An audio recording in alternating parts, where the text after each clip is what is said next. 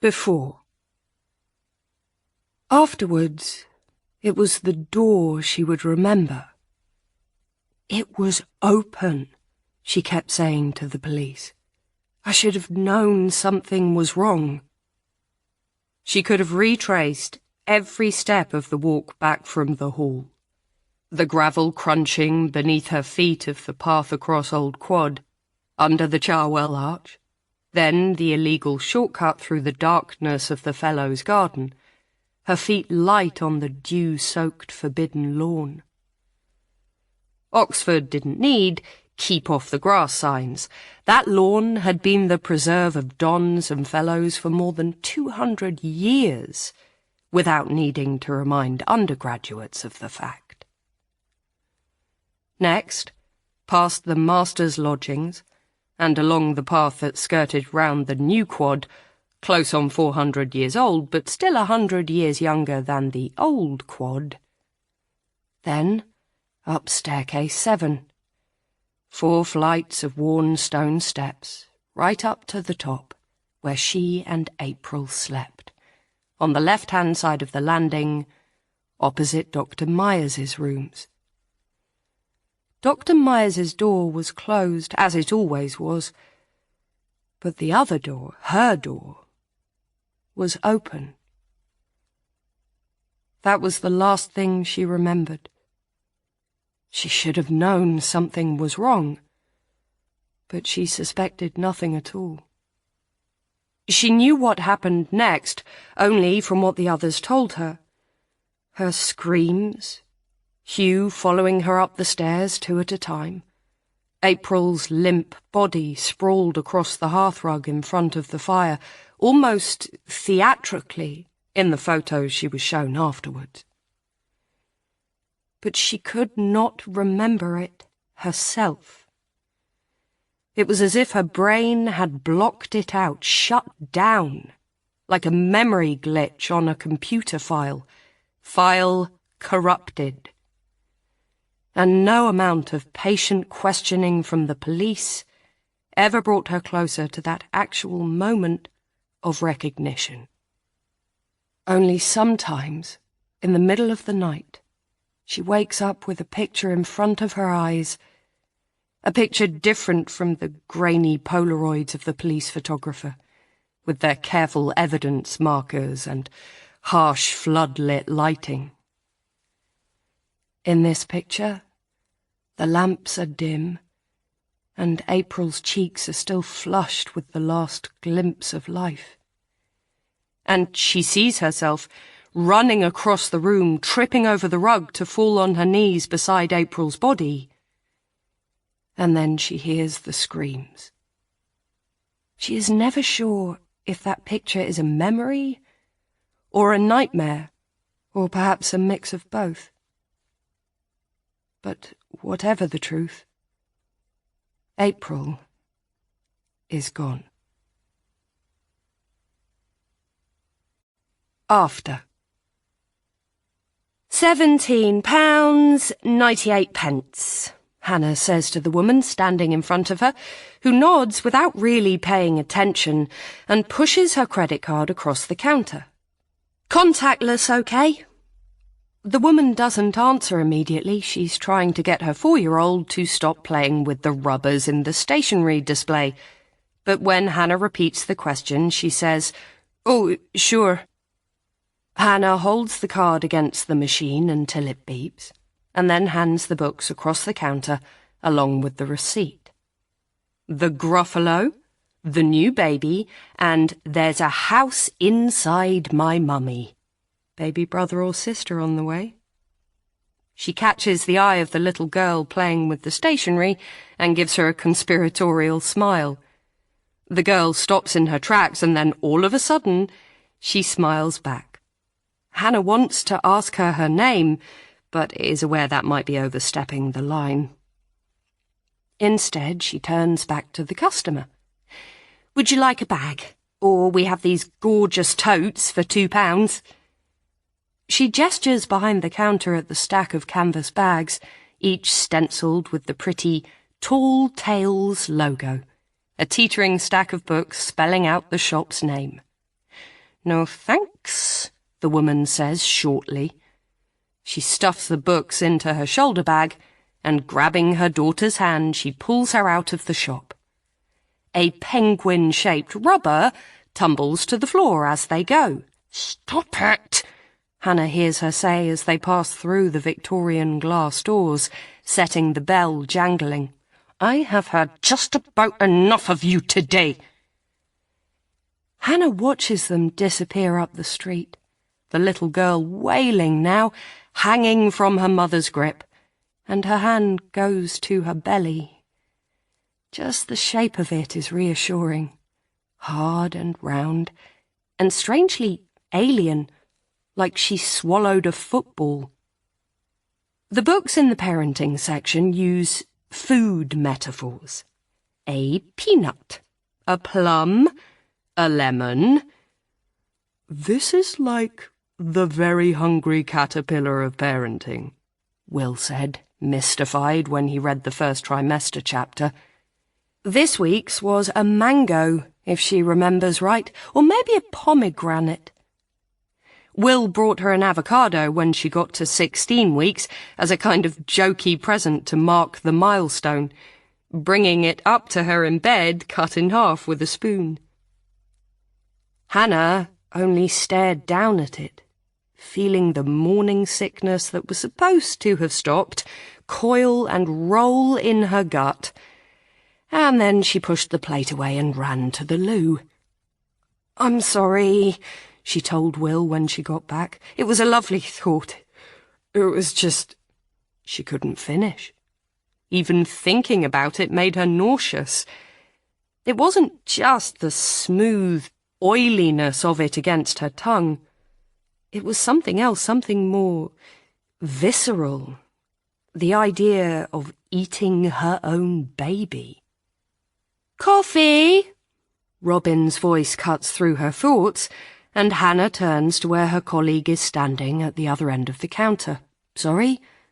I said, do you want a coffee, or are you still off it? No, I'm back on.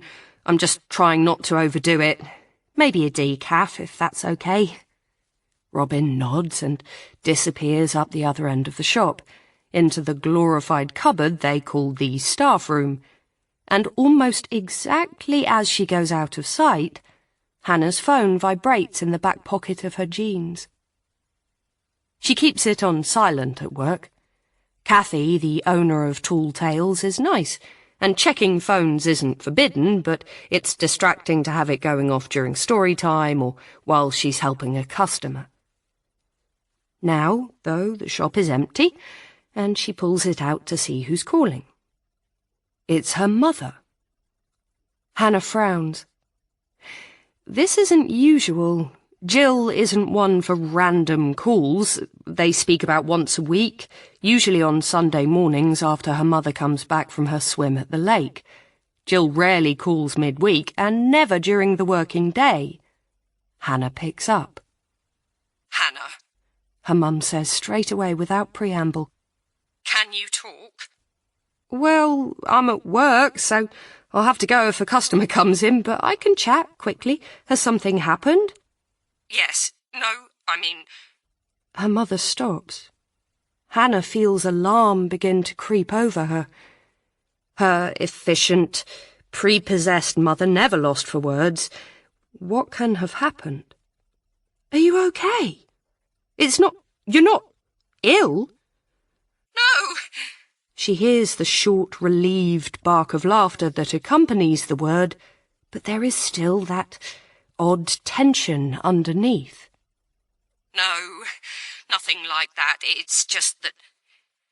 Well, I take it you haven't seen the news. What news? I've been at work all day. News about John Neville. Hannah's stomach drops. The sickness has been slowly getting better for the last few weeks. Now, with a lurch, the nausea is back. She clamps her mouth shut, breathing hard through her nose, holding on to the shop counter with her free hand, as if it can anchor her. "I'm sorry," her mother says into the silence. "I didn't want to ambush you at work, but it just came up on my Google alerts and I was worried someone from Pelham would call you or you'd get doorstepped by the mail. I thought—" Hannah hears her swallow. "I thought it would be better having it come from me." "What?" Hannah's jaw is clenched as if that can stop the sickness, and she swallows back the water suddenly pooling behind her teeth. "Have what come from you?" "He's dead." Oh. It's the strangest feeling. A rush of relief, and then a kind of hollowness. How? "Heart attack in prison." Jill's voice is gentle, as if she is trying to soften the news. "Oh," Hannah says again. She gropes her way to the stool behind the counter, the one they use for quiet periods, stickering the books. She puts her hand over her stomach as if protecting herself from a blow that's already landed. The words do not come. The only thing she can do is repeat herself. "Oh. Are you okay?" "Yes, sure." Hannah's voice sounds flat in her own ears, and as if it's coming from a long way off. "Yes, why wouldn't I be?" "Well—" She can tell her mother is choosing her words carefully. "It's a big thing. A milestone." A milestone. Maybe it's that word coming out of her mother's mouth just after she was recalling her conversation with Will, but suddenly she cannot do this anymore. She fights the urge to sob, to run, to leave the shop in the middle of her shift. "I'm sorry," she mutters into the phone. "I'm really sorry, Mum. I've got to—" She can't think what to say. "I've got a customer," she manages at last. She hangs up. The silence of the empty shop closes around her. Before.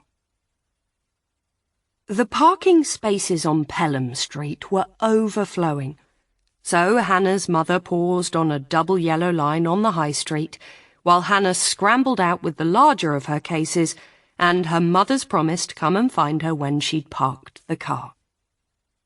As Hannah stood there, watching the beat-up Mini drive away, she had the strangest feeling, as though, in stepping out of the car, she had sloughed off her old identity like a second skin, leaving a sharper, fresher, less worn version of herself to face the world, a version prickling with newness.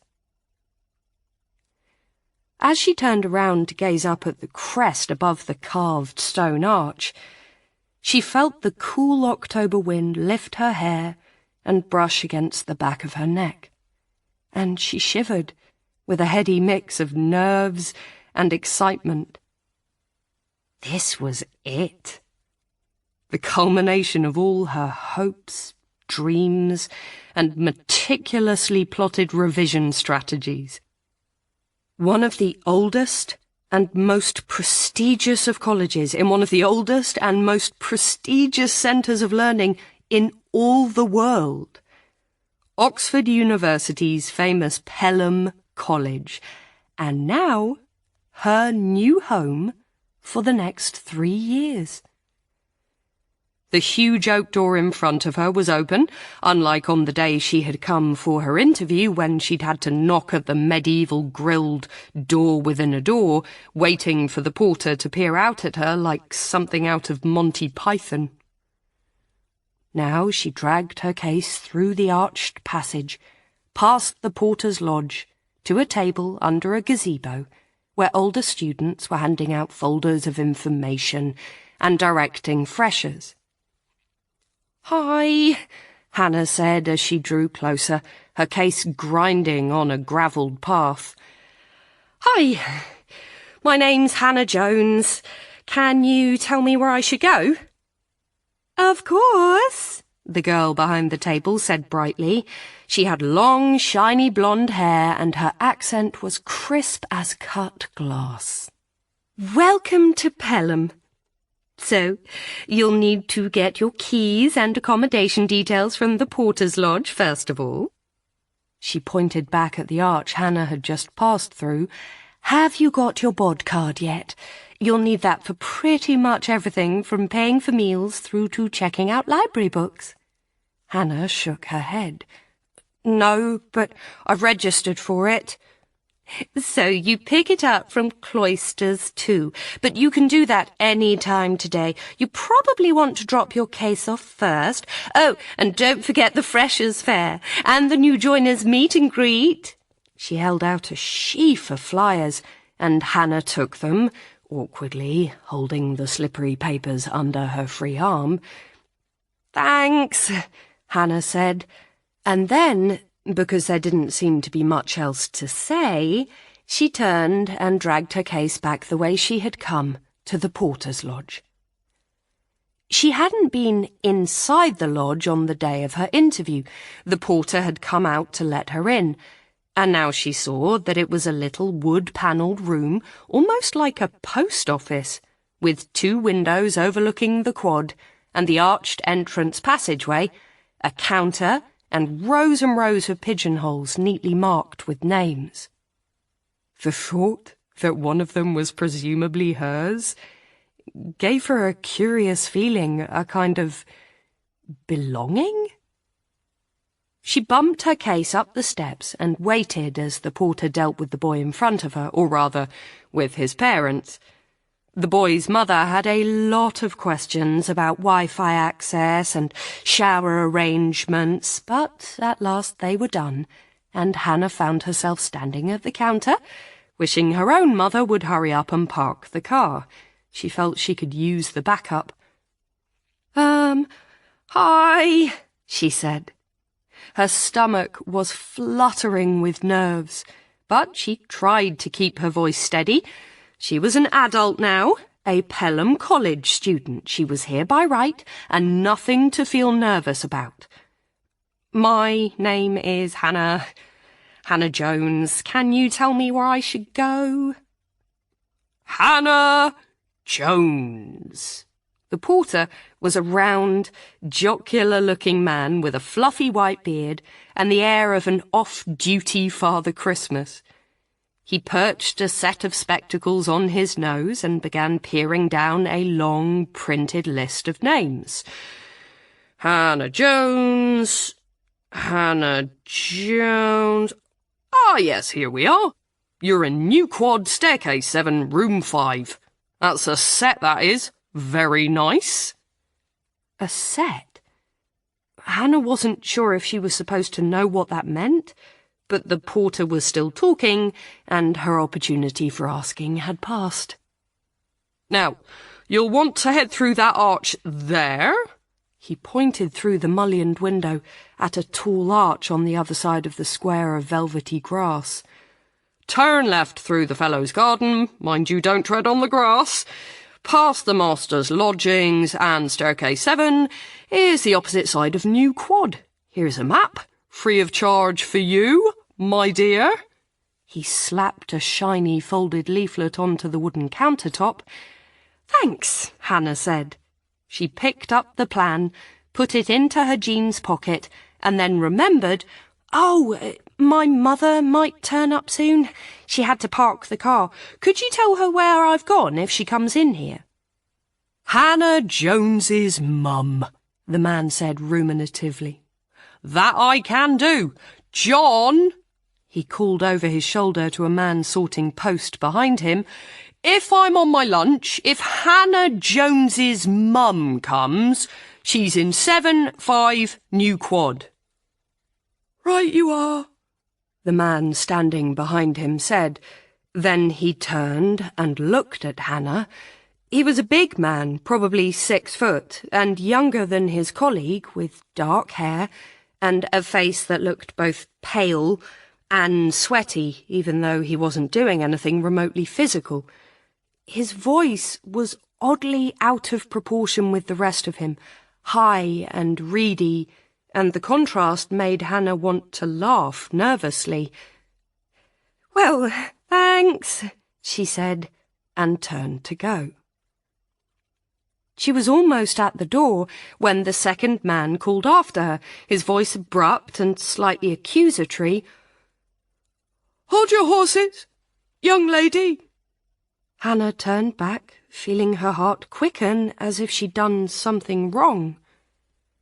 The man came out from behind the counter, moving ponderously, and then stopped in front of her.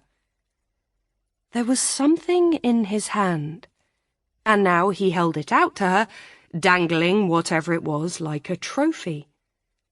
It was a set of keys. "Oh!" Hannah felt foolish. She gave a short laugh. "Thanks."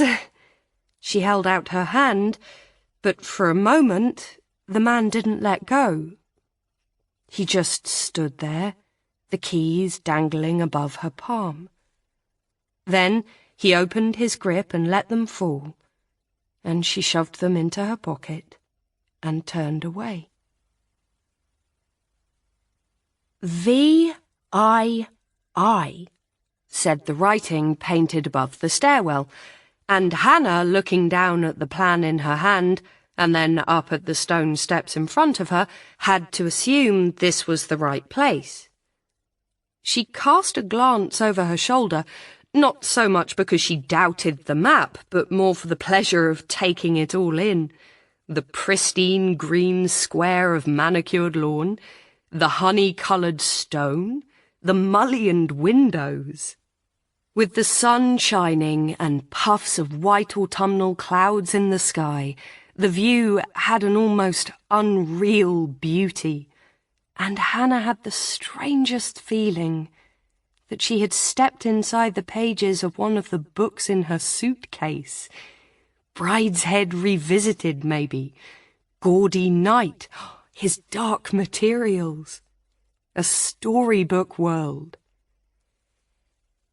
She was smiling as she pulled her case beneath the archway into staircase 7, but bumping the case up the stairs wasn't easy, and her smile had faded by the first landing. By the time she reached the second, she was hot, breathless, and the fairy tale feeling was wearing off fast. 4. H. Clayton, read a neat little notice on the left-hand door, and opposite, 3. P. Burns Wallace. The middle door was ajar, and as Hannah stood there catching her breath, it opened to reveal a very small kitchen containing 2 boys, one bent over an electric hob, the other holding a cup of tea and staring at her with an expression that was probably only curious, but came across more than a little hostile. "Hi," Hannah said, rather diffidently, but the boy only gave her a nod and edged past the door marked P. Burns Wallace. What had the porter said? Room 5? 1 more floor still to go, then. Gritting her teeth, Hannah yanked her case up the last flight onto the top floor, where 2 doors stood opposite each other, one ajar. 6. Dr. Myers, said the one to her right, which was shut. The open one was, by process of elimination, presumably her own, and Hannah stepped inside. "Hey." The girl sprawled across the sofa barely looked up from her phone as Hannah entered. She was wearing a short broderie anglaise dress that revealed long tanned legs hooked over the arm of the couch, one sandal hanging from pedicured toes. She appeared to be scrolling through some kind of photo app on her phone. "You must be Hannah." "I am?" Hannah said uncertainly, her voice rising at the end of the sentence in a way that made her words sound like a question, even though they weren't. She looked around the room. It seemed to be a sitting room, but with piles of the fanciest luggage Hannah had ever seen stacked up by the doorway. There were hat boxes, hanging bags, a huge Selfridges tote filled with velvet cushions, and what looked like a real Louis Vuitton trunk with a giant brass lock. The pile dwarfed her own modest luggage, even when you took into account the suitcase her mother would be bringing up from the car. "Who are you?" "April." The girl put down her phone and stood up. She was middle height and slim, with cropped honey blonde hair that hugged the shape of her skull, and finely arched eyebrows that gave her a look somewhere between amusement and disdain. There was something otherworldly about her, some indefinable quality Hannah could not put her finger on. She felt almost as if she had seen her somewhere before, or watched her in a film. She had the kind of beauty that hurt your eyes if you looked at her for too long, but made it hard to tear your gaze away. It was, Hannah realised, as if a different kind of light was shining on her than on the rest of the room. "April Clarke-Cliveden," the girl added helpfully, when Hannah did not immediately reply, as if that name should mean something. "But I thought," Hannah said, and then broke off, turning uncertainly back to the door to check the name tag. Sure enough, there it was. 5 H. Jones, and then below that, A. Clarke-Cliveden. Hannah frowned. "Are we roommates?" It seemed unlikely. One of the points stressed in the Pelham College brochure had been the fact that there was virtually no shared accommodation, no double rooms, not even any flats until the second year. A lot of shared bathrooms, sure, unless you were in the modern wing, but as far as sleeping went, the prospectus had made it sound like everyone had their own space. "Kinda," April said. She gave a yawn like a cat and stretched luxuriantly. "I mean, not a bedroom. There's no way I'd have accepted that. Just a sitting room." She waved her hand around the modest space, making Hannah feel like she, April, was the gracious hostess and Hannah the interloper. The thought gave Hannah a prickle of annoyance, but she pushed it down and looked around the room. Aside from April's stack of luggage, the furnishings were sparse and institutional. A rather worn sofa, a coffee table and a sideboard. But it was clean and bright, with a beautiful stone fireplace. "Nice to have somewhere to hang out, right? Your room's through there." She nodded at a door to the right of the window. "Mine's the door opposite. I'm afraid I picked the bigger one.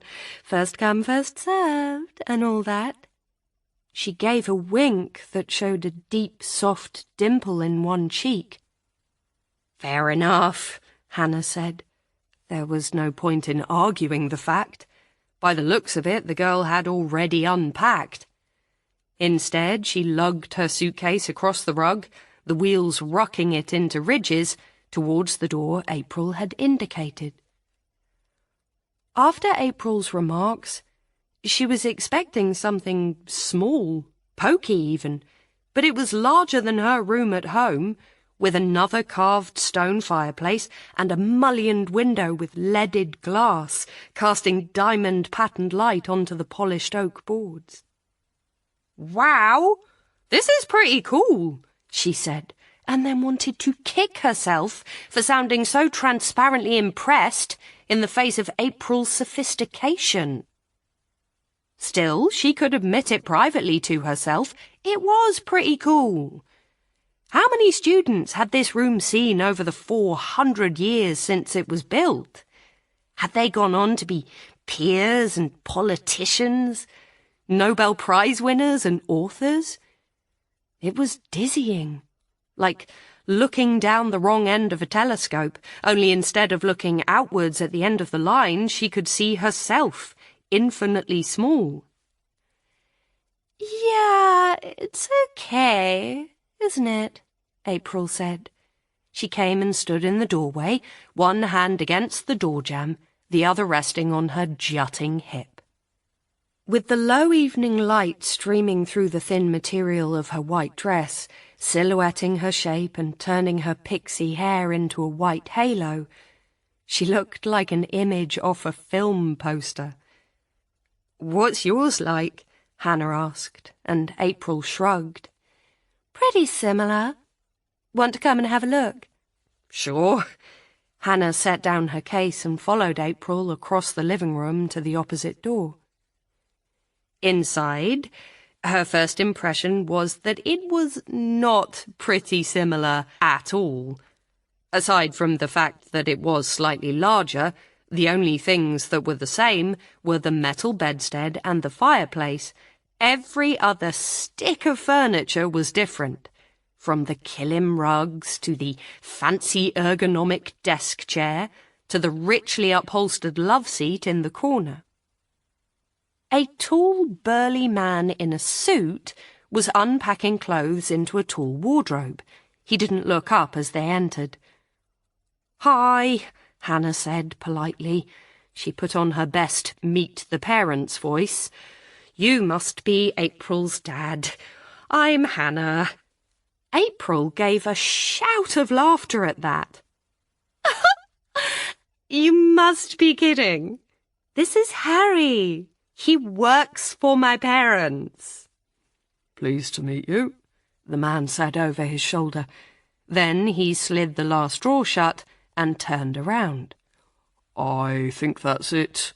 April, anything else I can help you with?" "No, that's fine. Thank you, Harry." "I'll take the boxes. Want me to leave the trunk?" "No, don't worry. I won't have anywhere to store it." "Sure," Harry said. "Have fun. There's a little goodbye present from your dad on the windowsill. Nice to meet you, Hannah," he said, then turned, picked up a pile of empty bags and boxes by the door, and left.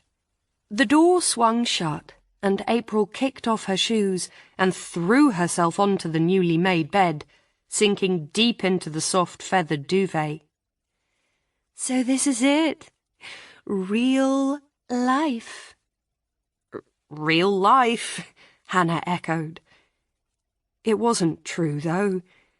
Sitting here in a centuries-old centre of learning surrounded by April's rich, beautiful things, breathing in the strange, heavy scent of some expensive perfume, she had never felt more unreal. She wondered what her mum, presumably still circling Oxford looking for a parking space, would make of all this. "Better see what he's left me, I guess," April said. "The box isn't Tiffany's, which is a bad start." She swung her legs off the bed and went to the window, where a tall gift box stood on the stone sill. A card was poking out of a gap at the top of the box. "Start your Oxford life the right way. Love, Daddy." Well, he signed it himself at least. One up from my birthday card, which was in his secretary's writing. Digging her nails into the lid, she pried it open and then began to laugh. "Oh, God! Just when I think he barely knows my middle name, he proves me wrong." She held up a bottle of champagne and 2 glasses. "Drink, Hannah Jones?" Sure," Hannah said. In truth, she didn't really like champagne. The few times she'd had it, at weddings and her mum's 50th, it had given her a headache. But there was no way she was going to refuse such a perfect moment. Maybe Dodsworth Hannah didn't like champagne, but Pelham College Hannah was different. She watched as April popped the cork with a practised expertise and poured out 2 foaming glasses. "Well, it's not chilled, but it's Dom Perignon at least," April said, handing over a flute. "What shall we drink to?" "How about—" "To Oxford." She held out her glass. "To Oxford," Hannah echoed. She clinked her glass against April's and then put it to her lips. The warm, fizzing champagne frothed in her mouth, the bubbles expanding on her tongue, and the alcohol tickling at the back of her nose and throat.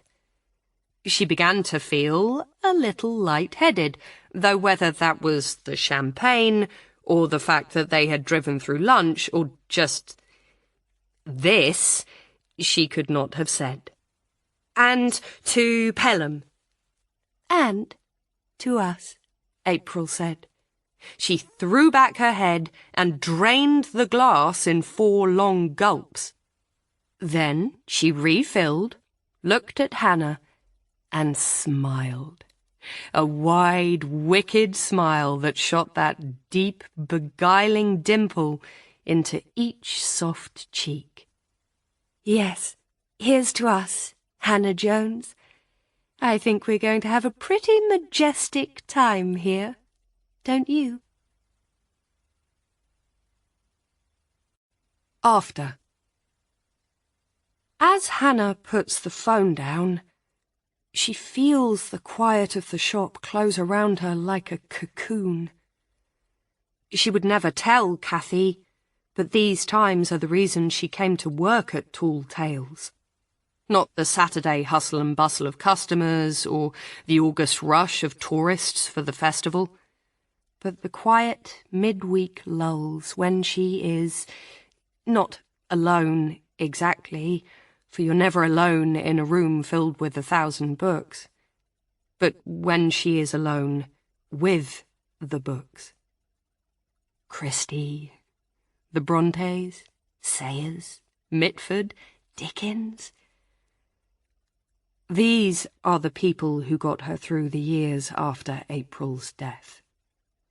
She escaped the stares and sympathy of real life, the terrifying unpredictability of the internet, the horrors of a reality where you could be ambushed at any moment by a reporter or a curious stranger or by the death of your best friend, into a world where everything was ordered. In books, a bad thing might happen on page 207, that was true, but it would always happen on page 207, no matter what.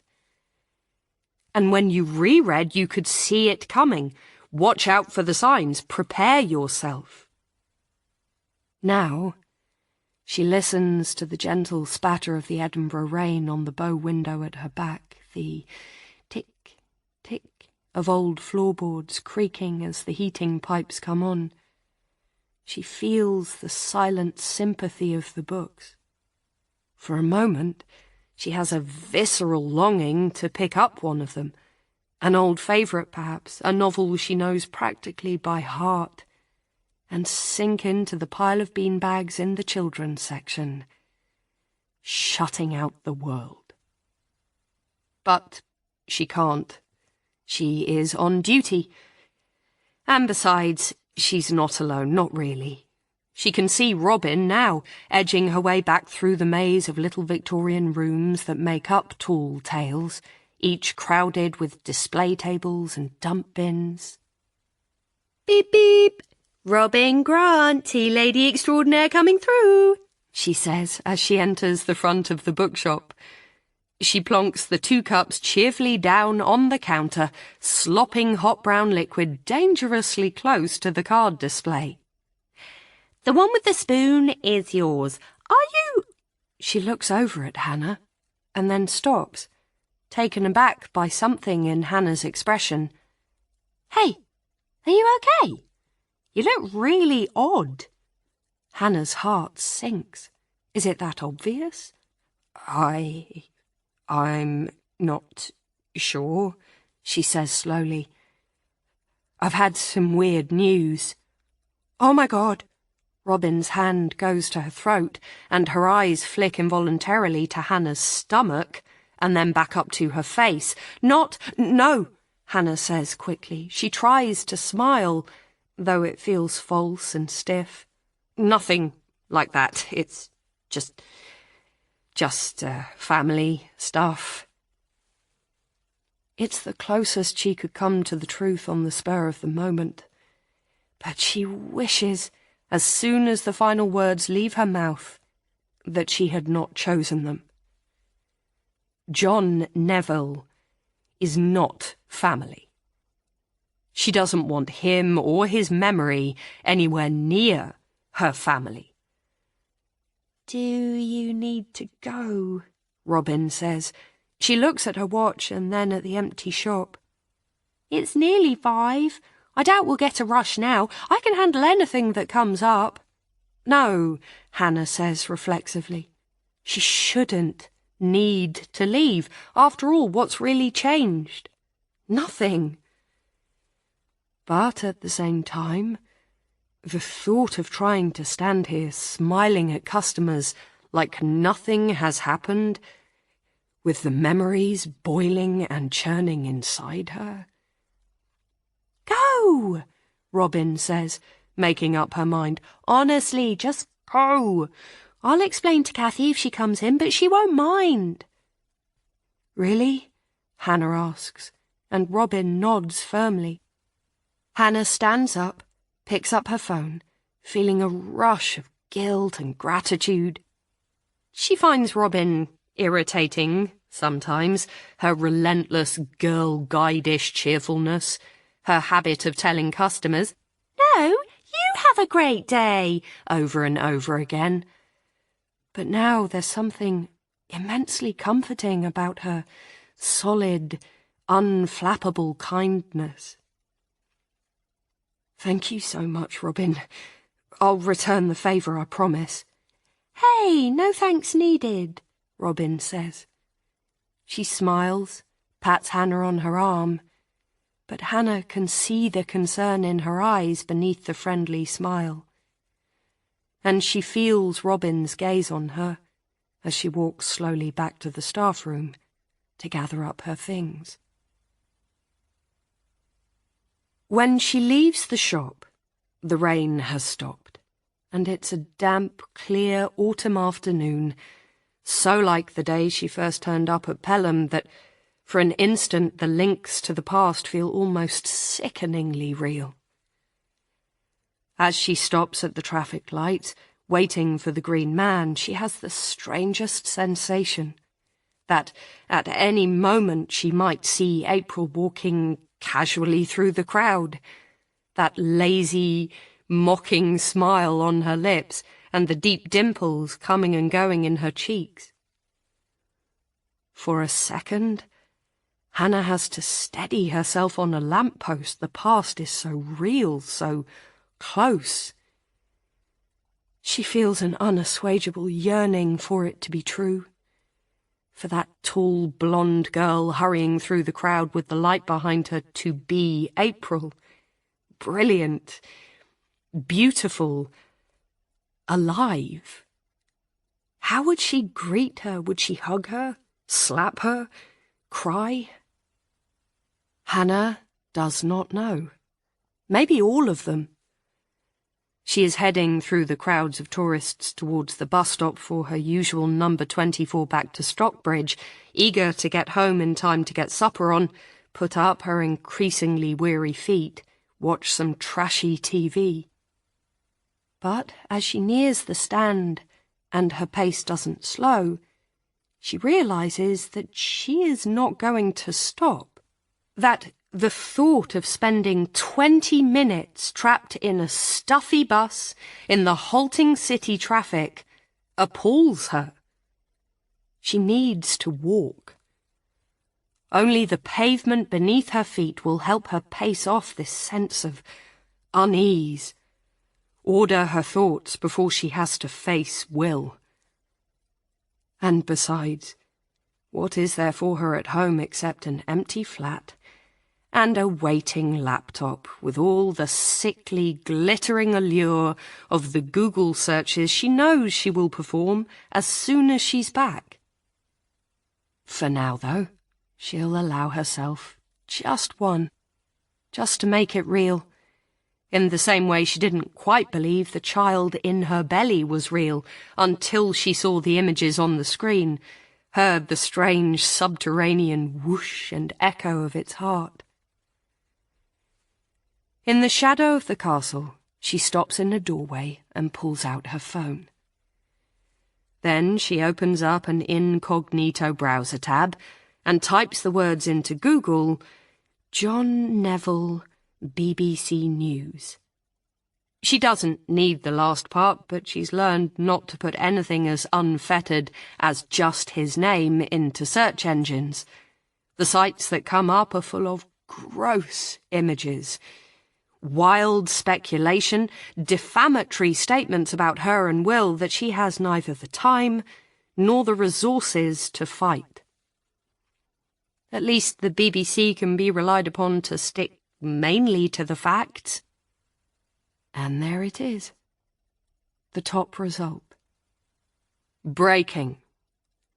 Pelham College killer John Neville dies in prison. The shock is like ice water on her skin. But she steels herself and clicks through.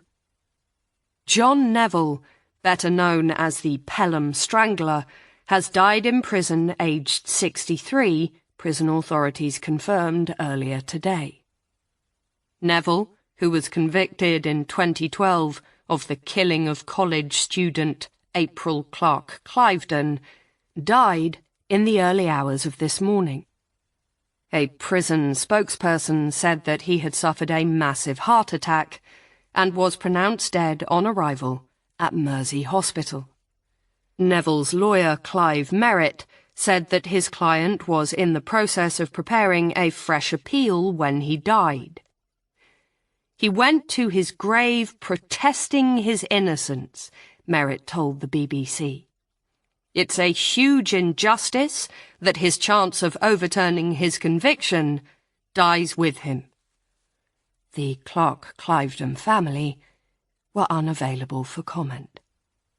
Hannah's hands are trembling. It's been so long since she voluntarily sought out news of Neville that she'd forgotten how it feels to be confronted with his name, with the memories of April, and worst of all, with their pictures. There are only a few shots out there of Neville.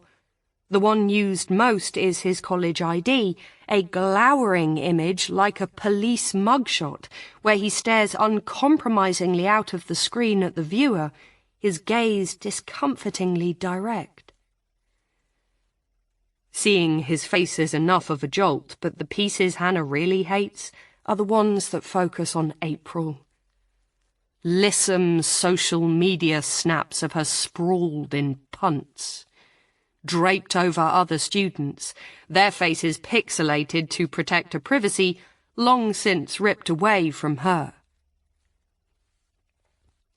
Worst of all are the shots of her dead body.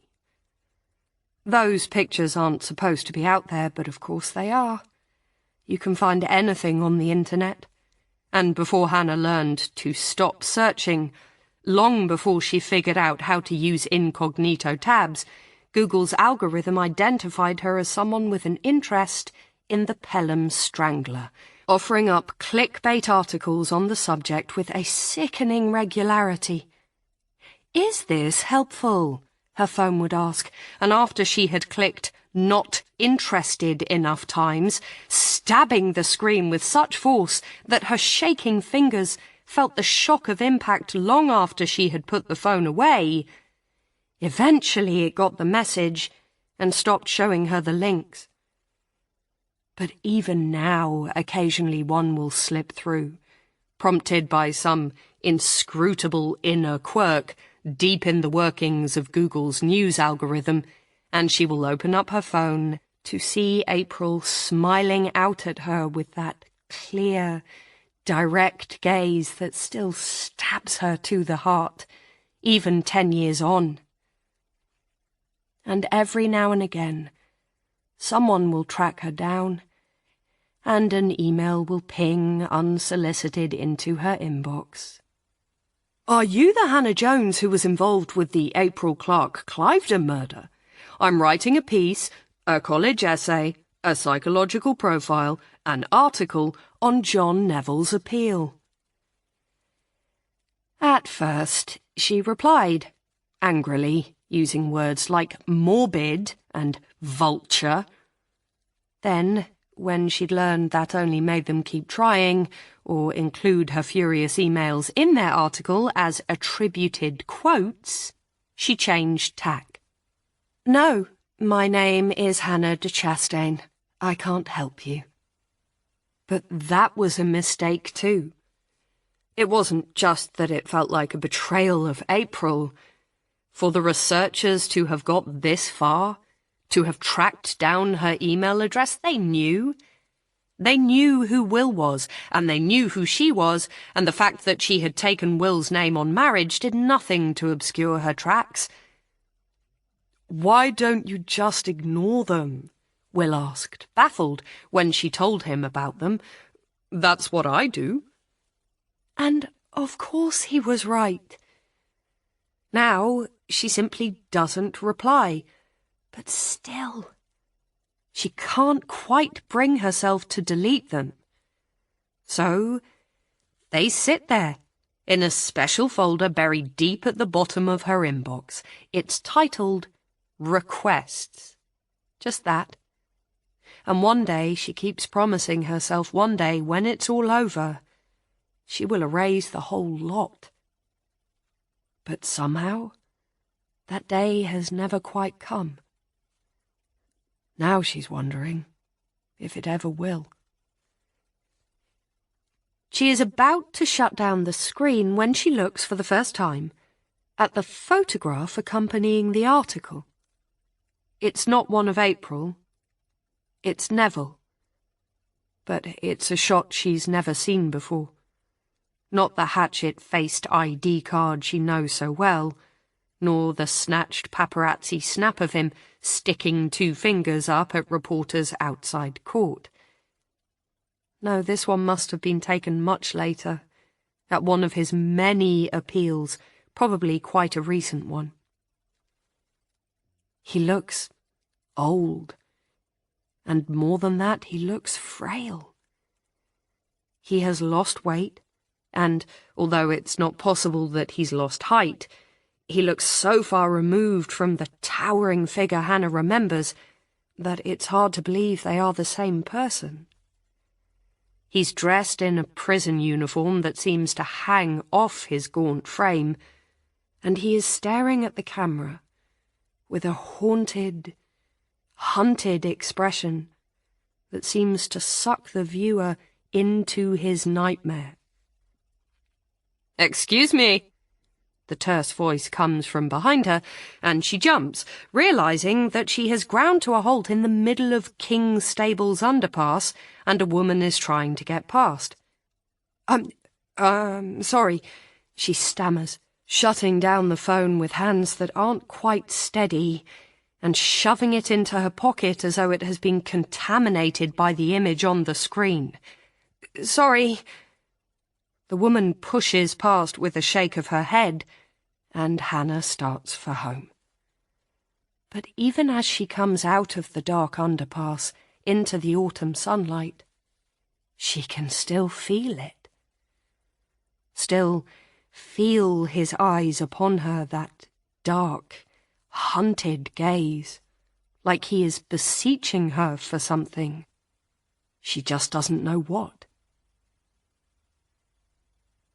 It's quite dark by the time Hannah finally turns into Stockbridge Mews, her feet sore with walking, and she has to search in her handbag for the keys, cursing the fact that no one has replaced the burned-out bulb above the shared front door. But at last she is inside, up the stairs and the door of their flat. is closed behind her. For a long time she just stands there, her back against the door, feeling the silence of the flat all around her. She is home before Will, and she's glad of this moment to just stand there in the cool, quiet welcome of their little flat, letting it wash over her. She should put on the kettle, take off her shoes, turn on the lights, but she does none of these things. Instead, she just goes through to the living room, slumps into an armchair, and sits, trying to come to terms with what has just happened. She is still sitting there when she hears Will's bike draw up outside, its throaty roar reverberating off the other houses in the narrow mews. He kills the engine, and a few moments later she hears his key in the downstairs lock and the noise of him coming up the stairs. As he opens the front door, she knows she should get up, say something, but she can't. She just doesn't have the energy. She hears him dump his bag in the hallway stand, come down the corridor, hissing some silly pop song between his teeth, flick on the lights, and then stop. Hannah? He's standing in front of her, blinking, trying to make sense of her being here, alone, in the dark. Han, what are you... Is everything okay? Hannah swallows, trying to find the words, but the only one that comes out is a cracked "No." Will's face changes at that. He falls to his knees in front of her, his face suddenly frightened, his hands on hers, holding her. Han, it isn't... Has something happened? Is it the baby? No! It comes quickly this time, as she suddenly understands his concern. Oh my God, no! Nothing like that. She swallows, forcing out the words. Will? It's John Neville. He's dead. It's unintentionally brutal, harsher even than the way her mother told her, but she's too shaken and broken to figure out a better way of conveying the news. Will says nothing, but he lets his hands drop, and his face for a second goes unguardedly, heartbreakingly vulnerable, before he closes in on himself. He stands, moves over to the bay window, and leans against the shutters, looking out into the darkness of the mews. She can see his face only in profile, pale against his dark hair and the blackness of the glass behind him. She's always found him hard to read in moments like this. He's generous with his joys, but when he's in pain or afraid, he holds his emotions close to his chest, as if he can't bear being seen to be hurting. A legacy, she supposes, of a military father and a boarding education at a school where showing emotion was for sissies and crybabies. If it weren't for that split second when he let his defences drop, she would have thought he hadn't heard what she said. Now, she's not sure what's going on underneath his silence, behind the polite, neutral mask of his face. Will, she says at last, say something. He turns and looks at her, as if he has been very far away. Good. It's just that one word, but there's a brutality in his voice that she's never heard before, and it shocks her. Now, he says, what's for supper? Before. Oh my God. April's voice was theatrically drawling, More than a touch of Janice from Friends, Hannah thought, as she followed her down the narrow passage between the long dining tables that ran the length of the hall. It was the first time Hannah had set foot in the Great Hall as an actual Pelham student, and she felt a prickle of wonder as she looked around her at the ancient beams soaring high overhead, and the dark oak-panelled walls dotted with oil paintings of former masters.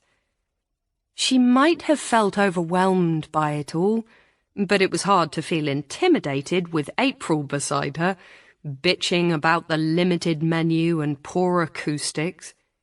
Now April set down her tray on one of the long, crowded refectory tables and put her hands on her hips. "Will de Chastain, as I live and breathe." One of the students sitting at the long oak bench turned, his dark hair falling in his eyes, and Hannah found her heart missing a beat. The glass of water on her dinner tray slid an inch to the left, and she hastily righted it. "April!" He stood up, swinging one long leg easily over the bench, and the two embraced in a sort of part hug, part continental kiss that was so deeply un-Dodsworth that Hannah felt more than ever as if she had landed on another planet. "Good to see you. I had no idea you were coming here." "Well, that's Liv for you. Doesn't tell people anything. How is she? I haven't seen her since exams." "Oh." The boy's tanned face suddenly flushed, a streak of colour high on his cheekbones. We broke up. My fault, if I'm being honest. Sorry." "Don't apologise," April purred. She ran a hand down the boy's arm, squeezing his biceps in a way that was just the right side of teasing. "Another eligible man on the scene is nothing to be sorry about." Behind her, Hannah shifted. The tray she was holding was becoming uncomfortably heavy, and her arms were starting to ache. April must have heard the movement because she turned and gave a slightly theatrical double take, seeming to remember Hannah's presence for the first time since she'd spoken to Will. "God, where are my manners?"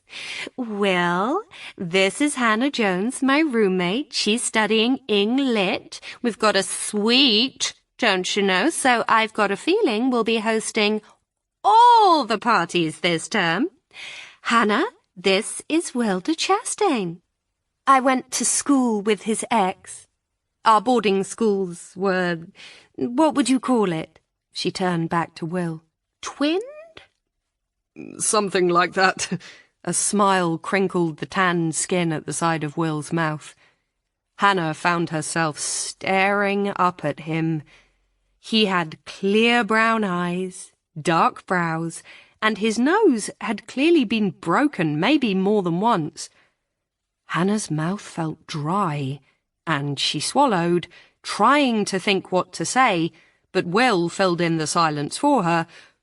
"I went to Caen, all boys, so they paired us up for socials with April's school to try to ensure we didn't get to uni without having met a real live female." "No danger of that with you, darling," April said. She took a swig of the chocolate milk on her tray and then slid onto the bench beside Will without bothering to ask if she could. Will sat back down beside her. "I was actually saving that seat, you know," he said to April, but conversationally, not as if he expected her to move. Hannah, still standing, hesitated. There was a space opposite, but only one.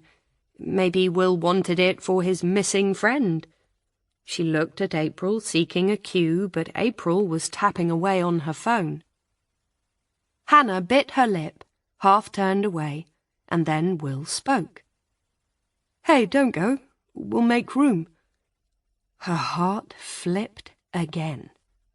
She smiled, trying not to look too pathetically grateful as Will put his bag on the floor and nudged his neighbour up a few inches, making an extra space. "Look, sit there." He indicated the space opposite. "Hugh can squeeze in next to me in April." Did you say Hugh? April's head came up from her phone at that. There was an odd expression on her face, surprise, even delight, but mixed with a kind of mischievousness that Hannah couldn't totally figure out. Not Hugh Bland? The very same. Didn't you know he was applying here? I knew he was trying for Oxford, but I had no idea he'd picked Pelham, April said. She put her phone down, and then a smile curved her lips as a tall, pale boy with heavy Stephen Hawking-style glasses came up to the table. "Well, well, well. Speak of the devil." "April," the boy said, and then all at once he stumbled, tripping over his own feet so that his tray lurched out of his hands, the pasta crashing to the floor. There was a moment's dead silence. Every head in the place turned, and then one of the other boys at the table spoke up. "Hey up, show's over everyone, move along now." Hugh, though clearly mortified, laughed and gave a little self-conscious bow. His face was scarlet as he picked up his can of Coke and scooped up stray tortellini. "Sorry, such an ass." His voice was muffled, but plainly what Hannah's classmates would have called classic posh boy. "So sorry. Thank God it landed right way up, mostly." He slid into the seat beside Will with the ruined plate of pasta, his cheeks still flaming, and picked up a fork. "Don't eat that, you idiot," April said, a little scornfully. She stood, waving her arm at the counter. "Hey, could we get some help over here? And another plate of the tortellini?" They all watched in silence as a member of the catering staff came across with a spare plate and a cloth to wipe up the spilled sauce. "I'm so sorry," Hugh said again, this time to the caterer, who just nodded and walked off. Hugh looked miserable, and Hannah suddenly felt unbearably sorry for him. "Do you all know each other?" she said to April and Will, more in an attempt to change the subject than because she was in doubt. April nodded, smiling, but it was Will who answered.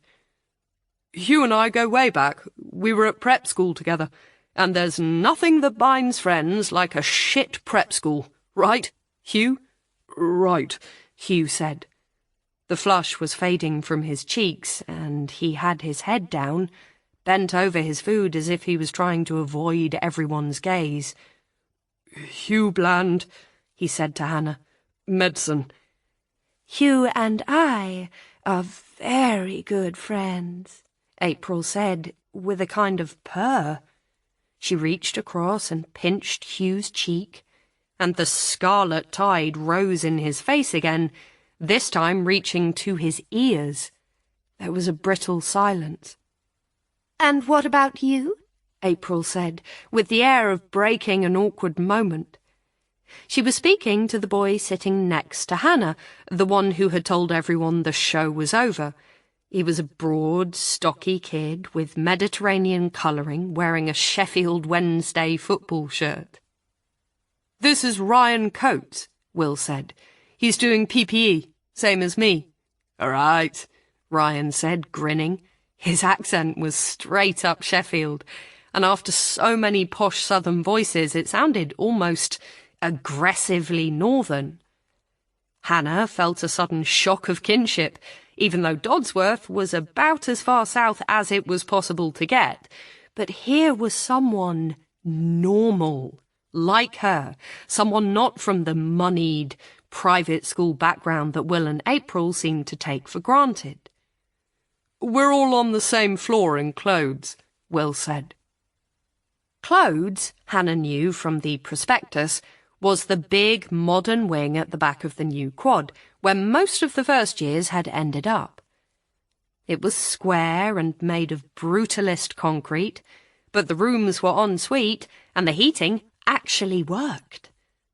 Still, Hannah couldn't help feeling secretly grateful that she and April had been allocated a picturesque old-style room. After all, wasn't this what she had come to Oxford for? She had wanted to walk in the footsteps of 400 years of scholars, not on the carpet squares of the last few decades. Heard him playing the Stone Roses through the wall. Ryan pointed his fork at Will. Went over to introduce myself and it turned out we're on the same course. Andy introduced me to this bloke. He nodded at Hugh. Will and I were at school together, Hugh said, and then flushed again. Oh, wait. Will already told you that, sorry. Such a thicko. Don't listen to him, Will said with an affectionate dig in his friend's ribs. Hugh was the brainiest chap in our year. Ryan spoke around a tortellini, his expression rather droll. Well, isn't that the coincidence? I was the brainiest chap in my year. Looks like you and me have something in common.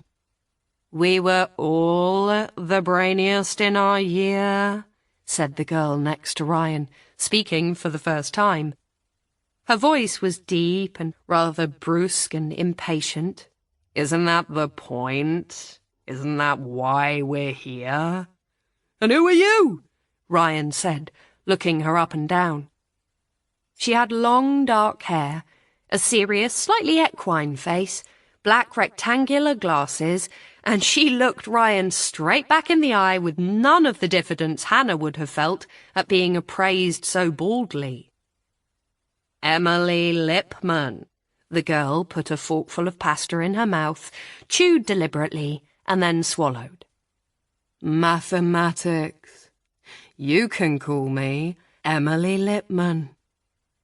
I like you, Emily Lipman, Ryan said with a broad grin, and Emily raised a single eyebrow. To which I'm supposed to say, whatever you like, Ryan said. Nothing if you want. He was still grinning. Emily rolled her eyes.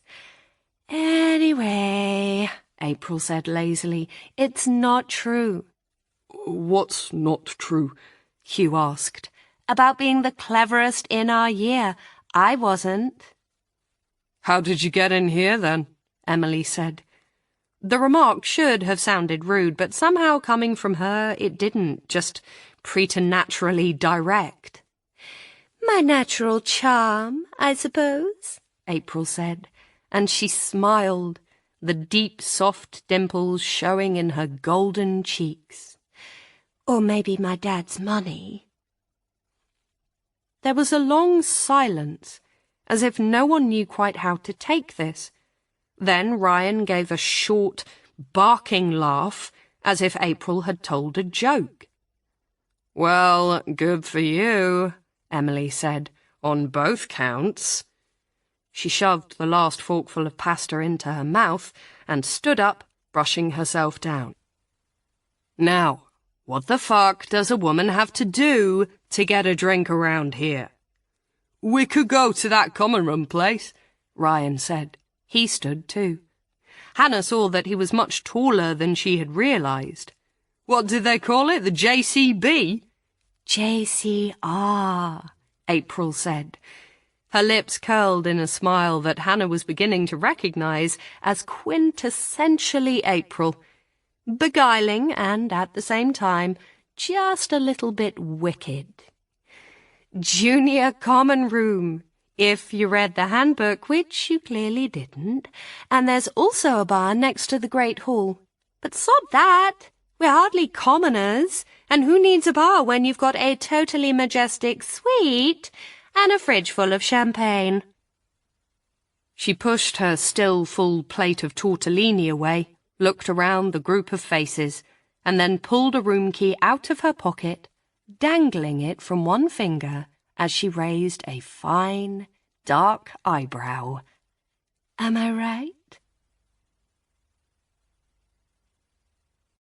After.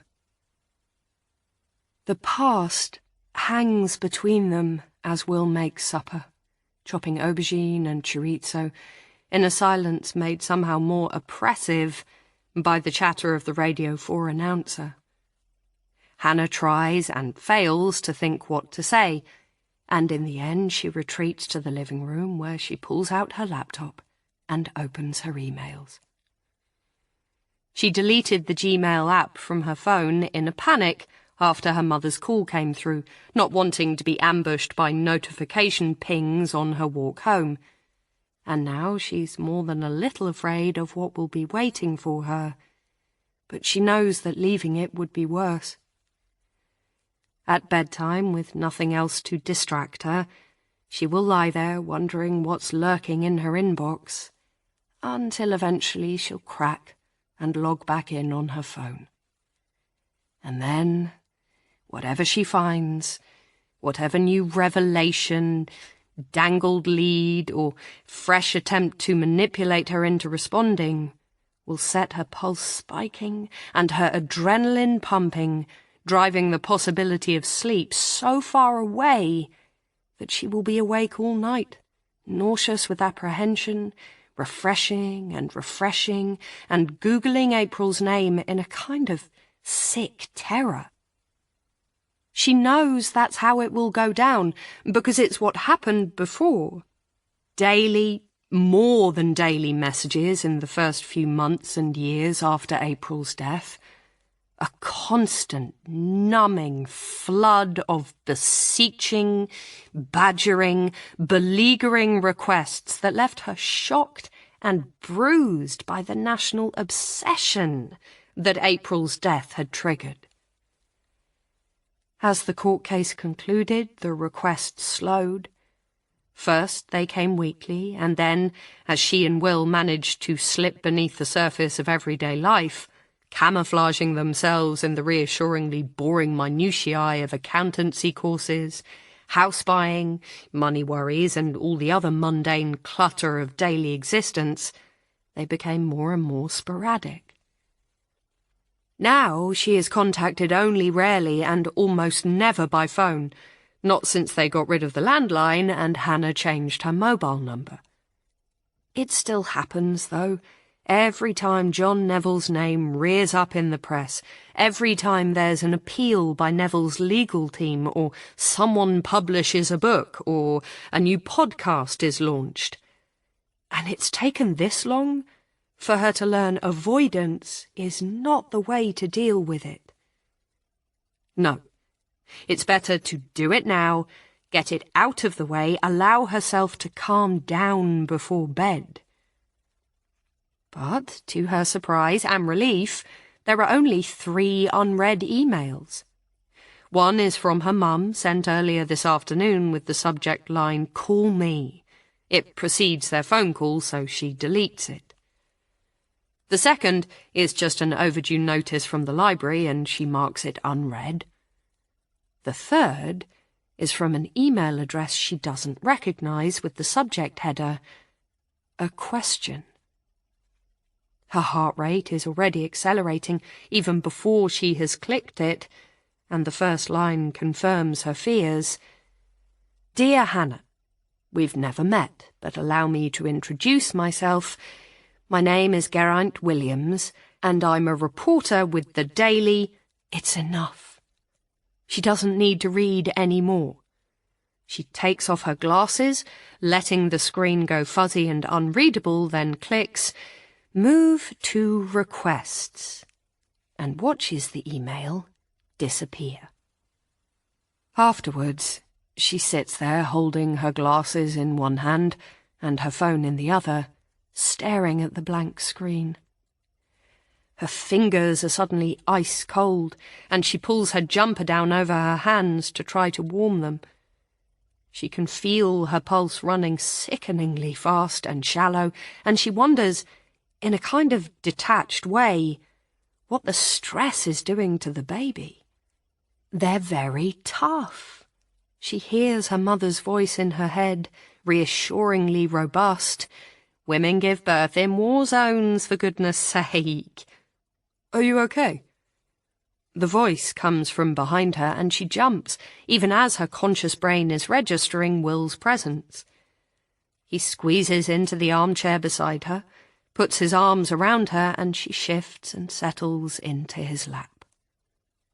"I'm sorry," he says quietly. "I didn't mean to go all stiff upper lip on you. I needed to process it a bit." She leans into his chest, feeling the muscles in his arms flex as he wraps himself around her.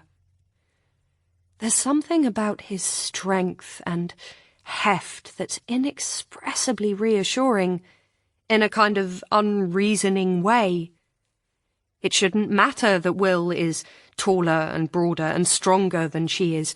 She had gone far beyond fearing John Neville as a physical threat, even before her mother's call. But somehow it does matter, and his physical presence is more comforting than any number of soothing words.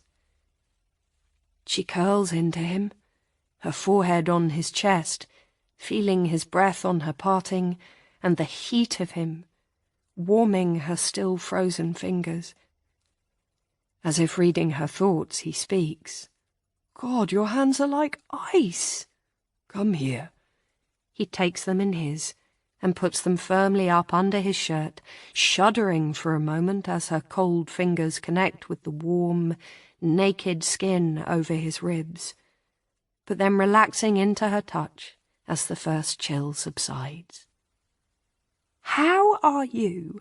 Always so hot," she manages with a shaky laugh, and he rests his chin on the top of her head, stroking her hair with one hand. "I don't know. Years of shit central heating at Caen, maybe." "Oh, sweetheart, I'm really sorry this had to come now. I know how hard this is for you." She nods, pressing her forehead to his collarbone, staring into the warm darkness of the hollow between their bodies. He knows. Perhaps he is the only person who really does, who understands the complicated maelstrom of feelings Neville's death has stirred up. Because on the surface, this should be good news. John Neville is gone, forever, and long-term it probably is for the best. But short-term, this is going to mean a flurry of interest, a shattering of their hard-won illusion of normalcy, just when she and Will should be concentrating on the new life they are bringing into the world, not thinking about the one they both saw snuffed out. She remembers the days and months after April's death, that searing, relentless searchlight of media obsession. The feeling that something appalling had happened, and all she wanted was to hide in the shadows and rock back and forth as she tried to come to terms with what she had seen. But wherever she ran, whatever she did, that searchlight kept seeking her out. "Miss Jones, a quick comment, please. Hannah, could we have an interview? 5 minutes, I promise." For 10 long years, ever since the trial, in fact, she's been hiding from that spotlight. For 10 years, April's death has been the first thing she thinks about when she wakes up, and the last thing at night. And she knows it's been that way for Will, too. They have spent the whole of their relationship with the shadow of April's memory looming over them. But these last few months, with the baby and everything else, she has allowed herself, not to forget, exactly, because she could never do that, but to feel like April's death was no longer the defining part of her life. And although she and Will have never discussed it in so many words, she's pretty sure it's been the same for him. Now, with Neville's death and the inevitable media flurry, it will be back to changing their numbers and screening their messages. Hannah will find herself looking twice at customers coming into the bookshop. At Carter & Price, the accountancy firm where Will is a junior partner, the new receptionist will be told what happened, instructed to ask a few more questions before routing calls and setting up appointments. It's been hard for him, too. Harder in some ways, though he would never say so. But it's no coincidence that he followed her here, to Scotland, a country with its own legal system, its own newspapers, a place almost as far away from Oxford as it was possible to get without leaving the UK altogether. She remembers the grey September day 8 years ago when he walked into the bookshop. She was helping a customer choose a birthday present, debating the merits of the new Michael Palin versus the latest Bill Bryson. Something, a noise or a movement behind her, had made Hannah turn, and there he was. For a moment she had lost the power of speech. She had simply stood there, the customer rattling happily on about Rick Stein, while Hannah's heart beat and beat and beat with a kind of fierce joy. 3 months later, they moved in together. 2 years later, they were married. It's strange. Will is the best thing that ever happened to her, and yet they are bound together by the worst events of her life. It shouldn't work, but it does. She would not have survived this without him. She knows that. Now she lifts her head, looks him in the face, and runs her fingers down his cheek, trying to read his own feelings beneath his concern for her. "Are you okay?" I'm fine, he says reflexively, and then, I mean, not fine, exactly. He's struggling, she can see that. It's been a bone of contention their whole relationship, his tendency to shut himself away from her, to pretend everything is fine just when he's closest to falling apart. The worse things are, the more stressed he is at work, the more worried he is about money, the less he says. "Talk to me." It's been her cry for almost 10 years. And he's still figuring out how to deal with the vulnerability of opening himself up when his entire childhood was about not showing weakness. I'm okay, he says at last. or I will be, when I've had time to process the news. But I've not had to deal with it in the same way you did. I didn't see. He stops, begins again. I haven't had to go through everything you did. She nods, because it's true. Yes, Will was there, and yes, April meant just as much to him, maybe even more. But he didn't see what Hannah saw that night. And he didn't have to spend the next weeks, months, even years going over and over and over what happened. First with the police, then with the prosecution lawyers, and finally in court, in the witness box. But it didn't stop, even after the conviction, because the fact is that the case against John Neville rested on her evidence. And that's something no one has ever allowed her to forget. Will is speaking again now, his voice sounding softer and deeper than usual, with her head resting on his chest. Maybe in a way, this is for the best? Hannah doesn't speak at first. Why now, is what she's thinking. Why now, when they should be so happy, so wrapped up in each other and in the baby they have made? She shouldn't have to be dealing with retrospectives and newscast specials at all, but especially not now. But then she thinks of the years stretching out ahead of them. filled with a never-ending parade of newspaper articles and appeals and requests for comment, and she knows Will is right. And yet, why doesn't this feel right? The BBC said he was preparing another appeal, she says. Appeal. The word feels sick with dread in her mouth. I don't think I could have taken that. I just don't want all the renewed interest, but you're right. When this is over... She stops, almost too fearful to voice it. Instead, it's Will who says the words, his voice firm as he tightens his arm around her. When this is over, it'll really, finally be over. And for the first time, Hannah allows herself to believe that it might be true. Before. Take it off! Take it off! April chanted, flashing a meaningful look around the rest of the group to get them to join in. Hannah looked down at herself and then at the cards in her hand.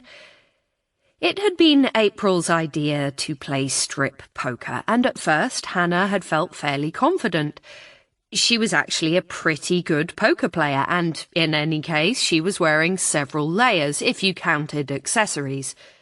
But whether it was bad luck or the amount of champagne she had drunk, she had been losing for several hands now, and she was down to removing either her jeans or her top.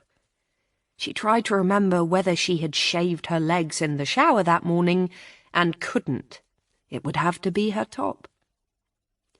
The thought gave her a weird feeling, halfway between a sickening thrill of nerves and a flutter of excitement. Was she really going to do this? Was she going to strip down to her bra in front of 5 people she'd only met that day? Take it off!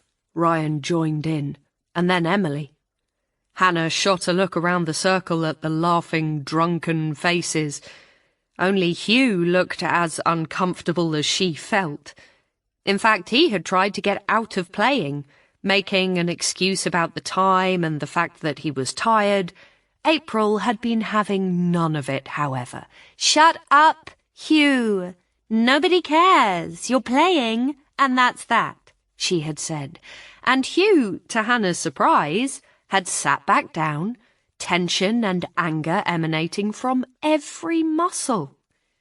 Now he was hunched miserably between Will and Ryan, his arms wrapped self-consciously around his naked, bony ribs, and the only reason he was down to his jeans and not his underpants was because April had graciously allowed him to count each sock as a separate garment.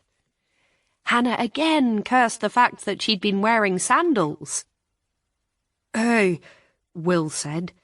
He leaned forwards, his black hair falling into his eyes in a way that made something deep inside Hannah twist with desire. He was bare-chested, his torso lean and sculpted in a way so unlike Hugh's that they might have been different species. She became aware that she was staring and forced her gaze up to his face. He was smiling, but not in a mocking way. "Hey, don't let them bully you." "Oh, bloody hell," Hannah said, but now she was laughing too, partly at herself, partly out of disbelief that she was really going to do this. But she was going to do it. Deep down, she knew it. She could storm out, but only back to her own room, right next door to where they were all drinking. She would be able to hear their mocking laughter and the music from April's iPod through the wall. And she couldn't begin her 3 years at Pelham by establishing herself as a sore loser with no sense of fun. But it wasn't just that. A part of her wanted this. She wanted to be as cool and daring and sexy as April, who sprawled across the circle from her with a wicked glint. She wanted to be brash, sardonic Emily sitting opposite, totally unfazed by the fact that she had lost her jumper, skirt, belt and shoes, was down to a thigh-skimming shirt and not much else. She wanted to be one of these people. She was one of these people, so she was just going to have to act like it. "Take it off," April called again. And with a sick feeling like she was jumping off a cliff, Hannah stood up, pulled off her top, and did an ironic twirl as the others whooped and applauded. Her cheeks were scarlet, her stomach was fluttering, and she wasn't sure whether to laugh or scowl, so she did both, crossing her arms defiantly over her chest as she took her place in the circle. She kept her gaze determinedly away from Will.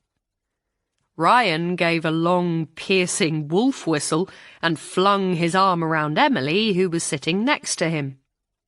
"Here you go," he said, holding out the joint they'd been passing around. "You've earned it." "She doesn't want that soggy, disgusting thing," April said.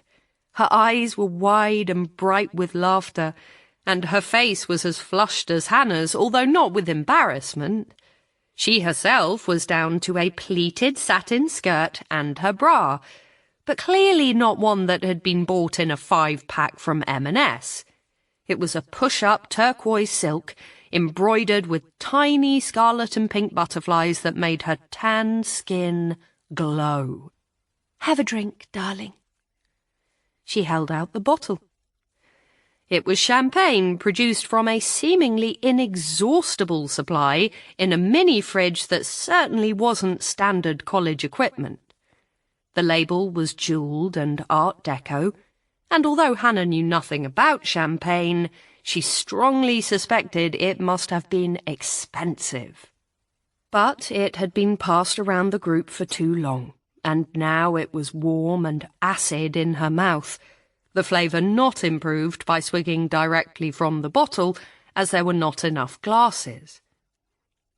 Hannah shuddered, but she took a long gulp, feeling the fuzzy warmth of the alcohol filtering into her blood, and then she grinned and passed the bottle back to April. "Come on, Hugh," April drawled.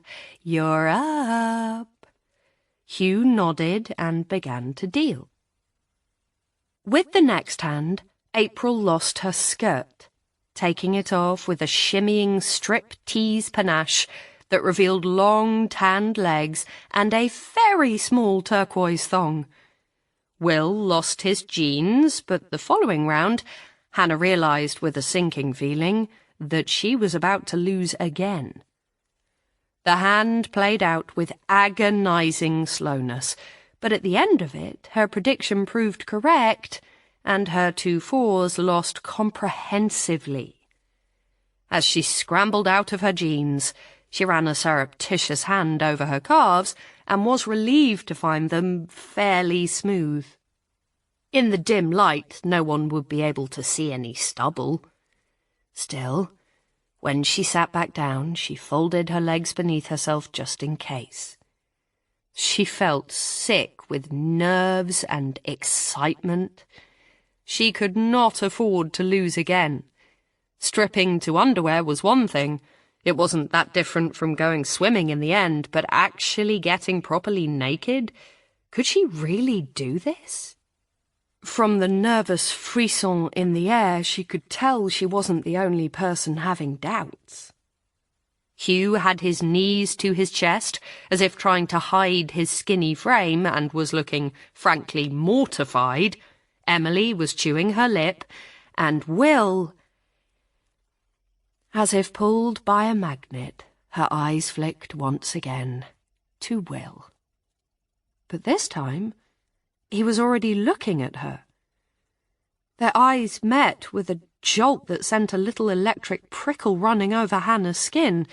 Then she tore her gaze away, her cheeks flushed so hot that she was sure someone would notice. April dealt out the next hand, going around the circle with tantalizing slowness, her eyes wide and dark with excitement. Some people took the cards one at a time. Hannah preferred not to. They were playing straight poker, just a simple 5-card deal with no flop, and in that scenario, it was hard not to give away what you were hoping for when you were waiting for the cards as they were dealt. Hugh was picking up his cards one by one, and from his body language it was obvious that he didn't have a good hand. Emily was harder to read. She picked up the cards singly, tucking them into her hand with a little double tap on each one.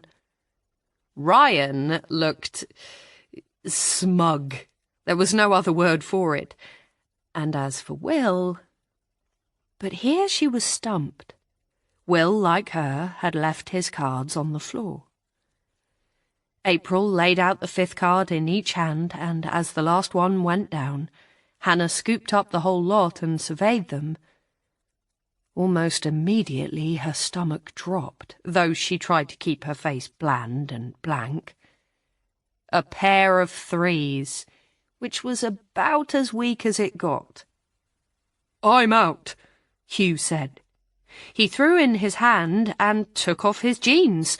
The forfeit for folding was one piece of clothing, and he clearly didn't want to risk anyone raising the stakes while he still had a garment to lose. When he sat back down, his cheeks were scarlet, and Hannah shot him a sympathetic look. April was dealer, so was out of the running. "I bet 1 garment," Emily said. She was still wearing her top and bra, and she tapped her cards on the floor, looking more than a little smug. "1 garment," Will said, and gave a grin that made Hannah's stomach flutter. He only had 1 garment to lose, so there was no possibility of him raising the stakes. "Hannah?" "1," Hannah said, but her mouth was thick and dry, and she had to take a gulp of champagne before repeating, more clearly, 1 garment. There was no point in folding. If she did, she would have to take off her bra, and the rules were that the person with the weakest hand had to strip. Maybe Will was bluffing. "Ryan?" "2," Ryan said wickedly, looking at Emily's shirt and his own jeans, and then he laughed. "Just kidding. 1 garment." "Okay," April said. "Let's see 'em, folks. Emily?" 3 of a kind, Emily said. She laid them out with a kind of laconic triumph. 3 5s. It was a good hand. Better than Hannah's. "Beat that," she said to Ryan. "Well, I hate to disappoint, but..." "Flush," Ryan said. He gave Emily a flashing grin and laid out 5 diamonds. "You fucker," Emily said equably. But she didn't look too worried. In strip poker it didn't really matter who won. What mattered was who lost. Only the loser would have to strip, and 3 5s was still a pretty good hand, particularly given she still had her top to lose. It was down to Hannah and Will. Hannah looked across the circle at him. He was leaning back against the legs of the armchair, long bare legs stretched out across the circle, his arms folded across his naked chest. He was smiling, and she knew that he must have a good hand, and that he could see the desperation in her eyes. She felt her heart thumping in her chest, so hard that when she looked down at her hand she could actually see the lace trim of her bra trembling. Could she do it? Was she really going to get naked in front of this room of complete strangers? "Hannah," April said, with that purring little note in her voice. Hannah swallowed. She put down 1 3, then another, and then Will let his cards drop face down. "I'm out," he said with a wry smile. I guess I'll be removing these. He looked down at his boxers, his expression comically dismayed. You could have heard a pin drop. Okay. It was Emily who stood up, breaking the tension. Well, that's quite enough of that as far as I'm concerned. I have no desire to see anyone's meat and to veg. She stood up, stretching unself-consciously so that her shirt rode up, exposing an unexpected flash of Bart Simpson knickers, and then reached for her leather miniskirt. What? April said, sounding aggrieved. You must be joking. It's barely even midnight. It's 2 a.m., Emily said, waving her phone. And I want to be conscious for the master's induction speech tomorrow. Yeah, Ryan stood up too and pulled his football shirt on over his head. I'm with her. Want to walk me back to clothes? He asked Emily, who shrugged but followed him to the door. Ugh, you're such party poopers, April grumbled. But she seemed to accept defeat and began gathering up the cards as Hugh started hunting around for his socks and phone. I guess I'll call it a day too, Hannah said, rather diffidently. She stood up and reached for her top, holding it against herself like a protective shield. Night, everyone. April didn't respond. She just shrugged, rather sulkily. It was Will who looked up. Night, Hannah. Yes, good night, Hannah, Hugh said rather awkwardly. And thank you, April. I had a great time. April snorted at that. Like fuck you did. You looked like I was pulling out your nipple hairs one by one. Hugh flushed as if he didn't quite know what to say. Are you coming, Will? He asked after a short pause. In a sec, Will said. He was buckling his jeans. You head over. I won't be long. Night, April, Hannah said. There was a slightly pleading note in her voice, which she instantly despised, but did not know how to change.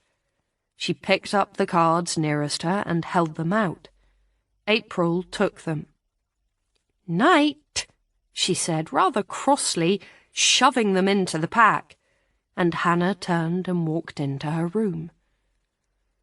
As her bedroom door closed behind her, Hannah allowed herself a shuddering sigh of relief, thankful that she hadn't had to be the one to take a stand and incur April's wrath, and equally grateful that Emily had stepped in before someone lost their last layer. Now, as she stood there, her head spinning a little from the champagne she had drunk, she had the strangest feeling, almost as if she were surveying herself from a distance, marvelling at the fact that she, Hannah Jones, had found herself surrounded by these exotic, clever, glamorous creatures. For a moment she had a piercing flashback to Dodsworth, to the kids who hung around the off-licence in the town square, trying to buy cider with fake IDs and smoking Marlboro Lights behind the bus station. Maybe there were kids at their school who drank champagne and played strip poker, but if they existed, they weren't part of the crowd Hannah hung around with. She had never been one of the girls who went to parties, applied mascara in the school bathroom, or had their boyfriends pick them up at the end of the day in a car. The closest Hannah had come to breaking the rules was deliberately failing to return a school library book she needed for her exams. And now, here she was, at one of the most sought-after colleges in Oxford, surrounded by people she would barely have had the courage to say hello to, were it not for her luck in finding April. As she stood there, peeling off her underwear and shoving her arms into the kimono she used as a makeshift dressing gown, she felt a sudden wash of, not gratitude, exactly, but a kind of wonder at the miracle of what had just happened. She was here, at Oxford, sharing a room with a girl so infinitely cool and glamorous that she might have stepped out of the pages of a magazine. She, Hannah, could reinvent herself here. OK, she wasn't as spiky or witty as Emily, or as cheeky and sarcastic as Ryan, but she could be someone else, someone new. Maybe, and here she swallowed, a shiver of longing running across her bare skin beneath the kimono, maybe she could even be a girl that someone like Will would look twice at. Will, who had sat across the circle from her, watching her with that slow, lazy smile. Will, who had stayed back at the end of the night when he could have returned to clothes with his friend Hugh. Will, who... And then Hannah paused, with a sudden, clear picture of the card she had picked up at the end of the evening. She had turned them face up as she passed them to April, and now she realised something. The cards weren't her hand. There had been 5 of them, a single 10, and 4 queens, 4 of a kind. Not just a good hand, but the winning one. Not her hand, but Will's. Hannah took a step towards the door and stopped, her hand on the knob, trying to figure it out. Will had saved her. He had taken the hit himself rather than force her to take off her clothes. But why? Was he just being nice? Was it pity for her obvious desperation? Or was it? She remembered his eyes meeting hers, the little prickle that had passed between them. Was it something more? Whichever it was, it might not be too late to find out. Will had hung back, and perhaps he had done so for a reason. Hannah licked her lips, pushed her long hair behind her ears. The mirror on the back of the door showed a girl with a wide, full mouth, huge dark eyes dilated with terror, cheeks flushed with excitement. "Please don't be gone," she whispered under her breath. "Please don't be gone." Her stomach was knotting with a mixture of nerves and desire. But she'd had enough champagne to know that she could do this. And that glance across the circle had meant something, she knew it. She had felt something travel between them in that moment, the acknowledgement of an attraction so strong it had to be mutual. Didn't it? She tightened the belt of her gown, then turned the handle and counted to 3. "Please don't be gone." The door opened. He wasn't gone. He was standing on the far side of the room, still shirtless, but he didn't turn as Hannah's door opened. He and April were locked in each other's arms. Neither of them seemed to notice Hannah standing frozen in the doorway. Instead, she watched as April led Will backwards across the little room, her lips against his, one hand in his hair, the other at his belt. At her bedroom door she paused, groped behind her for the handle, twisting it blindly, and then the latch gave, and the pair of them stumbled through the open doorway and into the darkness of April's room. Then the door closed behind them, and Hannah was left alone. After. When Hannah wakes up, it's with the feeling that something is different. It's not the fact that the bed is empty. That happens every Wednesday, Hannah's day off in lieu of working Saturdays in the shop. On Wednesday, Will puts his phone under his pillow so that his alarm doesn't disturb her, and tiptoes out of bed before she wakes. It's not just the fact that she's pregnant and the strange feelings that go with that, the odd morning stiffness, the heaviness in her body, the feeling of queasiness that she has never quite got under control, in spite of what the books say about when it's supposed to end. No, it's something else. She knows that, even in the dazed aftermath of sleep, before the events of yesterday come rushing back to her. Now she lies there, staring at the ceiling, trying to work out how she feels. Wednesdays are usually a treat, a chance to catch up on errands, call into town, or, increasingly as her pregnancy has progressed, just spend the day lolling around their sunny Mews flat, doing nothing, in a kind of lazy trance. But today, the thought of sitting by herself in the empty flat, Will at work, nothing but the news and the yawning Google search bar to distract her, is intolerable. It's not that there isn't stuff she could be doing. She could be researching prams or building the flat-pack cot that has been sitting propped in the corner of their bedroom for the last 6 weeks. But somehow, she can't bring herself to slit open the cardboard boxes. It feels like tempting fate, a presumptuous taking for granted of a future she has learned the hard way not to rely on. But she can't lie there thinking like that. Instead, she gets up, pulls on her dressing gown, and goes through to the kitchen, rubbing the sleep from the corners of her eyes as she makes the one coffee she allows herself these days. Will has left the radio on, as he often does when running out to catch an early meeting. She hasn't really been paying attention, but now something the newscaster is saying snags at her, and she leans across the counter to turn up the volume. Has died in prison, aged 63.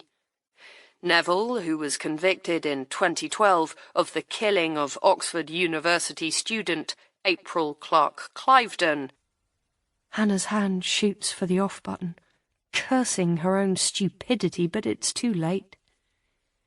As the room falls silent, she finds her hand is shaking. She can't stay here. She has to get out.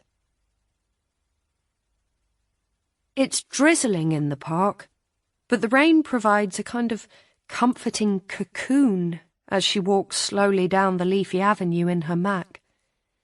When she and Will moved into Stockbridge a few years ago, it was the hip, artistic district of Edinburgh, still relatively affordable compared to Newtown, if anything in central Edinburgh could really be called affordable. But the area has grown up with them, its village vibe luring in young families alongside the bars and coffee shops. And now the streets are filled with bumps and buggies, or it seems that way to Hannah. Maybe it's just her own bump, making her see the world with different eyes. There are children in the park today, despite the weather, stomping about in wellies or clambering across dripping rope bridges while their resigned parents and carers huddle under the cover of the trees, doing their supervision from a distance. Hannah comes to a halt under the shelter of a big yew, watching them when her phone goes. She pulls it out of her pocket, wipes the mist from her glasses, and glances cautiously at the caller ID. But it's okay. She picks up. Hi, Mum. Hello, love. Is it your day off? Did I get it right?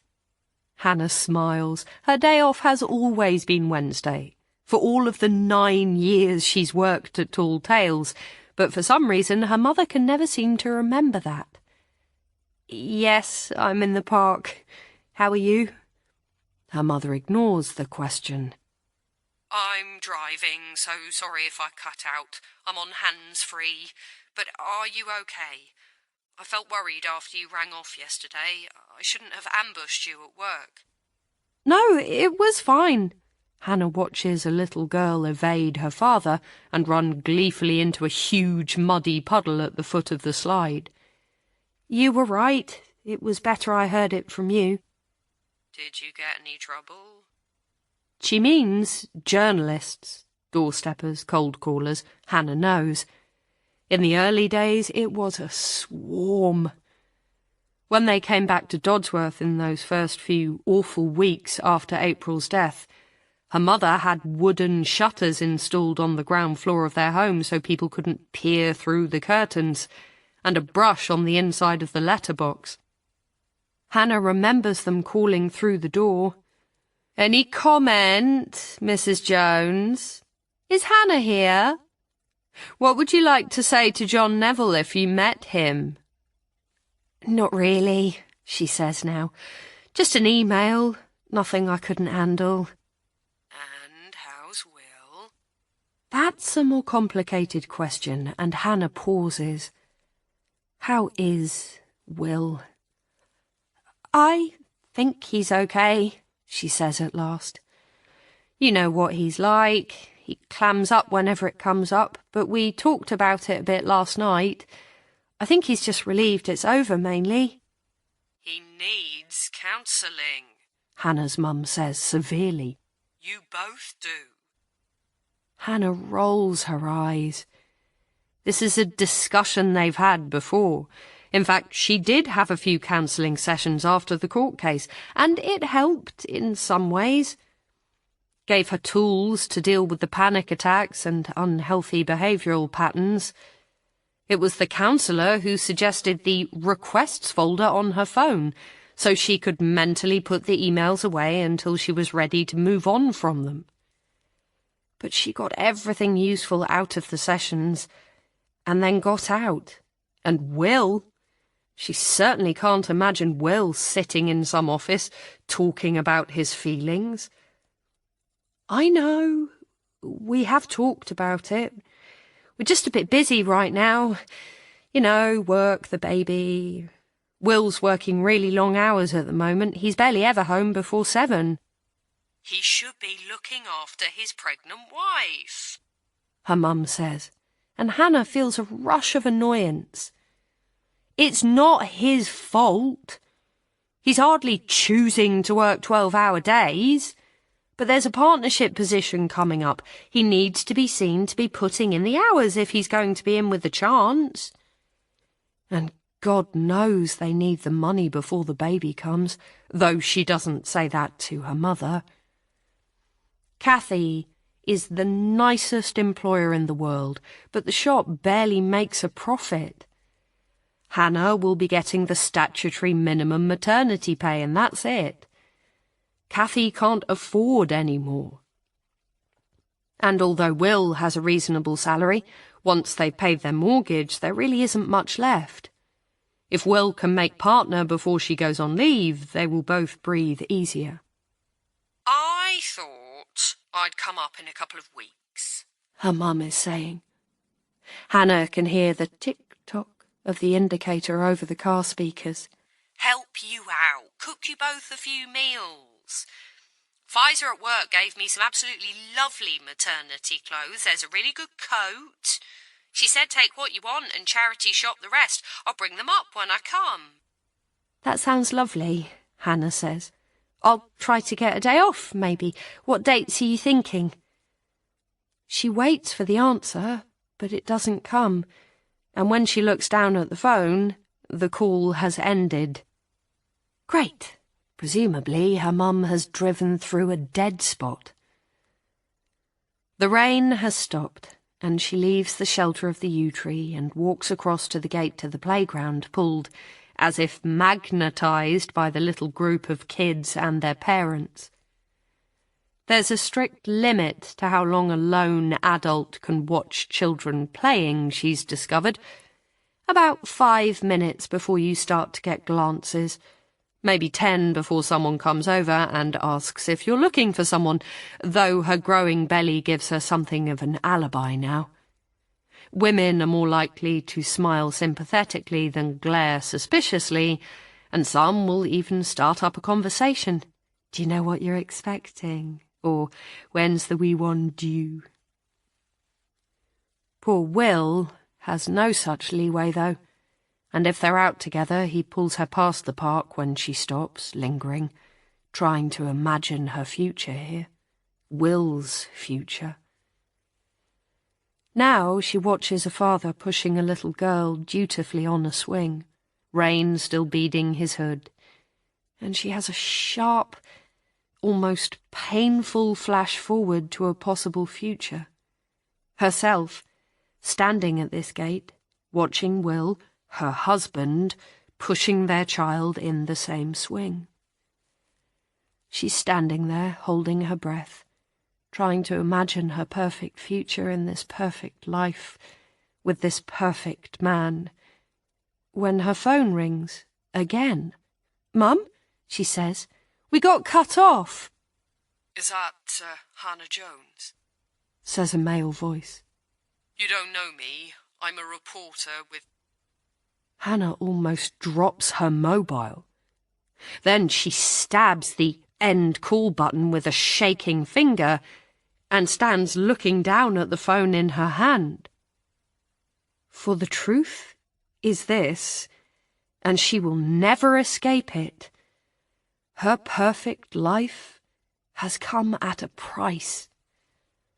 Mostly she thinks of herself as unbelievably lucky to be here in this beautiful city with the only man she has ever really loved. But now, with the reporter's voice ringing in her ears, she has a different feeling, that she is living a stolen life. Not just one she never deserved, but one that was never supposed to be hers. For what would have happened if April had not left the bar alone and gone up to their room to change? What would have happened if Hannah had followed her just 5 minutes earlier, discovered Neville in the room, interrupted the attack? Would she have ended up dead too? Or would April have been alive, living with Will, carrying his child? It starts to rain again as she shoves the phone into her pocket and begins to walk past the playground towards the road, with the children's cries following her as she goes. And she wonders, maybe it wasn't only John Neville who stole April's life.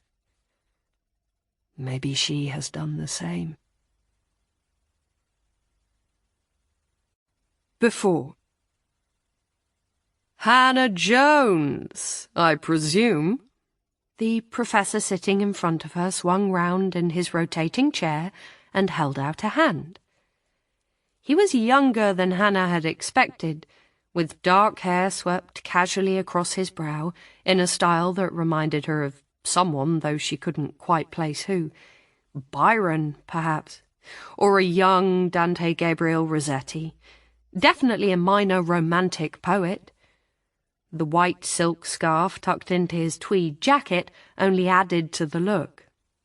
"Dr. Horatio Myers.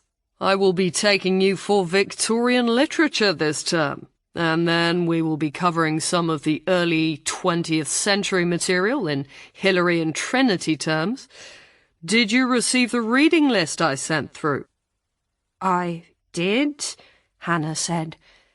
It had been intimidating to say the least, with a strong intimation that if she didn't at least start on the reading over the summer break, she was unlikely to keep up during term time. "Thanks," she added belatedly. "I'm sorry I'm late. I went to the wrong place." "Ah," Dr. Myers shuffled some papers in front of him and smiled at her. "Stairwell 7, yes? Those are my rooms, and very nice rooms they are too, but rather small, so the college was kind enough to give me a separate office for tutorials. It's a little bit tucked away, I know." "Just a bit," Hannah said with a laugh. She was still finding her way in the labyrinthine passages and back offices of Pelham. "I actually had to ask a porter for directions." I hope he was helpful, Dr. Myers said dryly. The porters can be a little bit jobsworth about that sort of thing. Oh, no, he was very helpful, Hannah said. He brought me right here. To the door, in fact. I'm not sure I would have found it otherwise. Good, good, Dr. Myers said, though Hannah had the impression that he had moved on to other things.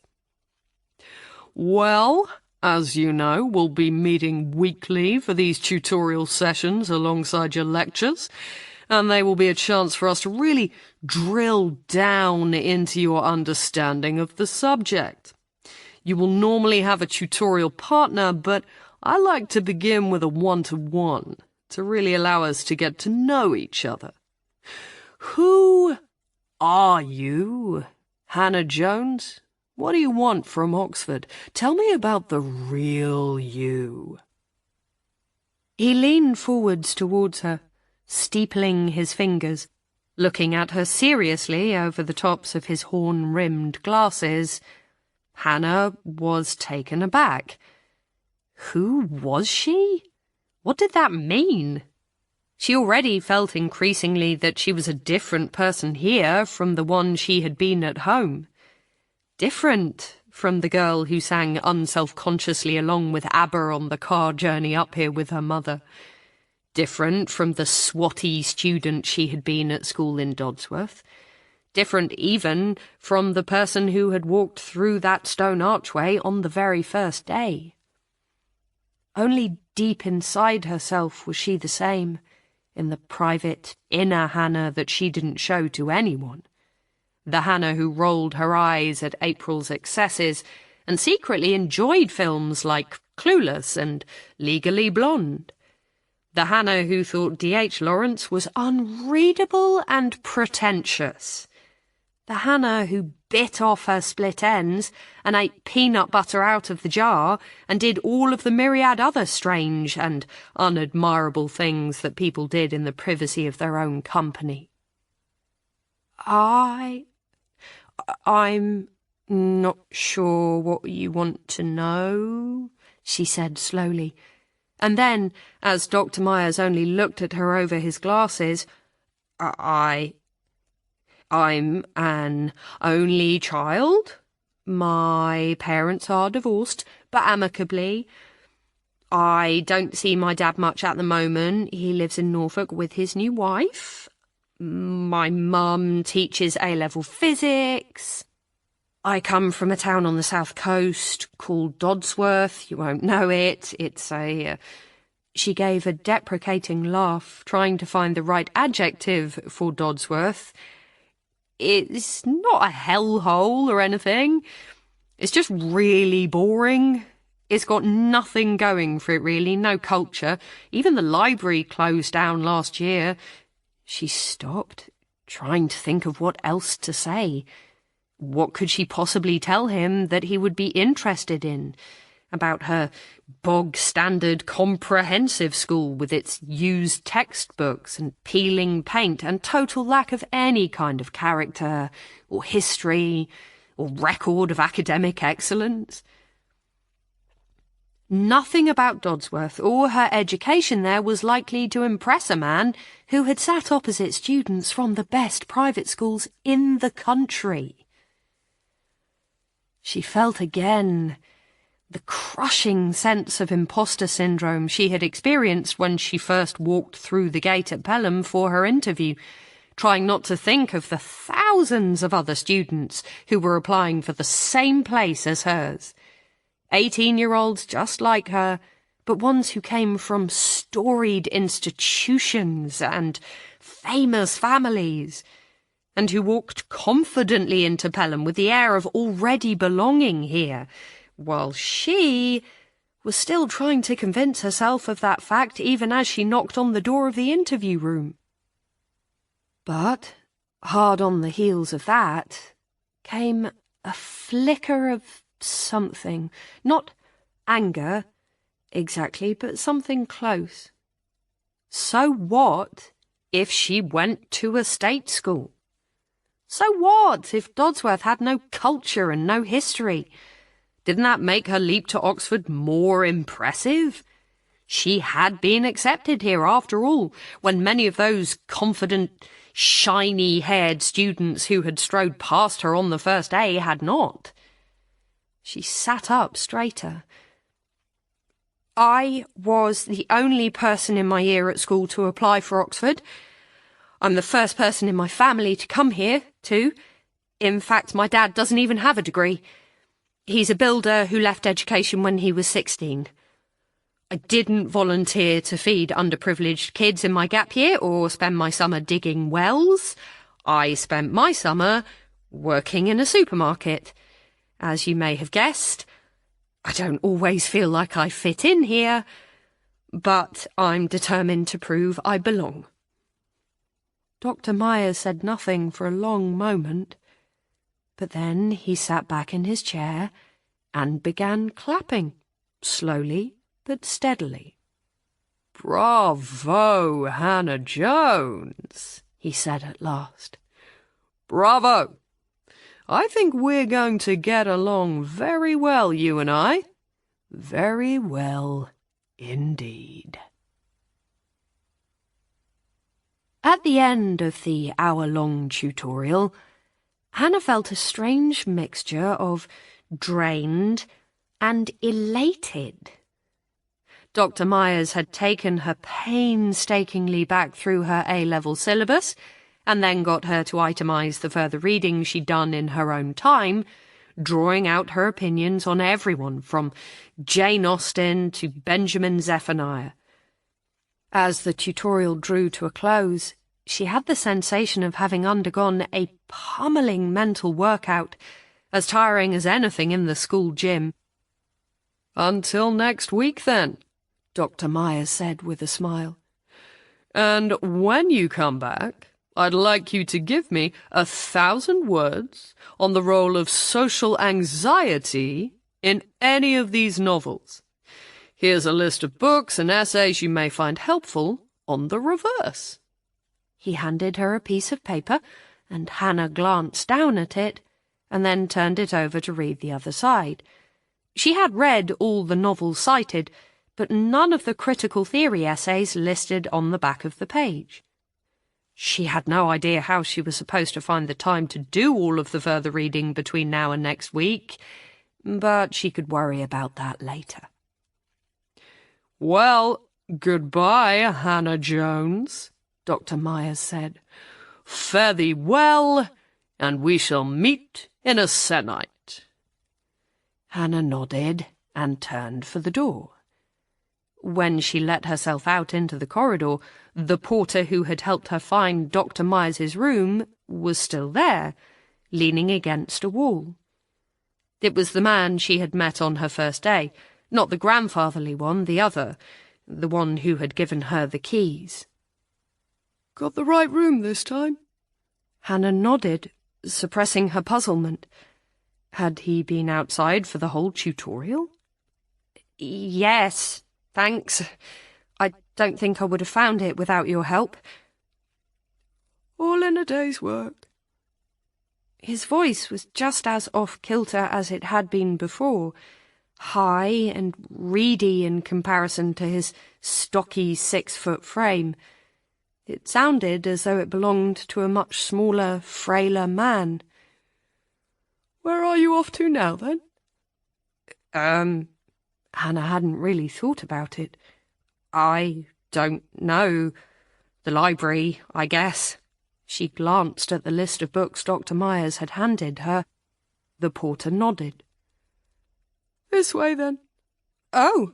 Hannah flushed, realizing that he intended to take her. "No, I mean, I know where it is. Honestly, you don't need to walk me." "Can't have the students getting lost on my watch," the porter said, and Hannah found herself flushing again, her cheeks hot. She felt annoyed, angry at her own stupid embarrassment, but also at this porter for being so weird and patronizing, and for not taking the hint that she didn't need his help. Was he really going to accompany her all the way to the library? Why? "I don't need you to walk me," she said again, but the words sounded feeble and hollow, particularly as she had no choice but to follow him down the stairs from Dr. Myers's room, there being no other exit. In the end, it seemed easier just to let him tag along, however strange she felt, being escorted across the quad and through the cloisters by a 50-something man in a porter's uniform.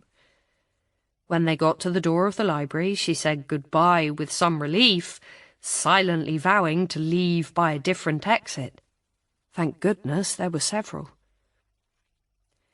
"Thank you. Honestly, you didn't have to." "My pleasure," the porter said. He put out a hand. "John Neville. You need anything at all, you just ask for me." "Okay," Hannah said. She took his hand in spite of a twinge of reluctance. It was cold and soft and a little damp, like touching raw bread dough. "Thanks." He held her grip just a little too long. When at last he let go, she tried to walk with dignity into the library rather than fleeing unceremoniously. But when she got up to the first floor, she could not stop herself going to a window overlooking the cloisters to check if he was still there. To her relief, he was not. He was walking away across the lawns back to the porter's lodge, and Hannah returned to the vaulted reading room with a sigh of relief. For the next few hours, she was kept busy, tracking down books and navigating the library's unfamiliar shelving system.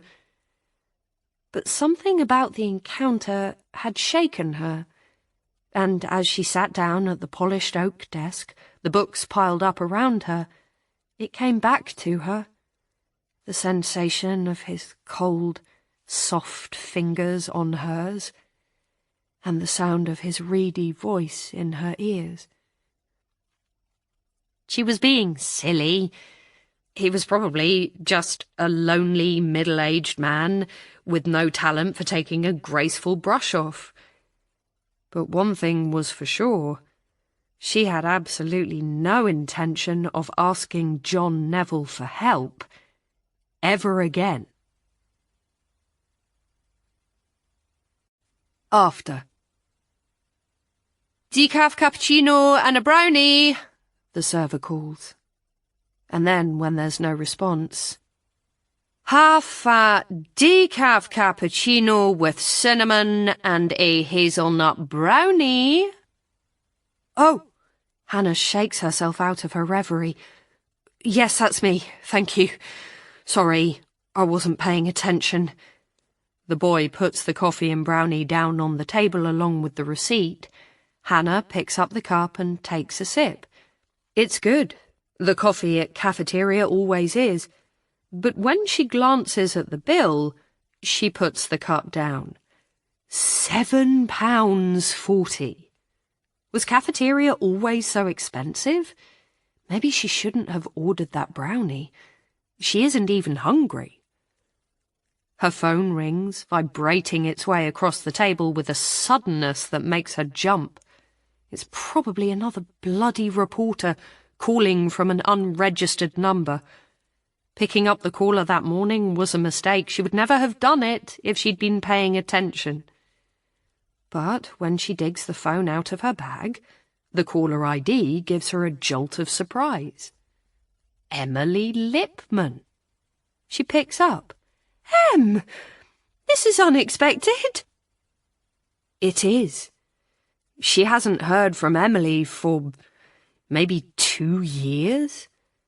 It's not that they haven't kept in touch, exactly. They've been Facebook friends since uni, so Hannah knows about Emily's flourishing academic career. She and Hugh are the only ones who really lived up to the promise of those early days. She's read the impenetrable academic maths papers that Emily posts with a faux casual, "So, wrote a thing that belies the intense ambition Hannah remembers from Pelham. And for her part, Emily responds to Hannah's infrequent posts with what seems like genuine affection.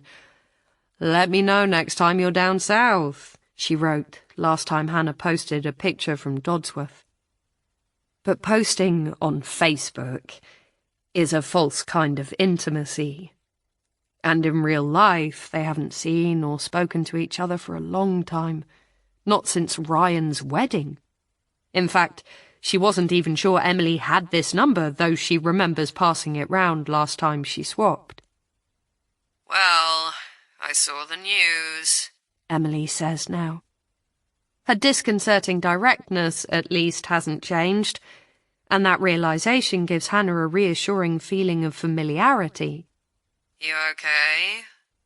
"Yes," Hannah says, with more certainty than she feels. "I mean, it was a shock, but yes." "And I heard from Hugh that you're pregnant. Congratulations." "Thanks." The news that Emily is still in touch with Hugh is somehow a surprise. She's never thought of them as firm friends. "I didn't know you kept up with Hugh." "Just occasionally. He came down to an alumni carol service last year. Seems like he visits Oxford quite regularly.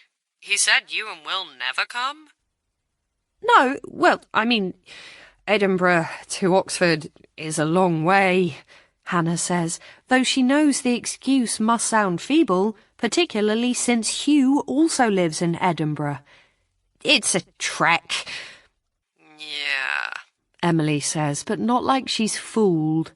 You don't have to be Sherlock Holmes to figure out why Hannah might not want to return to Pelham.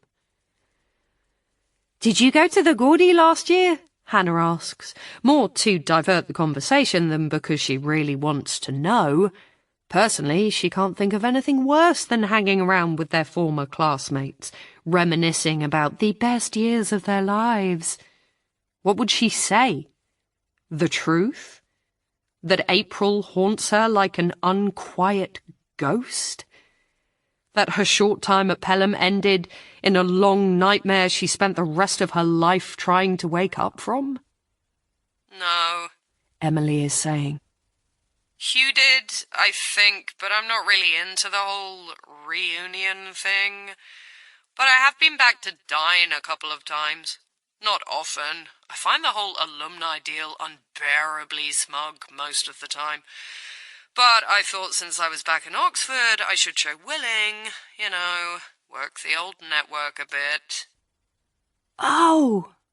Memory comes back to Hannah, something Will said last year. "I forgot you weren't in London anymore. You're a fellow at Balliol College, is that right? Is that a step up from Pelham?" "Yes, practically come full circle." Emily's voice is dry. "As for a step up, I don't know. Balliol would probably try to say so, but as far as I can see, the only difference is the wine cellar at Balliol is better." What's it like, being back? Weird, to be honest. At first, anyway." She stops. There is a long silence. Hannah is just trying to think what to say when Emily finally speaks, her voice quieter than before. "Han, are you really okay?" For a moment, Hannah can't reply. She closes her eyes, pushes her glasses up her forehead, and digs her fingers into the bony hollows on either side of the bridge of her nose. "Yes," she says at last. "And no. I mean, no.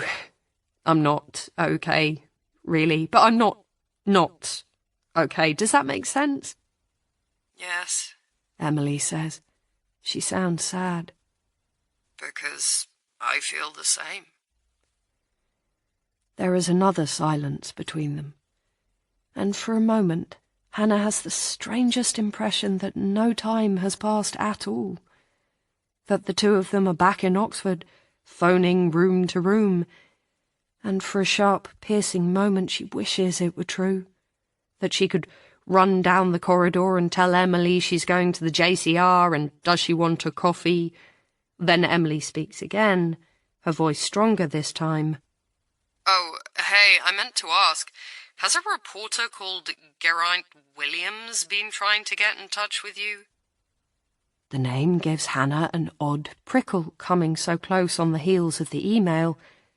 She nods, forgetting Emily can't see her, and then says, "Yes, I mean, he emailed me, but I didn't reply. I didn't even really read it. How come?"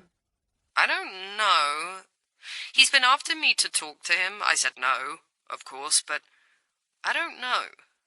He's a friend of Ryan's, apparently. Of Ryan's? It's a shock. Hannah's not sure why, except that Ryan, out of all of them, is the person she feels most guilty about abandoning after college. From his days at the Herald. He said it was Ryan who got him interested in the case. Have you seen him? Geraint?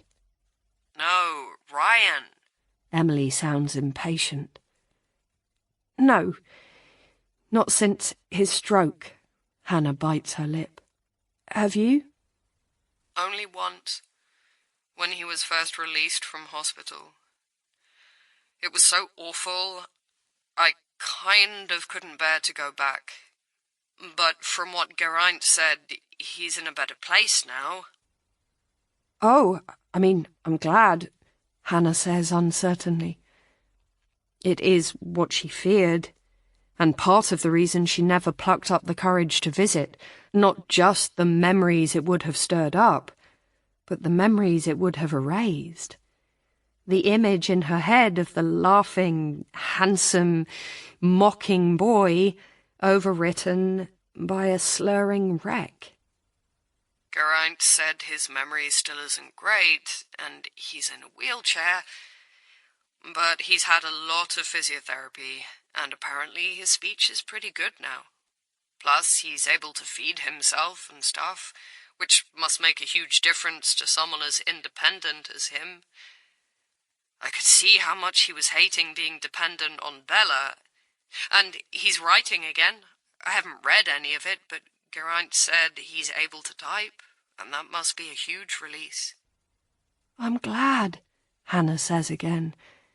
And then, because the question is niggling at her, so, what did he want? Geraint, I mean? Just the usual? The usual. Soft focus, syrupy memories of April and her potential. Sad-faced pictures of her friends and family, pondering all they've lost. Anecdotes about punting and May balls and bright futures. And then some spicy detail, just to add a prurient kick to the piece. A hint of scandal, maybe a student rivalry. A sniff of drugs or promiscuity or some other act of disreputable behaviour to give the reader a frisson of disapproval and the safe knowledge that this would never have happened to them. That they, or their kids, or their grandchildren are far too responsible ever to get lured in by a predator and strangled in their own room. She hates them. The journalists, the podcasters, the thought of what it must still be doing to April's parents after all this time. She hates them all. Not the usual, Emily says slowly. At least, not the April I knew by Emily Lipman bullshit, if that's what you mean by the usual. No, he... She stops. Hannah knows that she is trying to find a way to put something potentially upsetting into words, and she sets down her coffee cup, bracing herself for whatever Em might be about to say. He thinks Neville was innocent, Emily says at last. He thinks they made a mistake. Before. 4 weeks into the first semester, or rather Michaelmas term, as she had already learned to call it, and Hannah felt like she had been at Oxford forever, but also that she would never get used to this miracle. It was so strange that it was possible to experience both states at the same time.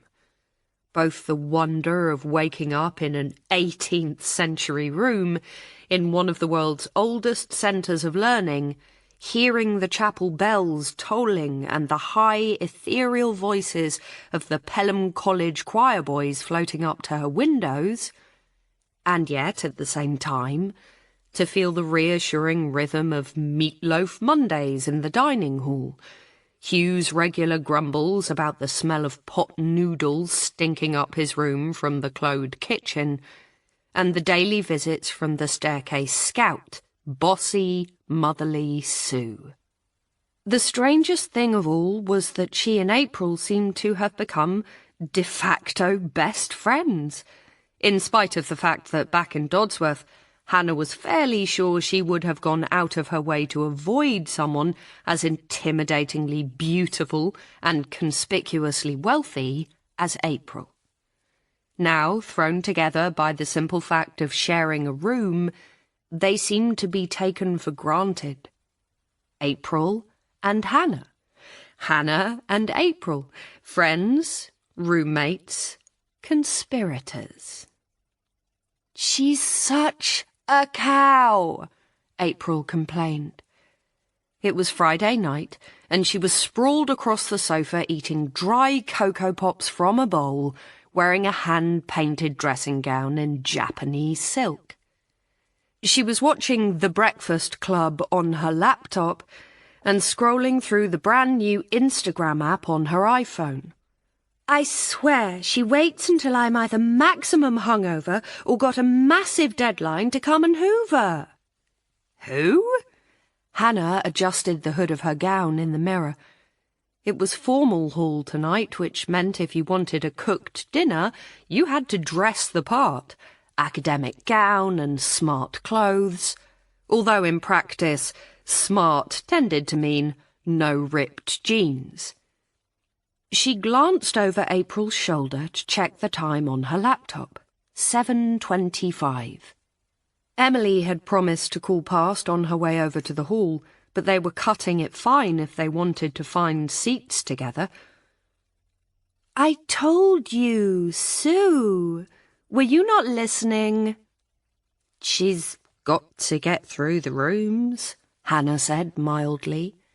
"She hates me ever since I pranked her with that bowl of glitter on top of the wardrobe," April said. She put a spoonful of Cocoa Pops in her mouth and crunched them noisily. "Bitch." April was, Hannah had discovered, an inveterate practical joker. It was one of the more unnerving things about sharing a room with her, though not sharing a room didn't lessen the risk. She had got Ryan with a fake call summoning him to see the master, who was not pleased to be interrupted at 10:30 on a Sunday night. Hannah's own gotcha had been coming up the stairs one night after dinner to hear panicked screams coming from April's bedroom. She had rushed into the room to see 2 pale hands scrabbling helplessly at the edge of the open window frame.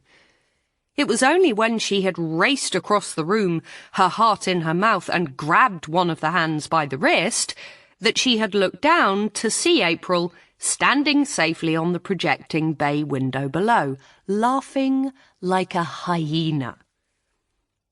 Of course, with hindsight, it was completely stupid.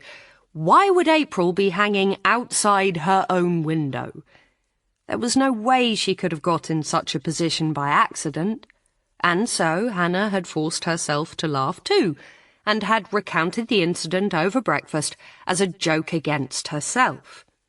In truth, though, she hadn't found it particularly funny. It struck her as pointless and a little unkind, even dangerous to the extent that April could easily have fallen and broken her neck for real. Climbing out of the window had been fairly easy, according to April, but getting back up proved a lot harder.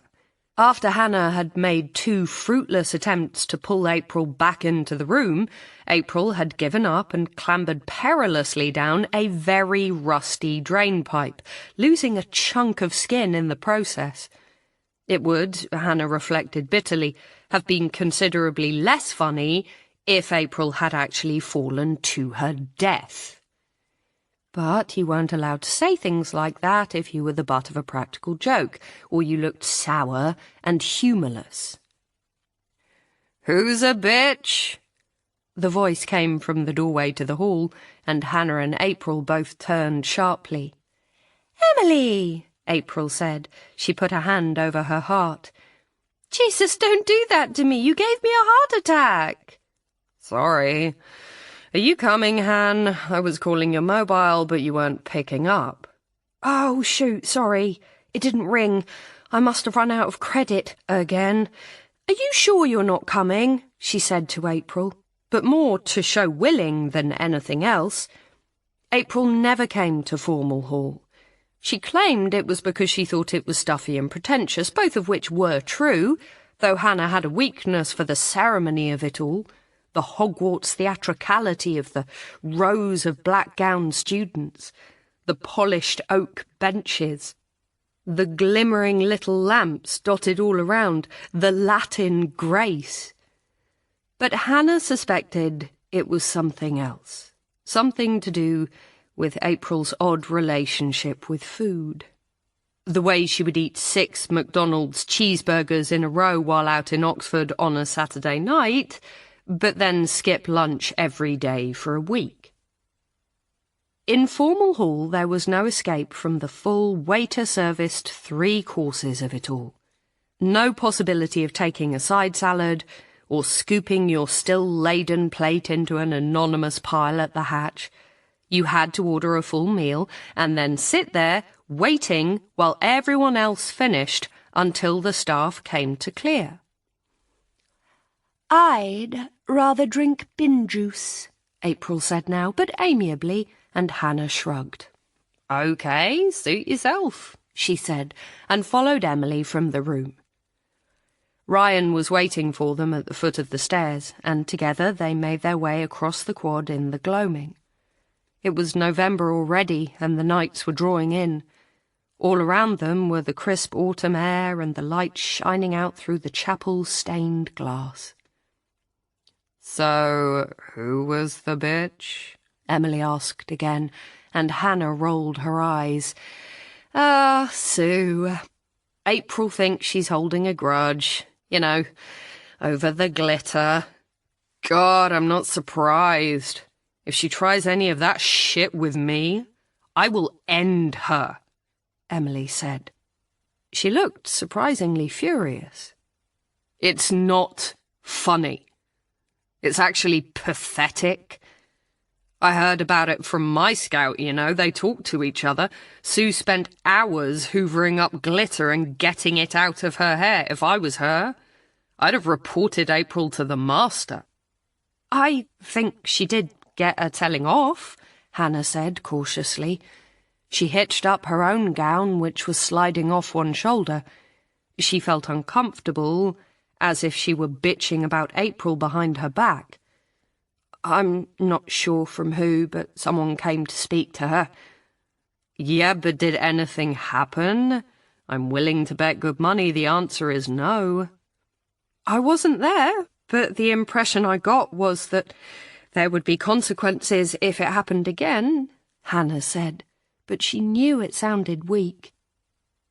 "I expect Daddy made a few calls and it magically got dropped," Ryan said sarcastically. "Will's a sound bloke, but I don't know what he sees in her, I really don't." Hannah bit her lip. She couldn't blame Ryan for his annoyance. He was still smarting from the business with the phone call. But April's family wealth had been a bone of contention even before that. The extent of the family holdings, the donation her father had made to the Pelham College gym. And it wasn't just Ryan. April Clarke-Cliveden, Hannah had heard someone say as she passed them in the cloisters on her way to a tutorial. That it girl? Oh, she's thick as two short planks. She wouldn't be here if it wasn't for her dad's money. He's like one rung down from Warren Buffett or something. The odd thing was that April herself did nothing to dispel the rumours. In fact, she seemed to revel in them. Her Instagram feed was a slew of designer clothes, boys in tuxedos and shots of herself drinking champagne from the bottle and pouting at the camera. She seemed to take pride in the notion that she did little or no work, and yet still got good marks. And Hannah had heard her mention her unconditional offer and poor exam results more than once, as if daring people to put two and two together. But it wasn't true. That was the thing. April wasn't an airhead, not at all. She liked clothes and parties, that much was true, but what her carefully curated Instagram feed failed to show was the hard work behind the scenes. Hannah had lost count of the number of times April had staggered home at midnight, ripped off her heels, and then pulled an all-nighter on some assignment due the next day. Hannah had proofread a few of those essays over breakfast as a favour to April. She had gone in trepidatiously the first time, expecting a load of plagiarised points, ramblingly regurgitated. But to her astonishment, the essay was good, even brilliant in parts. Hannah was no historian, but she could recognise good writing, and these papers were much better than anything completed after half a dozen cosmopolitans had a right to be. They deserved the marks April was getting, maybe even more. It wasn't just the essays either. A couple of weeks ago, Hannah had walked in on April rehearsing for her part in a play she was supposed to be performing with the drama club before Christmas, and she had stood in the doorway, completely transfixed, goose pimples running up and down her spine. April wasn't just some wannabe starlet. Maybe it girl was right, though. Whatever it was, she had it. You know, she began to Ryan, but as she said the words, they passed the porter's lodge and Hannah remembered something. Oh, I'm really sorry. I'm expecting a letter from my mum. Can you hang on for 2 ticks while I check? Don't be long, Emily said, and Hannah nodded and ran up the steps. Inside, it was warm and stuffy, with a strong smell of something that might have been damp cloth or an oddly musty kind of B.O. She made her way over to the rows of pigeonholes and peered inside her own. Nothing apart from a library slip reminding her about an overdue loan, which was really odd. Her mother's letter was a pretty regular Friday occurrence. Had it got misfiled? It wouldn't be the first time. She was just peering into the pigeonholes above and below her own when she heard a reedy voice behind her. Looking for something? She turned, with a jump, to see the porter standing there, the one she had met on her visit to Dr. Myers's office. He had come out from behind the desk and was standing next to her just slightly too close for Hannah's comfort. She took a step back. No, I was expecting a letter. My mum writes to me every week, but I don't know if it's here. Just arrived. I was about to put it in your pigeonhole. He held it out towards her between 2 fingers, and Hannah reached for it. But to her surprise, he jerked his hand back, holding the letter just above her head, with what seemed to be meant as a jovial expression. Hannah frowned, and he held it out to her again, and again, when she reached for it, he pulled his hand back. This time, Hannah folded her arms. looking at him, refusing to reach for the letter. Her heart was quickening in a very uncomfortable way. There was nothing she could put her finger on, but this whole interaction felt so deeply off balance, so odd and unprofessional, that she just didn't know how to proceed. It reminded her, unsettlingly, of that moment on the first day when he had dangled the keys and then held on to them for just a beat too long. "Can I have my letter?" she said at last, and was irritated to find that her voice wobbled a little on the final word. She glanced out the window. Emily was standing there, glaring at her. As Hannah met her eyes, Emily held up her watch, pointing at the dial. "I know," Hannah mouthed through the glass, trying to convey her predicament. She couldn't go out and get Emily or Ryan to back her up, that was too pathetic, but she did wish one of them would come in after her. "Can I please have my letter?" she repeated, and this time her voice sounded stronger, more annoyed. "Course," Neville said. He gave a broad smile and held out the letter for a third time, and this time when Hannah reached for it, her heart pounding, he did not snatch it away, but let her slide it slowly from his fingers. "All you needed to say was the magic word. I like polite little girls." For a minute, Hannah wasn't sure what to say. Polite little girls? Was it sexism? Was he coming on to her? Or was this just some weird paternalistic bullshit, like she reminded him of his own daughter? Neville was grinning at her, as if waiting for a reply, but instead of giving him the satisfaction of a thank you, Hannah turned on her heel, pushing back the door of the porter's lodge so hard that it banged against the wall, and stumbled out into the cool night air, her cheeks still blazing with a mixture of anger and discomfort. Afterwards, talking it over during formal hall with Emily and Ryan, she almost couldn't believe her own memory of the exchange. "And that's really what he said?" Emily was incredulous. "That he likes polite little girls?" "I mean, I'm pretty sure," Hannah said. "It's creepy, right? I'm not overreacting here." "Too fucking right, it's creepy, it's gross, you should report him to someone." "Look, he's got to be 50 if he's a day, maybe even 60, Ryan said. "That's my granddad's age, and that's just what they're like, aren't they? Old blokes, different generation. You've got to make allowances, he probably didn't mean any harm." "He probably didn't, but the fact is it's really fucking patronising. Please tell me you're going to report this, Han." "What, she's going to report him for being a bit old-fashioned? What's next, me suing the scout for calling me Ducky?" "It's not the same, and you know it," Emily shot back. As she and Ryan continued their argument, the conversation drifted away. Emily ranting about sexism and the patriarchy, Ryan goading her by pretending to miss her point. But Hannah found herself preoccupied, thinking over Ryan's words. Because the thing was, he was probably right.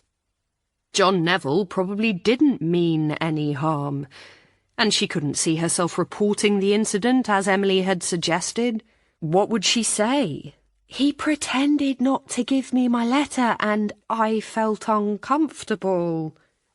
Because that was the bottom line. It wasn't anything specific he'd said or done, and although the little girl's remark was weird, there was not much else she could put her finger on. But he had made her feel uncomfortable. He had made her beg for a letter that was rightfully hers, and there was something about the power play underlying the whole exchange that made her skin crawl. She found herself surreptitiously wiping her mother's letter on her knee, even though she knew it was ridiculous. After dinner, Ryan and Emily disappeared to meet some friends of Emily's from another college, and Hannah finished off the remains of the wine they had ordered with a group of girls from Clodes who all knew each other. When they filtered away to the college bar next door, she realised she was more or less alone in the hall, apart from a group of tutors still chatting over coffee at high table and the staff clearing away plates. At the door, she found herself uneasily glancing at the golden light filtering out from the windows of the porter's lodge, and wondering when the shifts changed for the night. Would John Neville still be there? Would he see her walking across the old quad? There was no other exit from the hall, and no way of getting back to New Quad that didn't involve cutting across the line of sight from the lodge. It had been deliberately positioned to give the porters a clear view of visitors making their way across the college grounds. She knew she was being slightly ridiculous, but at the same time there was just something about the thought of him lying in wait, maybe even coming out to ambush her, that set her skin crawling with a mix of fear and revulsion. Had he really been shelving her letter at that exact moment? Surely the post came in the morning. Or had he held on to it, waiting for her to come and look for it so that he could play his strange little game? She was still standing in the doorway to the hall, hesitating, when she heard a voice from behind her. "Everything okay?" Turning, she saw Will's friend, Hugh. He was wearing a bow tie and his academic gown, and his glasses were slightly askew, in a way that made him look a little comical, and perhaps a little drunk, too. "Oh, Hugh," she said gratefully. "Yes, everything's fine. I was just thinking about turning in.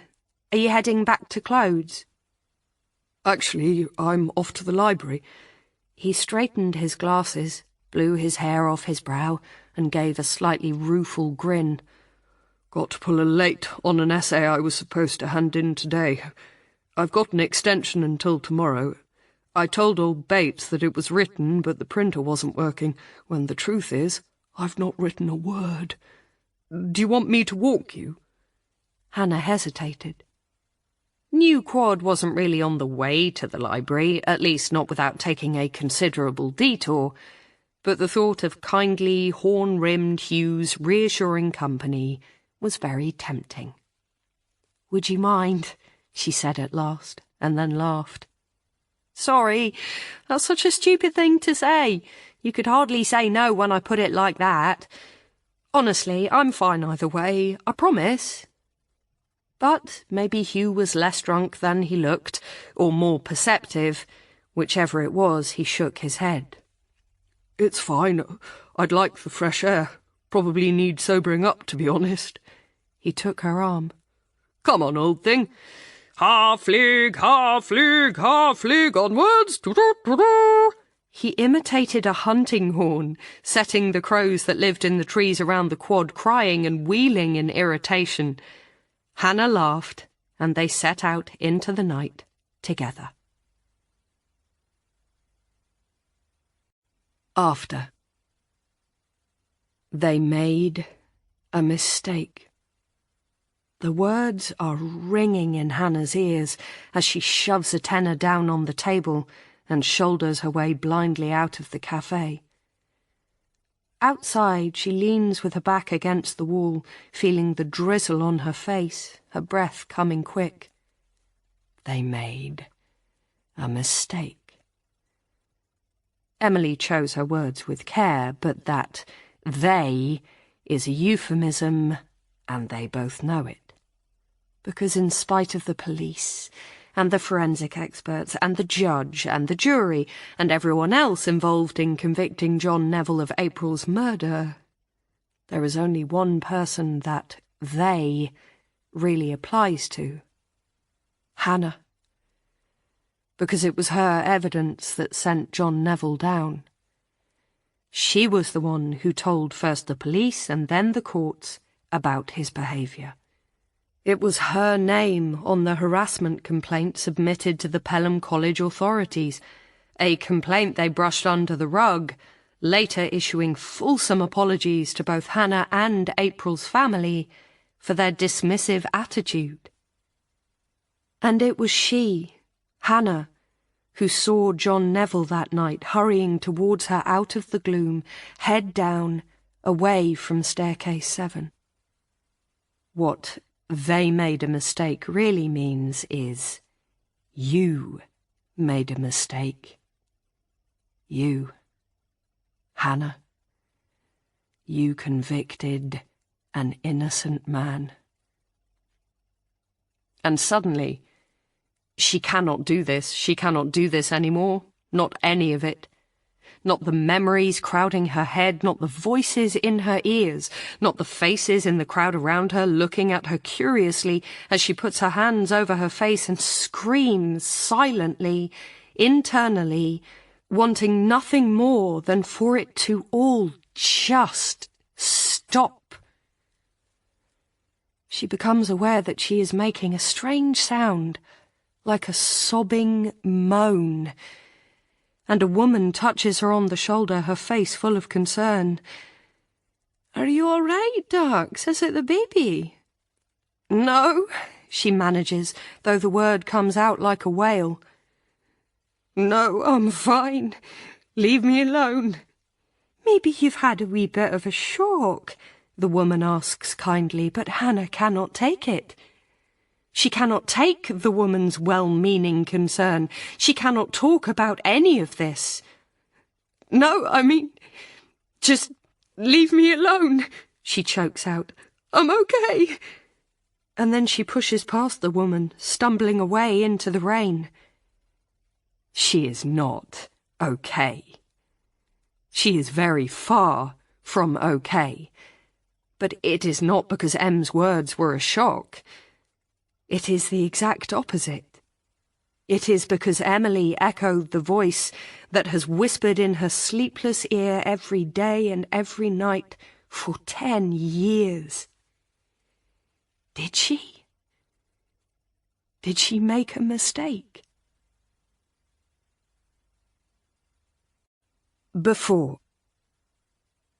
By the time the Michaelmas term drew to a close, just 8 weeks after it started, Hannah found it hard to remember a time when she had not been a Pelham College student. The labyrinthine corridors and golden stone cloisters were as familiar to her as her old school halls back in Dodsworth, and outside the high walls of the college, even Oxford with its off-putting patina of strangeness was starting to feel like home.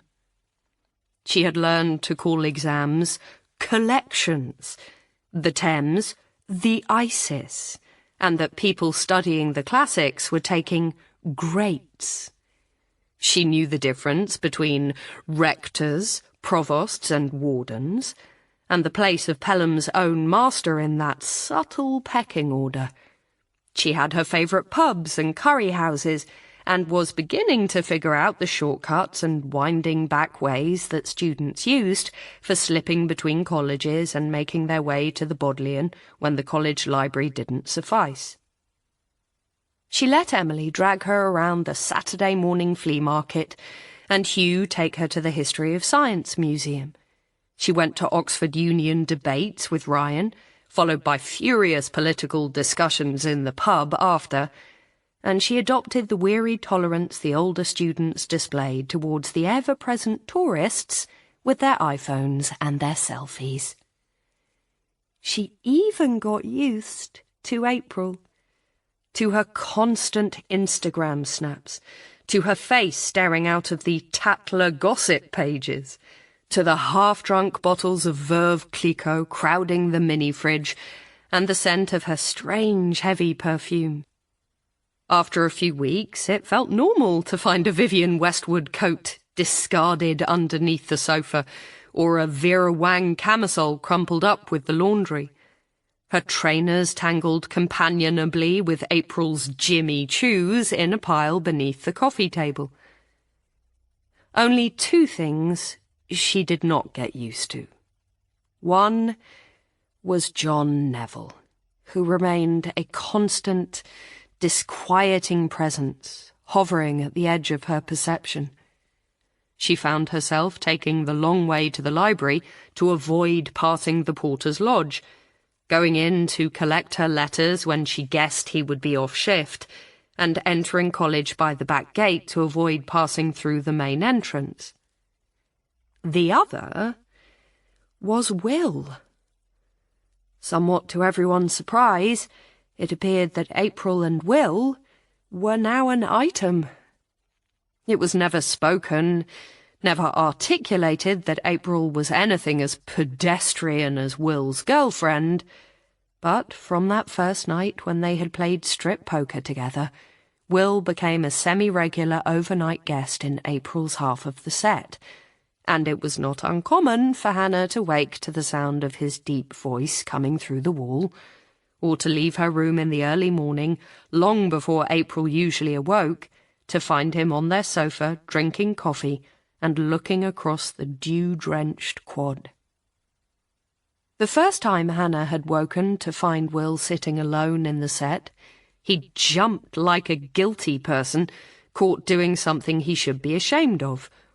"I'm sorry," he'd said quickly. He stood up, crossing his arms over his bare chest. He was wearing nothing but jeans, and she had to force her eyes up, away from his lean, muscled body and the fine ribbon of dark hair that arrowed to his belt buckle. "I'm really sorry. I didn't think you'd be up yet. I didn't want to wake April. I'll go."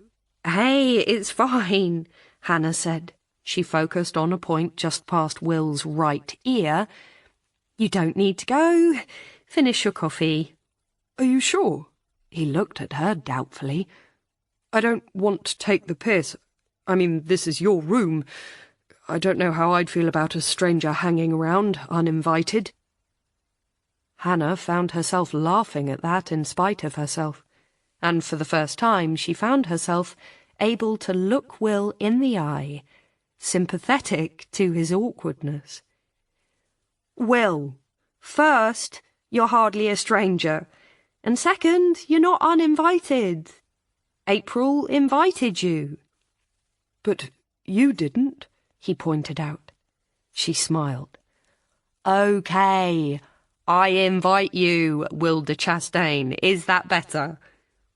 "Okay," he said, and then his face broke into a grin. "Vampire rules, you know. I'm over the threshold now, you can't get me out."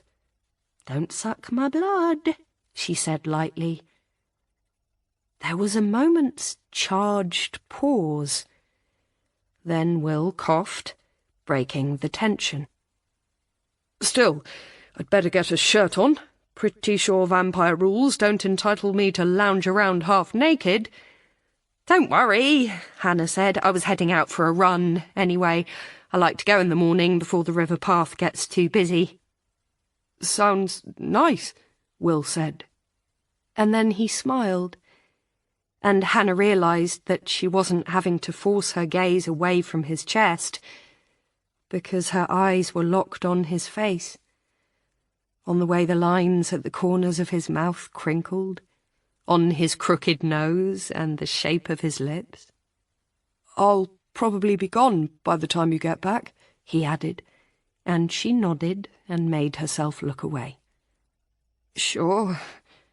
Her voice sounded croaky in her own ears. "See you later, then maybe at breakfast." "Maybe at breakfast," he echoed, and she laced up her trainers and left, taking the 4 flights at a run. But he wasn't gone when she came back, not completely at least. He was gone from the living room, an empty coffee cup the only sign of his presence. But as she opened the door to the set, the sound that greeted her from behind April's door was the unmistakable one of two people having sex. Hannah found herself wincing as she tiptoed across the living room to her own door. Once safely inside her bedroom, she shut the door and turned on the radio, a notch louder than necessary. She had been planning to take a 10-second shower, then work on an essay in her room. Instead, she showered, left her towel hanging on a peg in the communal bathroom, and went straight down to breakfast with wet hair and scrubbed face. But to her surprise, when she walked through the door to the hall, Will was there, eating a full English. He saw her as she came in and waved a fork. "Hannah, over here!" He had nearly finished, she saw, and as she moved across to him, frowning and trying to figure out how he had got down here so fast, let alone finished the best part of eggs, bacon, sausages, mushrooms, and beans, he swallowed a mouthful and spoke. "Could I be cheeky and get you to grab me another coffee, if you're going up?" He held out his empty cup. Hannah took it, feeling slightly dazed. Sure." She had turned half away from the table when she remembered something and turned back. "Sorry, how do you take it again? I should know, but—" "Black, no sugar. Thanks." Hannah nodded and moved away to join the queue at the hatch. But she could not shake the feeling of unease as she stood there, Will's still warm cup in her hand, waiting to be served. Had she been in the shower longer than she thought? But no, that was ridiculous. Will was, well, if not April's boyfriend, at least a significant fixture in her life, and she had seen him going into April's room herself that very morning. She had made a mistake, that was all. Just a silly mistake. After. In the restaurant, Hannah looks at her phone again, gnawing at a breadstick. Wednesday night is date night. It always has been, virtually since she and Will moved in together, when they realised that between book events for Hannah and accountancy exams for Will, they needed to carve out time for each other.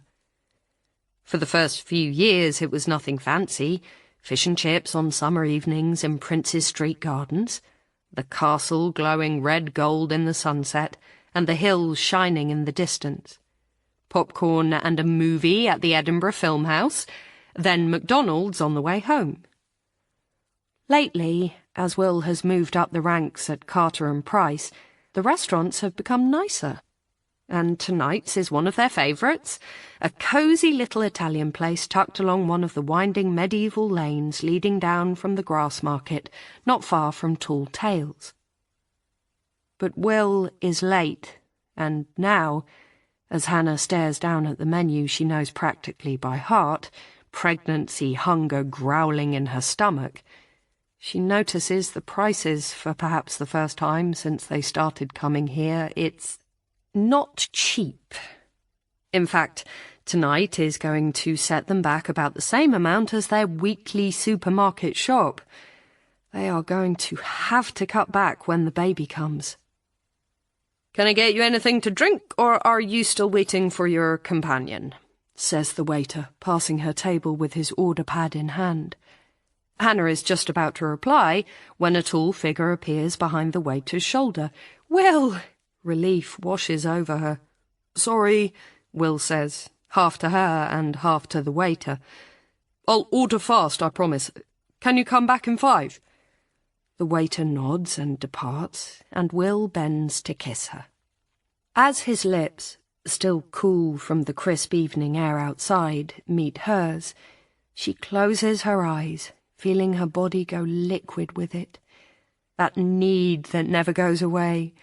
That still unbelieving realization that Will is her husband. "I love you." The words come out in spite of herself, and he smiles, holding on to her hand as he takes his seat, his strong fingers linking with hers as he picks up the menu with his free hand, scanning the specials. He is her kryptonite, she thinks as she watches him read, one thumb absently stroking the back of her hand. She has never told him this, but she knows how Superman feels when they brandish the green sticks in his face, the way his strength deserts him and his limbs go weak, because she feels exactly the same way when Will touches her. Dazed, stupid, meltingly soft. And it has always been so, ever since that first day in the hall at Pelham. He has always had that power over her. Sometimes the realization makes her almost afraid. After they have ordered, Will runs his hands through his black hair, making it stick up like a hedgehog's spines, and sighs.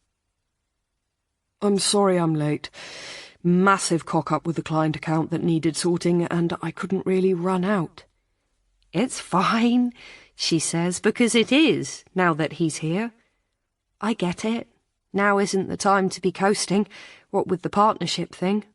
I know, but today of all days... I'm fine. I didn't sit at home all day moping. I went to the park, then the cafe. I talked to Mum. She's going to come for a visit sometime, bring some maternity clothes. And, well, actually... She pauses. For some reason, the words don't quite come naturally. I also talked to Emily. Emily? Will raises an eyebrow. She's not sure if he's surprised or just making conversation. Yes, she called me, in fact. She'd seen the news.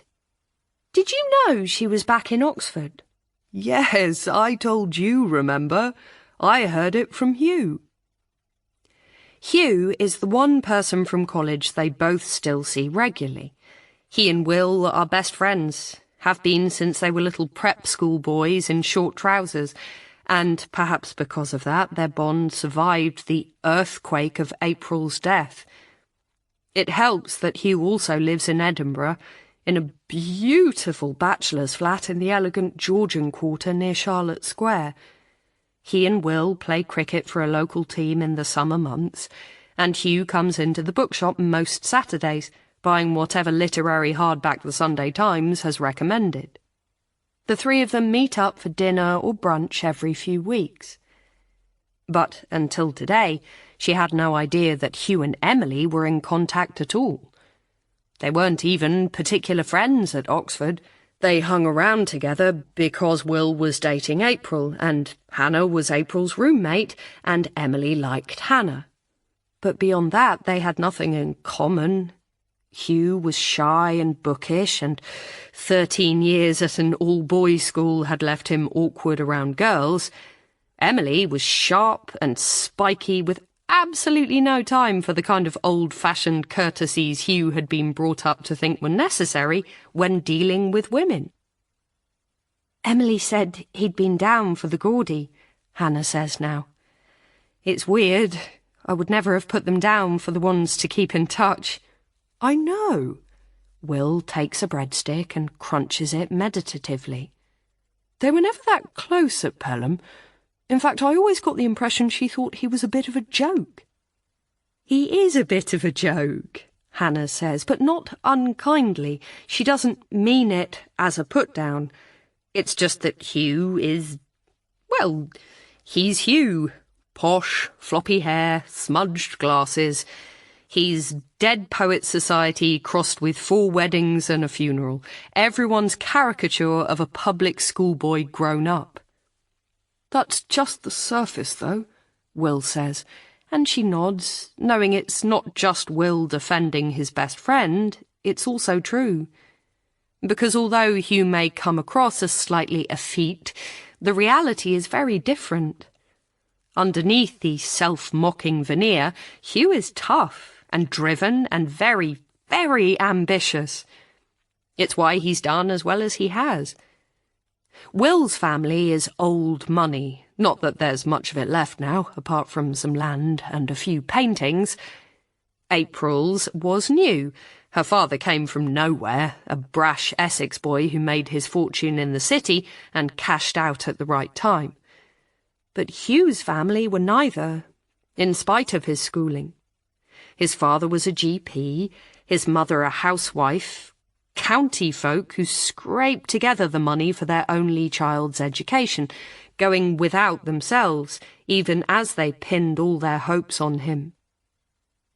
That sacrifice is something Hugh has been trying to justify ever since he left Pelham, and now, to a large extent, he has succeeded. He followed in his father's footsteps as far as graduation, but then went swiftly and lucratively into private practice. He's now the head of a very successful plastic surgery clinic in Edinburgh.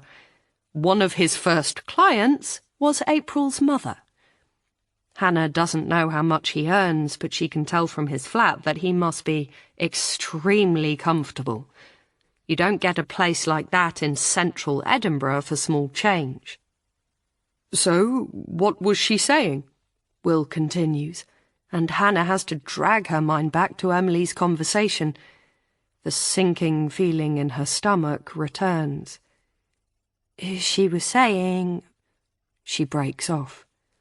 The waiter has arrived with their starters, and there's a moment's respite as they sort out whose is whose. But then Will prompts. She was saying... She was asking if I was okay, and... Yes? Will says. He's looking worried now, and puzzled, and maybe slightly irritated too, it's hard to tell.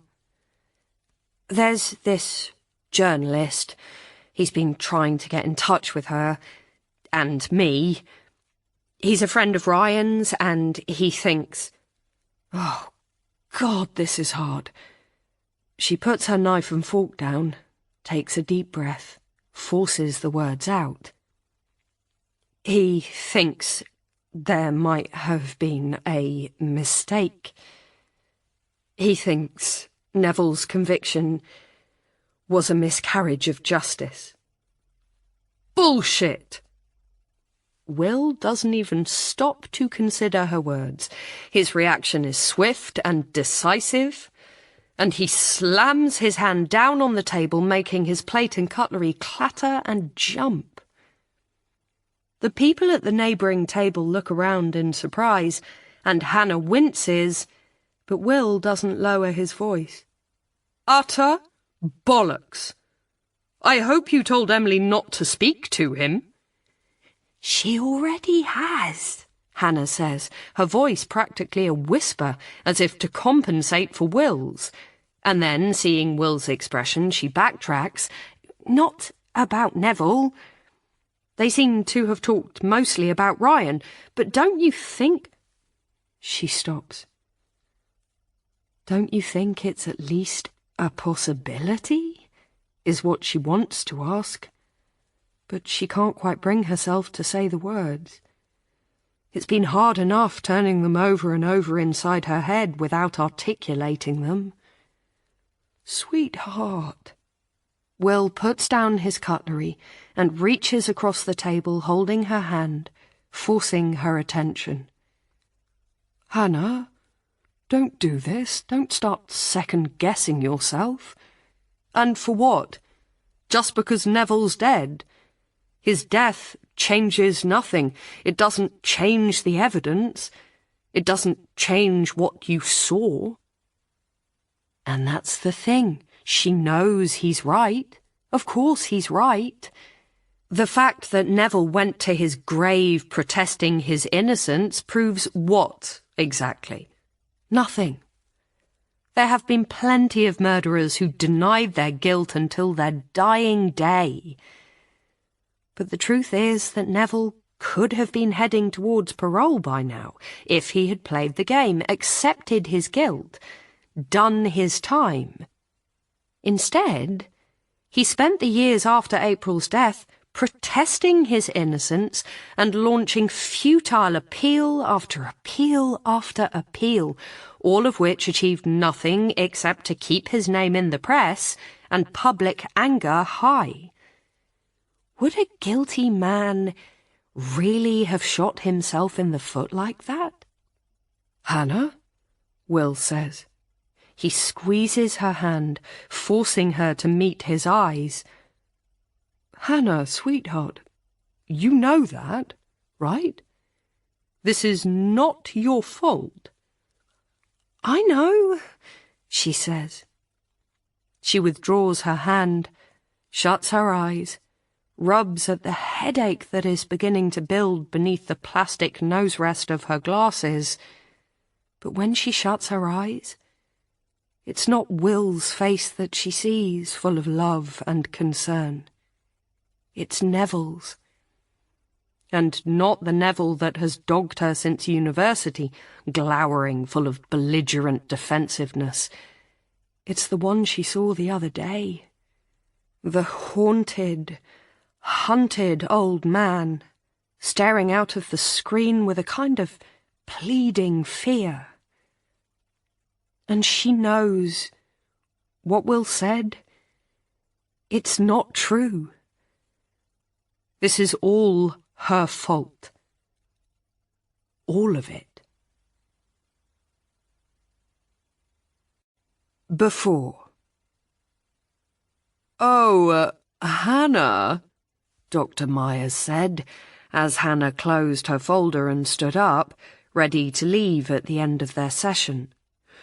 Could you stay back for a moment? Miles, you're free to go. Hannah's tutorial partner nodded and left, leaving Hannah standing slightly awkwardly, wondering what Dr. Myers was about to tell her. Had she slipped up? He had seemed pleased with her essay this time, but the same couldn't be said for some of her earlier efforts. It was a moment before she realized Dr. Myers was talking, and she wasn't paying attention. Little drinks party, he was saying. I always have one at the end of every term. I invite a few particularly promising students along. We make connections. It's rather fun. Hannah stood, holding her breath, not wanting to make an assumption that might swiftly be shot down. Particularly promising students. Was he really talking about her? But surely he wouldn't have mentioned the drinks party if he didn't intend to invite her. It's this Friday, he said. Very informal. Just a glass of sherry in my rooms. At least you won't have any trouble finding it. Hannah gave a laugh and then, lacking anything else to say, said, "Thank you so much. I mean, yes, I'd love to come." Wonderful. 8 p.m. Can I bring anything? No, just yourself. Outside, in the corridor, she leaned against the wall, feeling a smile spreading across her face. Particularly promising. Could it really be true? The big question, of course, was what to wear. Very informal, Dr. Myers had said, which was the worst kind of invitation. At least with the ones that said white tie or academic gowns, you knew where you stood. Very informal could mean anything from party dresses to jeans. Jeans, April said decisively when Hannah asked her advice. And a pleated poplin camisole, very high at the neck, no sleeves, single pearl button fastener behind, business at the front, party in the back. Yes, Hannah said impatiently, but I don't have a... What was it? A pleated something? A top like that. Friday is 2 days away. I haven't got the time to go shopping. Or the money, she thought, but did not say. Such considerations didn't weigh with April. You may not have one, April said, but I have. Come through here. Hannah had not been into April's bedroom for several weeks. With a joint sitting area, they didn't need to go into each other's rooms to socialise, and since Will was a frequent visitor, Hannah was always half afraid of what she might find if she knocked. Now, she was amazed afresh, not just at the difference between April's room and her own, a difference which had seeped out into the living room where the boring regulation university furniture was slowly being replaced or supplemented by April's own luxuriously expensive taste, but by the mess. There were clothes everywhere. Designer garments piled up in corners, beaded tops slung over lamps, Jimmy Choos hanging casually by a strap from a desk chair. But not just clothes. Half-drunk cups of coffee languished on the windowsill, sporting an extravagant coating of mould. Books were scattered like splay-winged birds. An open bottle of pills spilled across the nightstand. A half-eaten doughnut leached grease into a pile of essays, and a makeup palette lay burst open on the rug, coloured powder ground into the carpet pile. In one corner a lamp burned, low and golden, and April clutched her head. Oh, shit. Every time I come in here I'm shocked at how awful it is. I wish I could pay Sue to sort it, but she's such a bitch. She's not a bitch, Hannah said reflexively. She's just busy. But she was eyeing the chaos and silently agreeing that it was going to take more than April to sort this out.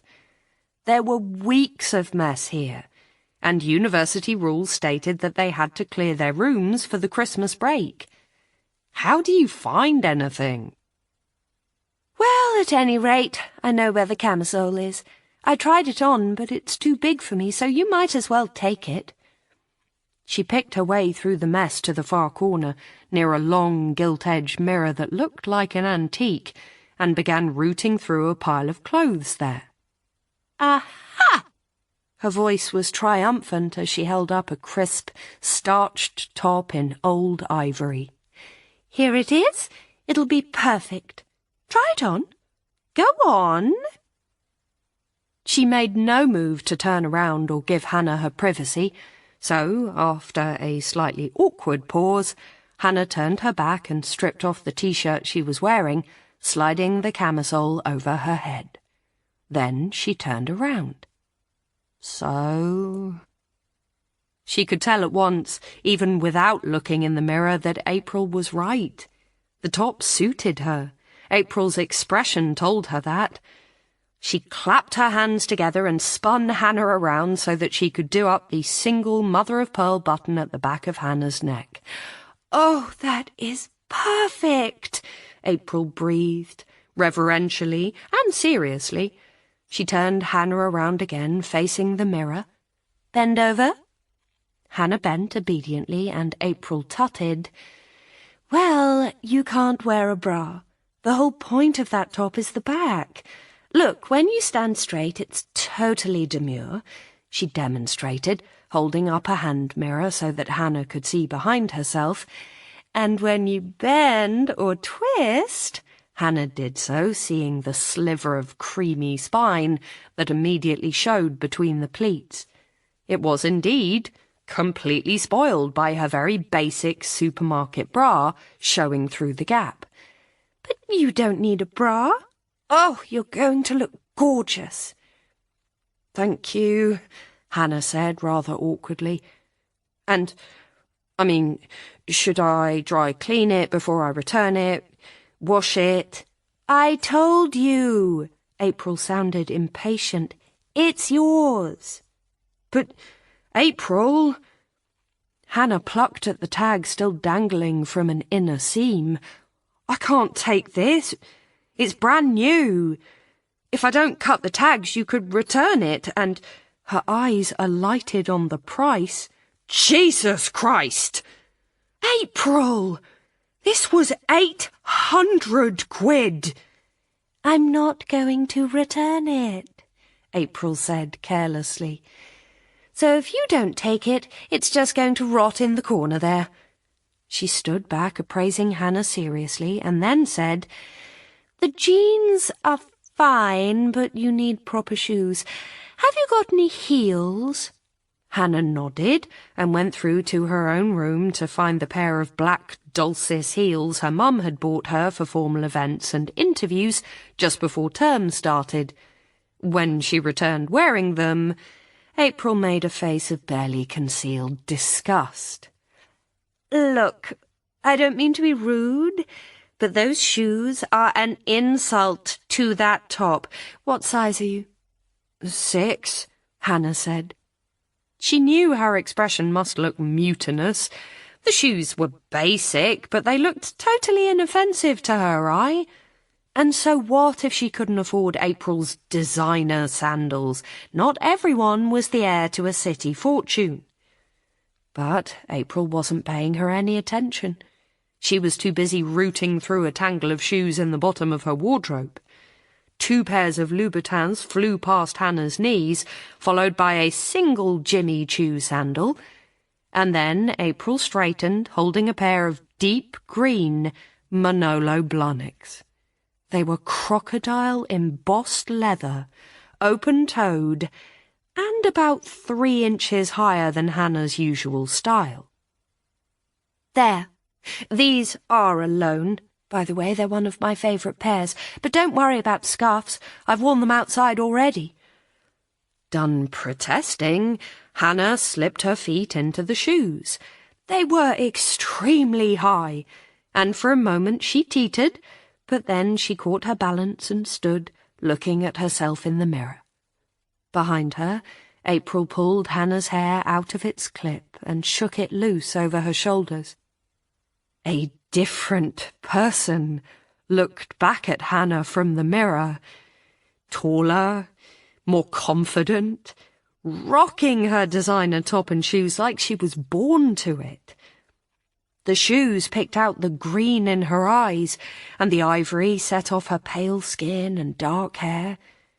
She looked like she was beautiful. She looked like she was one of April's friends.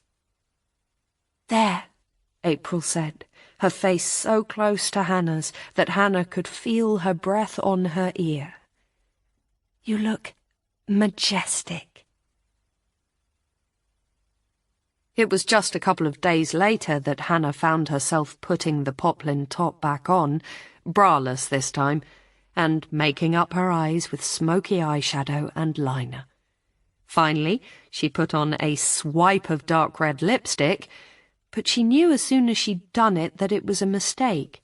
It made her mouth look comically huge, and with the dramatic eyes the effect was clownishly overdone. Instead, she wiped it off with a tissue, leaving a faint flush that somehow made her mouth look as if she had just been roughly kissed. That unaccustomed stranger from the other day stared back at her from the little mirror above her desk. "April," she called, picking her way carefully out into the living room. "What do you think?" There was the rattle of a door handle, and April appeared in the doorway to her room. She was wearing makeup herself, pale face and scarlet lips, and a devastatingly simple black silk sheath that showed the hollows of her collarbones and the lines of her white throat, and made her golden hair glow like it was electrified. "Perfect," she said, smiling broadly. "You look $1,000,000. "I ought to," Hannah said ruefully. She looked down at the shoes. "I'd better not ask how much these cost, or I'll be terrified of snapping a heel. Are you going out?" "I am," April said, and her smile turned wicked. "But not far. I'm coming with you." Hannah felt her insides turn over. "Oh, April, I'm so sorry. It's a party for his students, and not all of them. He didn't invite Miles, even. I'm sorry, I feel really bad. I should have explained." "You did," April said. She knelt down beside the mini-fridge in the corner of the room where Hannah kept the milk for her morning coffee and pulled out a bottle of Dom Perignon. But I don't care. I'm coming. Oh, don't worry, she added as Hannah began to protest. I'll make it clear you didn't invite me, but gate crashing is my very favourite occupation. She straightened, tucking the bottle under her arm. Anyway, Dr. Myers is rather dishy. I'm not letting you have him all to yourself. For a long moment, Hannah just stood, looking at April in helpless exasperation, unsure whether to be angry or push back. And then she caved. "Fine. I guess I can't stop you, but don't follow me in or it'll look like I invited you." "Fine," April shot back. "In fact, you know what? I'll lead the way." And before Hannah could stop her, she opened the door to the set, stalked across the hallway, and rapped loudly on Dr. Myers's door. The door opened, and the sound of chamber music carried across the hall on a wave of student laughter, followed by Dr. Myers's voice full of welcome and bonhomie. "Hello," and then, slightly puzzled, "I'm sorry, can I help you?" "Hi."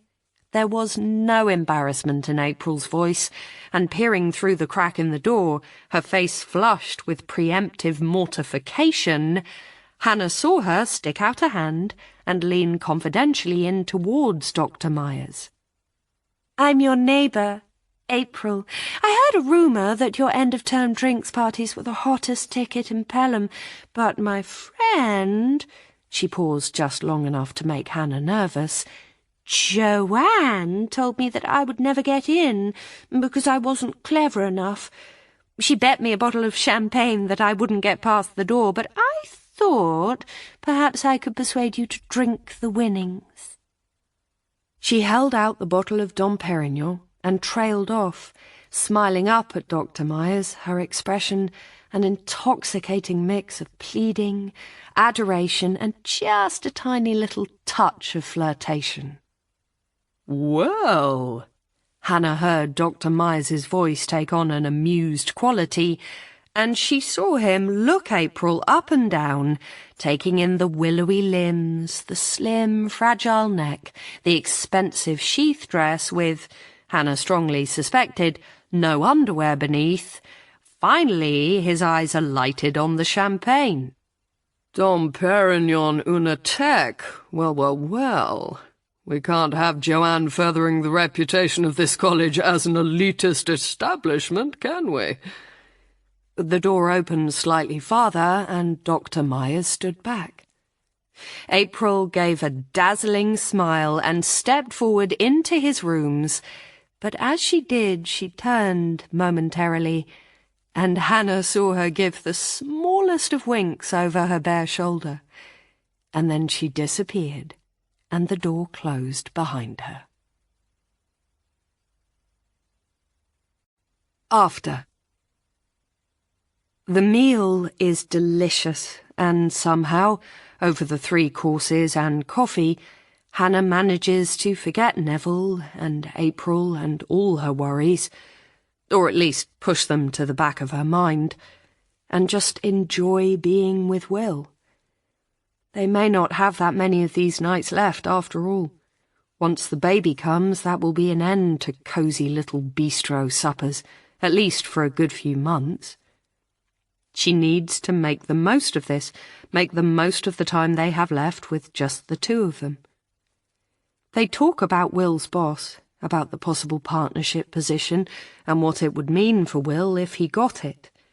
More money, yes, but also longer hours, more responsibility, more pressure to bring in new clients, all of which would be a double-edged sword with a new baby at the same time.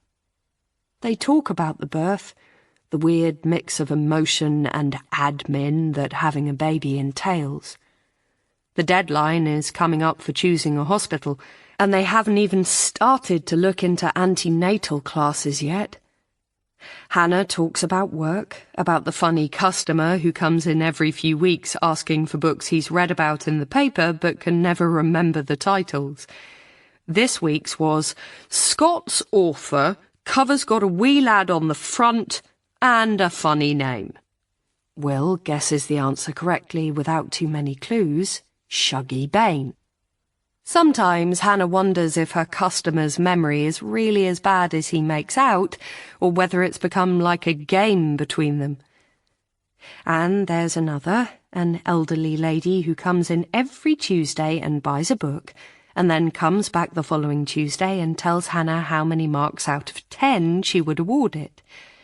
She has never ever given 10. Hamnet got 8.75. This week, Razor Blade Tears got 9.2. The first Bridgerton novel got 7.7. Lord of the Flies got a surprising 4.1. Hannah finds it impossible to predict what will score high. Some of her most confident recommendations bomb, but she lives in hope of finding something that will hit the magic jackpot. At last, Will asks for the bill, and then gets up to go to the bathroom. It arrives while he is away.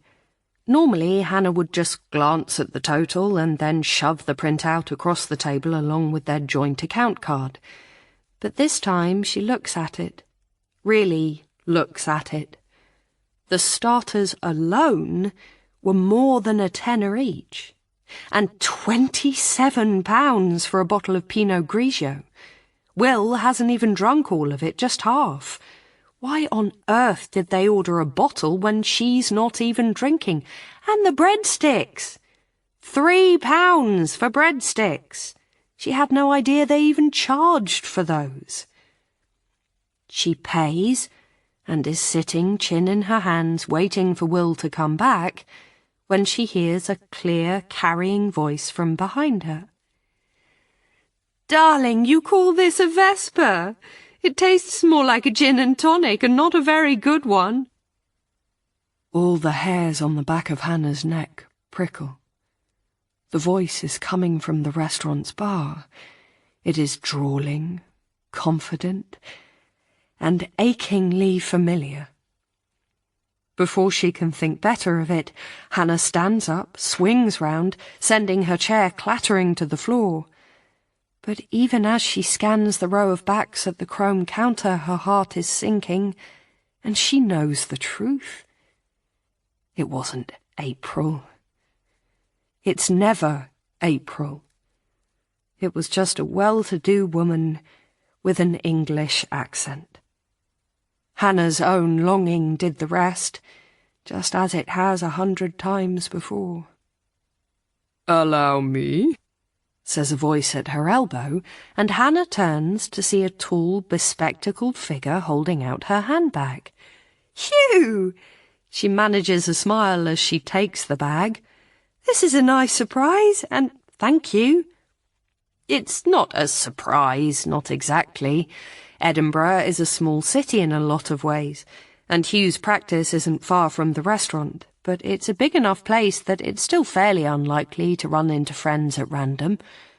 "You're most welcome," Hugh says, with that oddly shy formality he's had for as long as she's known him, even after a decade of friendship and more landmark events than she can remember. He was Will's best man at their wedding, for goodness sake. They kiss each other on both cheeks, and as she breathes in Hugh's expensive aftershave, Hannah remembers with a laugh at herself how strange and performative that continental kiss first felt to her when she arrived at Oxford. And now look at her, air-kissing without a second thought. "How are you?" she asks. "I'm all right," he says thoughtfully, looking at her with a slightly discomforting air of appraisal, like she is one of his patients. "More to the point, how are you? I thought of you yesterday, when I heard the news." I'm okay. It's not a lie, not really. But Hugh is Will's best friend and confidant, not hers. Hannah, well, she hasn't really had a best friend, if she's being honest. Not since April. It's not that she doesn't have friends. She goes for a drink with Robin every now and again, and there's a handful of people she knows through work or from her various short-lived hobbies. Pottery was the one that lasted longest. But you don't have to be a psychoanalyst to join the dots, and Hannah's not an idiot. She knows the truth. Since April died, she hasn't allowed herself to make anyone that important to her, because she doesn't trust them not to get snatched away. Will is the sole exception, the only person who has penetrated that self-protective armour. And maybe he only managed it because she had let him under her skin before April died. Hugh! The voice comes from over Hannah's shoulder, and she turns to see Will weaving his way between tables towards them. Mate, how are you? They hug, a kind of manly backslap, and Hugh says, I'm good. I was just telling Hannah. My thoughts went to both of you when I heard the news. Yeah, it's a lot, Will says with an awkward shrug. His eyes meet Hannah's. He knows how much she hates talking about this, particularly in public. They both live in dread of someone leaning across, tapping their shoulder. I'm sorry, but I couldn't help but overhear. Perhaps Hugh senses their discomfort because he straightens, claps Will on the shoulder and says, Well, anyway, I won't keep you both, but let's have drinks. It's been too long. It has, Will agrees. I was thinking the other day, I haven't seen you since the cricket season finished, and I don't think we've been out as a threesome since, God, probably June? That was right about when they found out about the baby. Hannah stopped accepting invitations out to the pub because she wasn't ready to tell anyone the news, and it was getting increasingly hard to explain away her tiredness and inability to drink.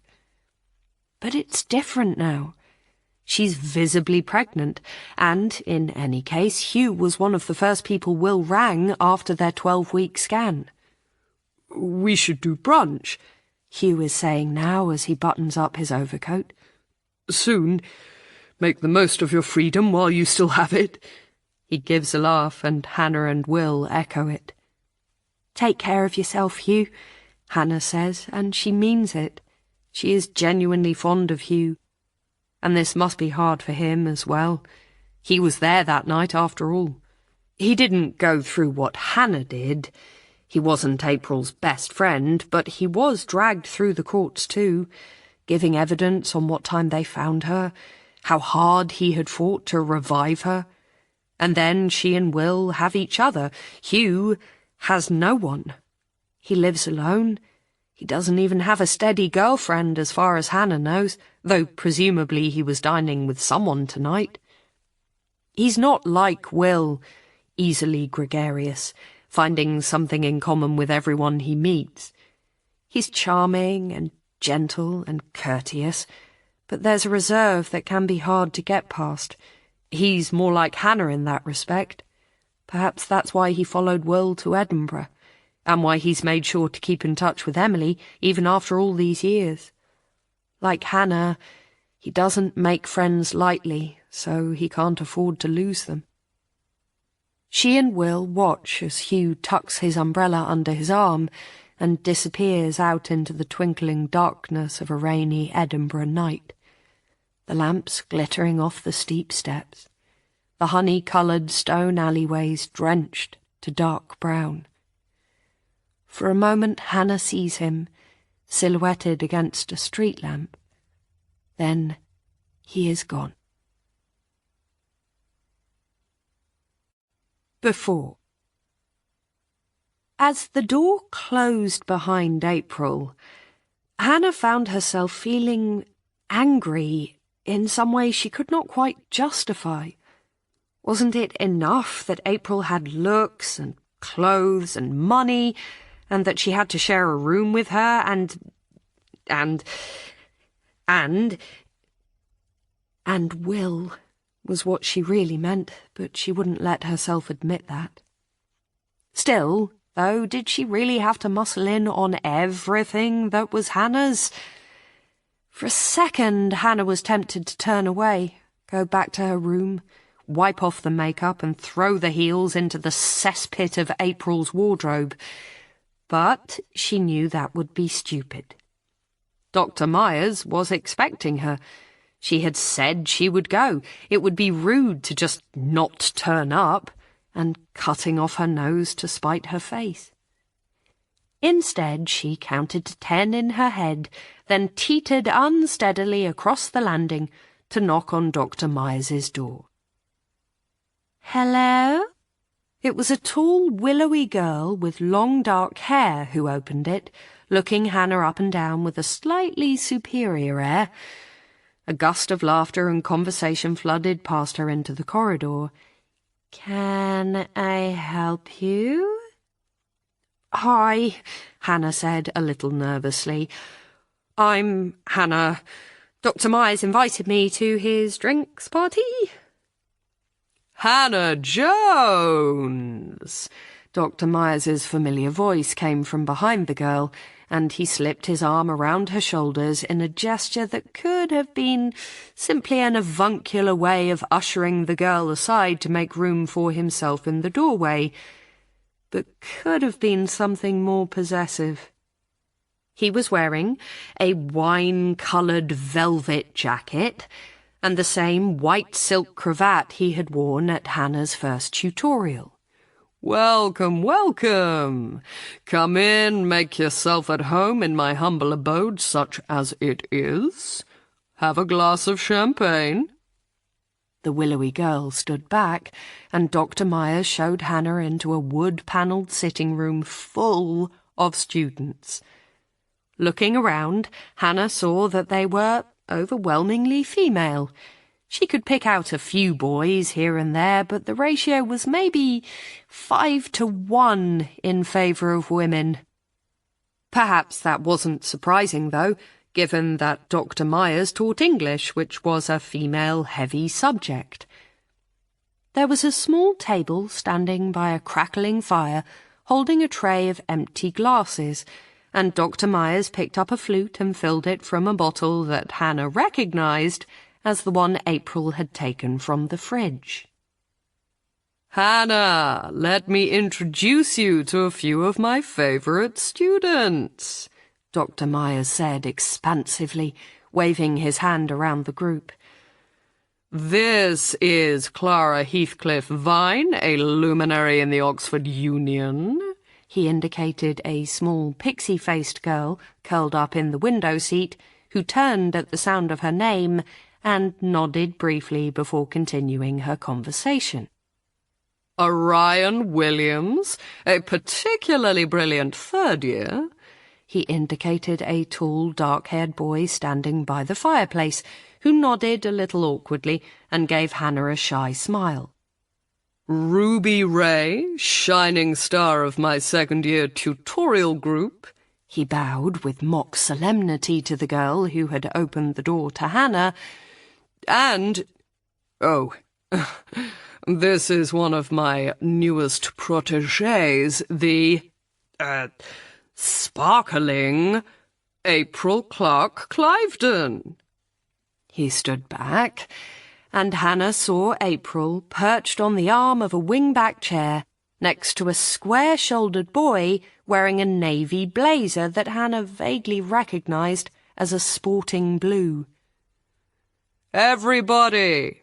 Dr. Myers looked vaguely around the room and then put his arm around Hannah, his palm hot and a little damp against her bare shoulder. Allow me to introduce the thrillingly gifted Hannah Jones, who is in the process of proving once again that many of Oxford's finest minds come from a state school, single-parent, working-class background. There was a ripple of approval from round the room. We're so open-minded, such a meritocracy. Hannah opened her mouth and then shut it again, unable to think of what to say. She was still groping for the appropriate response when one of the students behind Dr. Myers touched his arm and whispered something, and he gave a little jump. Oh, thank you. Well remembered, Madeleine. Excuse me, Hannah, I must tend to the canapes. He gave her shoulder a little squeeze and then released her and hurried away. I didn't realize you were so brave, said a mocking voice in her ear, and Hannah turned to see that April had disentangled herself from the boy in the blazer and was standing behind her. She was laughing. Such tenacity, fighting your way up from the mean streets of Dodsworth. Oh, piss off, Hannah said crossly. I don't know where he got all that from. I certainly didn't tell him I was working class. Take the compliment and run, darling. I would. I know, Hannah almost said, but she bit her lip. An hour into the party, Hannah was beginning to wish she had never come. Her feet were in agony in April's heels, and she was listening to a long, tedious rowing anecdote from the boy in the navy blazer, the one April had shrugged off earlier in the evening. Far from being the sophisticated soirée she had imagined, the night seemed to have descended into Dr. Myers smoking filthy cigars and holding court with the three prettiest girls in attendance, one of whom was April. He was sitting back in an armchair by the fire, April on one armrest, Ruby on the other, and a beautiful redhead Hannah didn't know sitting on a footstool at his feet. As she watched, April turned and mouthed something over Dr. Myers's head. She wasn't sure what it was, but April's expression was full of wicked laughter. She thought it might have been so predictable. Totally gorgeous. Maybe for a drink or something? The rowing blue said, and then stopped, seeming to expect some kind of answer. Hannah shook herself and looked away from where Dr. Myers had slipped a hand around April's waist, ostensibly to steady her on the chair's narrow arm. I'm sorry, what did you say? I said, you're absolutely gorgeous, the boy said. He had flushed a deep red that went from his shirt collar up to his fringe. I'd love to take you for a drink sometime. Maybe Vincent's, I'm a member, or somewhere else, you choose. Hannah felt her colour rise in sympathy. Oh, God, that's so kind of you. But what could she say? She had a boyfriend, that was a lie, as 2 minutes' inquiry in the JCR would reveal. That was the problem with living in college. Though it had felt so very big on the first day, she was rapidly coming to realise how very small Pelham really was. Part of her wondered if she should say yes. Was she really going to spend 3 years pining after someone who had never looked twice at her? Someone, moreover, who was going out with her best friend. Go out, get drunk, sleep with someone else, and put Will out of her head once and for all. That was what she would have told a friend in her position. But whoever was destined to help her get over Will, her heart knew that this boy was definitely not that person. I'm sorry, there's someone else, she said at last, hoping that would suffice and he would not inquire any further. The boy flushed an even deeper shade of red, his face pomegranate-coloured above his dark blue blazer. Oh, yeah. Sure, of course, no worries at all. I mean, well, if you change your mind, John T. Westwell. He held out a hand. I'm over in Cloisters. Thanks, Hannah said. It's a really kind invitation. She stood up, casting about for an excuse to end the conversation. I think I'm just going to pop to the bathroom. Yeah, sure, no probs. Nice to meet you. Nice to meet you too, Hannah said, and she drained her wine, put down the glass, and hobbled painfully out into the corridor, where she stood for a moment, catching her breath and trying not to groan inwardly at the hash she had made of turning down Jonty gracefully. So, said a drawling voice from behind her, and she turned to see April closing the door of Dr. Myers's room. Someone else, eh? Who's the lucky man? Hannah felt her cheeks flush again. Oh, God, I only said that to get rid of him. You should have said yes. I know Jonty. He's thick as pig shit, but he's a sweetie, and more to the point, his dad owns Westwell Pharmaceuticals. He can't be that thick, Hannah said irritably, pulling off first one of April's teetering high heels, then the other. She felt as if she had descended a step on an imaginary staircase, suddenly 6 inches shorter than April. I mean, he did get into Oxford to study English. Oh, you, April said affectionately. You're so naive, Hannah. First, he's a rowing blue. Second, did I mention his dad owns Westwell Pharmaceuticals? So, you still have to pass the entrance exam. April made a dismissive noise through her nose. Oh, that? I had an ex at Caen who made a pretty good living taking people's BMAT for them. That's medicine, Hannah retorted, but half-heartedly. Well, whatever the equivalent is for English. Just because you wouldn't do that doesn't mean everyone else is as high-minded as you. April, you shouldn't talk like that. Why not? Because people will think I bought my way in too, April said, laughing. So what? They already think that. Why not give them the satisfaction of thinking they're right? But they're not, Hannah exploded. I know full well they're not. Why do you talk like this? I've read your essays, April. You've got nothing to prove. Exactly, April said. And suddenly, she was no longer laughing, but deadly serious. I have nothing to prove, so let them say what they want. There was a silence. Then Hannah said, I'm turning in. What about you? I don't know, April said. She looked out the window at the top of the staircase, across the glittering roofs of the college, and away towards the water meadows beyond the Isis, striped black and white in the frosty moonlight.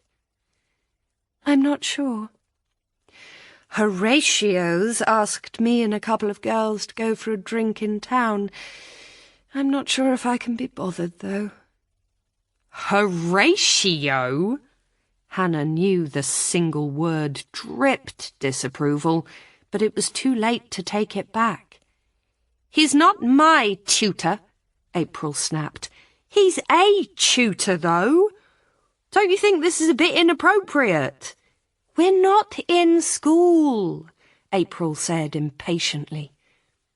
Then she turned and opened the door to Dr. Myers's rooms, letting out a gust of cigarette smoke and laughing conversation. I don't know. I haven't made up my mind. Don't wait up. Hannah said, and the door slammed behind April.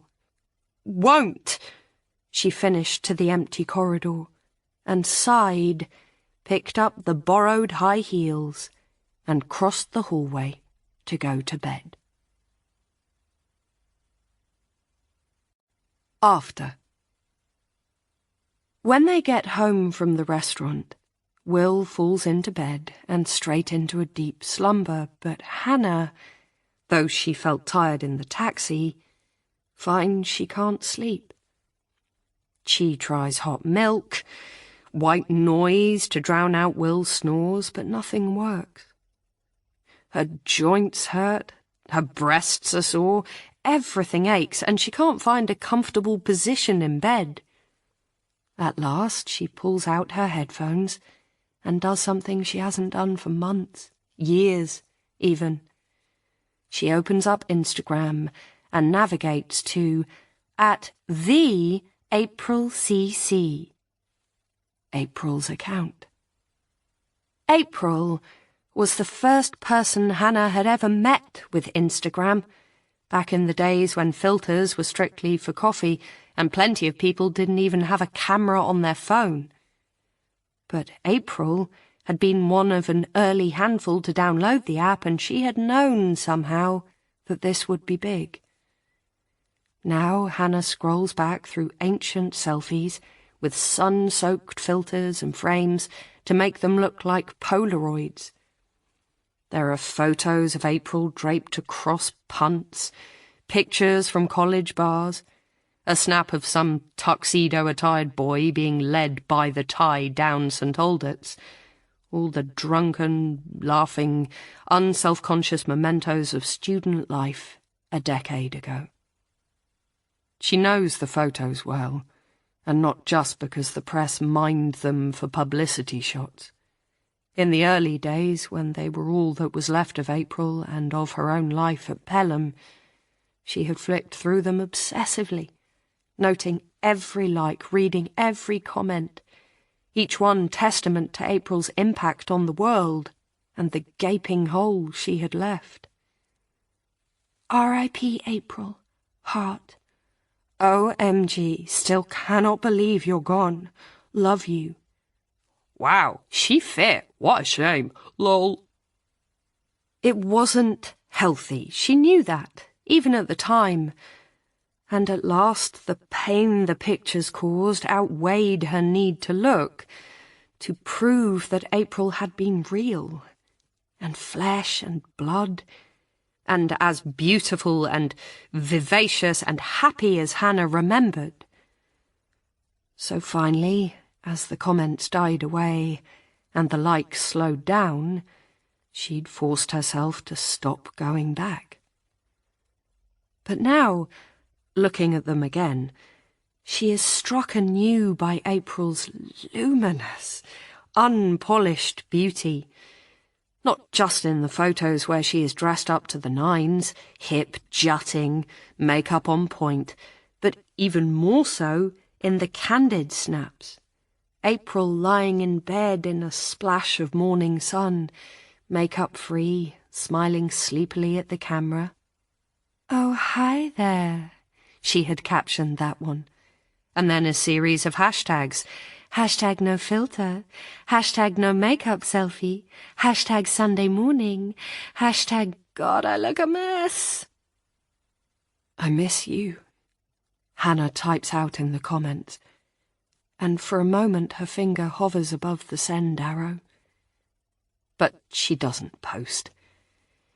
Instead, she deletes the 3 words and goes back to April's feed, scrolling through the decade-old snaps. A young, sharp-cheekboned Will laughing at her from the banks of the Isis makes her stop momentarily, ambushed by his vulnerability. And there, halfway down the page, is a photo that always makes her catch her breath, even though she knows it's coming. A picture of herself and April, side by side, each holding up a drink. April has her mouth pursed in a selfie pout, but Hannah looks taken by surprise. She is laughing, uncertain, looking not at the camera but at her friend. "It's a Shirley Temple, Daddy, promise," reads the caption, and Hannah feels something clench inside her. A mix of grief and anger and, Oh, she doesn't even know what emotions anymore. For a long moment she stares at the picture, at the two of them so heartbreakingly young and vulnerable, and happy. Happy in a way that she can't remember being for a very long time. The urge to reach out through the years and warm the two girls in the photo is almost painfully strong. So strong that, suddenly, Hannah can't bear it anymore. She shuts down the phone and lies there staring into the darkness, thinking of what might have been. Perhaps it's because of the photos, but the next morning Hannah wakes early in the pre-dawn from a dream of April. It was not the usual nightmare, Neville's shadow looming out of the darkness, April's body golden in the lamplight, her cheeks still flushed. Instead, she was walking up one of the narrow medieval wynds that twist and turn their way up from the gardens all the way to the lawn market in front of Edinburgh Castle. She was going slowly, her hand over the baby in her belly, and then, as she rounded a corner in the passage, she saw it. A flash of gold, a shimmer of silk, and somehow she knew. It was April. Hannah sped up, going as fast as she could up the winding passageway, hurrying up the steps, and she could hear April's footsteps in front of her and see her flitting shape silhouetted against the walls of the close by the lamps. But she could not catch her. At the top, where the stairs spit you out suddenly into the bustle of the lawn market, all tourists and bagpipers and souvenir stands, she stopped, catching her breath, casting around to see where April had gone. And then she saw her. One last glimpse of a mocking face as she disappeared into the crowd far down the street. And the strangest thing was that it was April, but not April as Hannah knew her. Not the April of the Instagram photos, skin dewy fresh, a trace of puppy fat lingering at the curve of her jaw. It was April as she would have been now. A woman on the cusp of her 30s, her features sharpened to show the bones beneath the softness of adolescence. In her dream, Hannah hurried towards her, pushing her way through the crowd, straining for one last glimpse. And then she woke. Now she lies there, catching her breath, trying to anchor herself back in the present day. Grey light filters through the cracks in the curtains, and beside her she can hear Will's slow, gentle breathing. Her bladder is complaining. She always needs the loo these days, but she can't quite force herself out of bed yet. She needs a moment to orient herself, remind herself of what's real and what's not. It's been a long time since she dreamed of April, longer still since she caught sight of her across a crowded room. There was a time when she would find herself scanning crowds for April's face, her heart skipping a beat at the sound of a certain laugh rising above the hubbub, at the sight of a close-cropped blonde head weaving towards the bar. But over the last few years those occurrences have become more and more rare, until tonight, anyway. Now, it's as if the news of John Neville's death has stirred the mud of her memories, and images from the past float up from the depths. Not the ones memorialized on April's Instagram, but others, more intimate, more real. As she lies there, gazing at the minute cracks and crannies in the ceiling, the faces of the others rise up in front of her, not as they are now, but as they were back then. Hugh streaking across New Quad on a dare one misty morning, wearing nothing but his glasses, the blackbirds rising all around him, flapping and shrieking their indignation. Emily, bent over her books in the Bodleian, that little frown line etched between her thick black brows. And Ryan jumping from the Pelham Bridge into the Charwell in full white tie evening dress. Ryan running down Broad Street, bare-chested, football shirt flying like a banner above his head after a Sheffield Wednesday win. Ryan in the Eagle and Child, downing pints of bitter and holding forth about the evils of capitalism, then standing on the table and shouting, "Rise up, my fellow workers, and seize the means of production!" Then leaping over the bar and gulping directly from the beer tap before the astonished barmaid could do anything to stop him. He got thrown out for that, she remembers. "Next time I'll ban you for life, you fucking layabout student," the landlord had roared as he slung Ryan out into the street, the others tumbling, giggling after him. "Fellow workers, my arse, you lazy little shit." Now, she wonders how he is, and feels more ashamed than ever of the way she cut him off after college.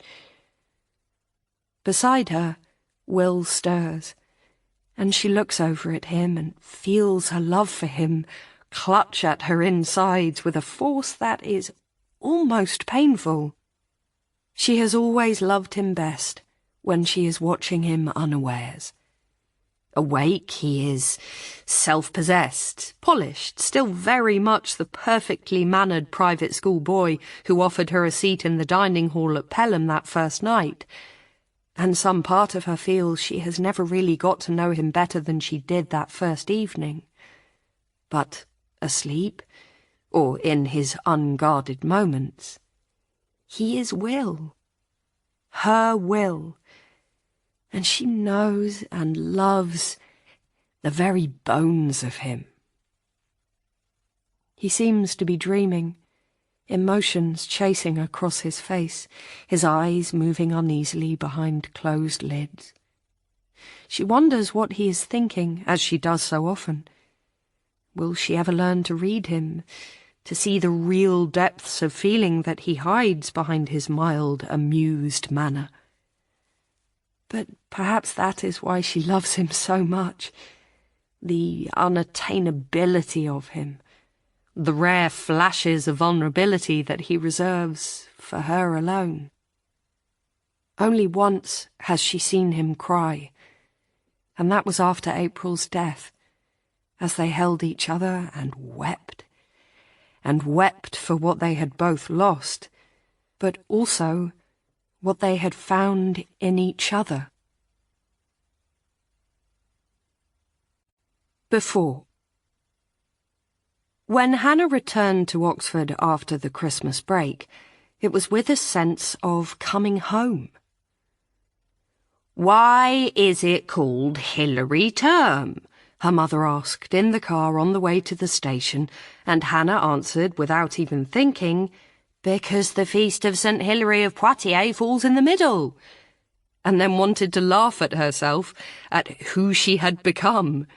How did she know this stuff after just one term? It didn't matter. She knew it, just like she knew how one acquired a blue and what you wore for your collections. Collections. Even the word gave her a squirmy feeling in her stomach. 3 little syllables, not much to feel nervous about, but she did. "They're not prelims," she had told her puzzled mother. "You take those at the end of the first year. Collections are done at the start of every term and cover what you learned the term before." So they're just tests? They don't mean anything? The thing is, her mother was right, but also so wrong. Collections didn't count towards your degree class, or really anything as far as Hannah could make out, and yet everyone was in a flat spin about them, even the second years who had sat through the ordeal several times already. "What's the point of an 8-week term?" Will had texted her on Boxing Day, "when they just make us do the rest of the work in the holidays? Is it just so the tutors get time to write their books? I can't believe all my mates are out getting pissed and I'm stuck here revising. Hannah had to admit, he had a point. It wasn't just the collections giving her an uneasy feeling, though. Seeing the text from Will had triggered a sharp rush of pleasure, followed by an equally sharp stab of guilt. It was ridiculous that just his name coming up on her phone should make her grin like an idiot. He was April's boyfriend, completely off limits. But the problem was that while her head knew that, her heart didn't seem to be able to remember it. Before the holidays, she had half hoped that her crush on Will was wearing off, and surely 6 weeks' absence would give her plenty of time to forget his wry grin, the shape of his long, slim hands, and the way he looked at her across the crowded JCR with a smile that made her heart light up. But that one single text had shown that was not true. She still liked him a lot, which made her officially the worst best friend in the world. Instead of replying to Will, she typed out a text to April, trying to assuage her guilt. "How are you? Merry Christmas. Hope you had a lovely day." "Thanks," April texted back. "It was fucking awful, though I did get a Balenciaga tote, so every cloud." Pause. "How was yours?" "Pretty okay," Hannah typed back, "though no Balenciaga tote, so every silver lining." "Ha ha," April texted with a picture of a laughing frog. Now, as the train drew into Oxford Station, Hannah had a rush not of homesickness, but of whatever the opposite was. Homecoming, maybe. The thought of Pelham and April and their little room high in the rafters made her smile with a happiness that even the prospect of collections couldn't dim. She was getting off the train when she saw Ryan up ahead of her on the platform and half ran, shoving her way ruthlessly through the crowd of students to try to catch up with him. It wasn't easy. She was wearing a rucksack and dragging a suitcase, but she caught him at the ticket barrier where he was rummaging in his wallet. "Ryan, how was your holiday?" "Hey up, Hannah Jones," Ryan said with a broad grin, and he turned and gave her a bear hug. "How are you, pet?" "I'm good, how are you?" "Pretty sweet, yeah. Had a good holiday, but I'm chuffed to be back." "I bet you missed Emily." "Missed the sex anyway," Ryan said with a grin that dared her to react. Hannah rolled her eyes. "You know full well if you actually were the sexist pig you pretend to be, Emily wouldn't touch you with a barge pole." "She's like all clever women," Ryan said, yanking his bag through the turnstile. "Secretly wants a caveman to throw her over his shoulder." Hannah shook her head, refusing to rise to the bait. They shared a taxi back to Pelham, swapping gossip and catching up as it wound its way slowly through the crowded streets. "Fucking collections," Ryan groaned when she asked him about his revision. "Yeah, I've revised. I'd like to pretend I didn't, but we can't all have a rich daddy to donate a library wing if we flunk out." "It's all an act," Hannah said, a little nettled on April's behalf. "You know that, right? All that party girl, I don't care shtick. She actually works pretty hard, and she's bloody clever." "It ain't just her, though, is it? It's all of them. All them private school types getting the shock of their lives as they realise we can't all be top of the class. I mean, look at me and Will, we're mates, sure, but only one of us is going to come out at the head of the list, and we both want it to be us. Everyone at Pelham does, and for some of them it'll be the first time they don't." Hannah nodded soberly. It was true. Pelham wasn't the most rabidly academic of the Oxford colleges, but it certainly leaned that way, rather than towards the sporting, drinking culture of some of the others. On a scale from work hard to play hard, Pelham definitely prized the first more. But nor was it the most meritocratic of the colleges. As Ryan had pointed out, it had a high intake of private school students, higher than the already high Oxford average. Taken together, the two made for a weirdly febrile atmosphere that combined academic privilege with a panicked realization that no one here was getting a leg up. There were no kindly teachers to help with cramming or hint at which papers to revise. Here there were no extra classes, no mummy or daddy to organise after-school tutors and emergency summer school. You were on your own, sink or swim, and Hannah had no idea which camp she would be in. Hannah!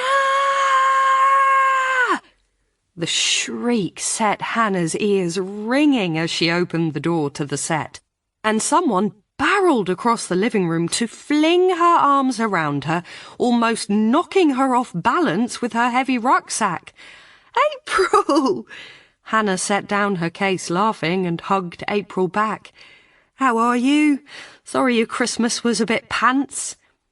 "Pants is not the word. It was a big steaming pile of crap," April said, throwing herself back on the sofa. "If it wasn't for my sister, I'm not sure I'd bother to go back next vac." "You have a sister?" Hannah was surprised. She wasn't sure why. April had never explicitly said she was an only child, but somehow Hannah had just assumed that was the case. "Yeah, she's 11 and a little brat, but I wouldn't leave a dog alone with my parents at Christmas. Oh, by the way," she threw out a hand at a small gift bag sitting on the table in front of the sofa. "I got you something." "For me? April, you shouldn't have." "Well, I did, so suck it up." Surprised, Hannah wriggled her rucksack off each shoulder and made her way over to the armchair in front of the fireplace. The bag was small, white, and made of stiff card with handles of thick black grosgrain ribbon, and inside was a miniature parcel done up in holly green paper. Carefully she took it out, unpicked the tape, and drew out the little jewel-bright box inside. "Chantecaille," Hannah read out. It wasn't a brand she knew, but she could tell from the packaging and the feel of it in her hand that was probably because it was far too expensive for the makeup counter at Superdrug. "Is it nail varnish?" "Lipstick," April said. "I'm so fed up of seeing you use that horrible axle grease you call makeup." She took the box from Hannah, prized open the top, and said, "Mouth open, please." Hannah did so, parting her lips in that strange frozen smile that little girls learn from watching their mothers in the mirror, and closing her eyes as April stroked her mouth in a gesture so intimate a shiver ran down her spine. When she opened her eyes again, April was looking smug. "I knew it. Go and look in the mirror." Hannah did. The girl that stared back at her was herself, but not herself. It was Hannah, but her lips were soft, full, and a deep rose pink that begged to be kissed. The colour was dramatic without looking clown-like, the way her dark red lipstick had. It was, somehow, perfect. "Thank you," she said to April, and then, without really meaning to, Hannah found she was hugging her friend, feeling her fine, bird-thin bones, her face in April's cloud of platinum blonde hair, smelling that strange dark scent that April always wore. "I love you, April. I really missed you over Christmas." Hannah felt, rather than heard, April swallow against her shoulder, an intake of breath, a catch in her throat. She felt April's fingers tighten on her spine, as though she almost didn't want to let go. Then she was pushed away, and it was the same insouciant April rolling her eyes and laughing at her. Yeah, right, you sentimental cow. Now come on, let's go down to the bar. I've got some drinking to do. After. Rainy days have always been Hannah's favourite in the shop. It's not good for business. The regulars stay home and the tourists get taxis to the museums instead of browsing up and down Victoria Street and the lanes surrounding the castle. But the truth is that although Hannah likes the customers, they are not why she came to work at Tall Tales. She has always felt safest surrounded by books. The library back in Dodsworth, happily browsing the early readers while her mum graded papers in the reference section. Blackwell's in Oxford, a cornucopia of culture, everything from Aeschylus to X-Men comics. The Bodleian, an actual living temple to literature and learning. The quiet of the library at Pelham, with the low shaded lamps glowing off the dark wooden desks. Hannah has never understood people who get married at their college chapel. She has no religion. She feels no connection to that remote, austere place with its psalms and hymns and Latin lessons. She and Will got married at Edinburgh's town hall in a civil ceremony that lasted only a few minutes. But the library? Yes, if she could have married Will in the Pelham Library, that she could imagine, in the deep reverential quiet, surrounded by all that humankind has ever known about love. Every novel, every poem, every word. So when she came to Edinburgh all those years ago, running away from the unanswered letters from Pelham, filled with questions about her future that she couldn't answer, perhaps it was natural that she looked for bookshop posts. A professional librarian position was out of the question without a degree, so it was work at a publisher. Once Hannah had dreamed of being an editor, stacks of manuscripts on her desk and a wall of books she had edited in her living room. But the adverts all specified a BA at minimum. Some of them asked for a master's or specialist qualifications. Bookshops, though, bookshops were not so prescriptive. Cathy didn't even mind about her lack of retail experience. As long as you love books, she'd said, it'll all work out. And it had. At first, she and Cathy had worked side by side, Cathy teaching her how to work the till, how to keep track of stock, who to help and who to leave alone. Now, 9 years on, Cathy is semi-retired, and it's Hannah as much as anyone who runs the shop, she and Robin between them. It's Hannah who speaks to the reps, checks the stock, decides how many of the new Paula Hawkins they will want, whether to put Haruki Murakami in the window, and when to ask Ian Rankin for an event. Robin is their children's specialist and takes care of the shop's Facebook page and Twitter feed.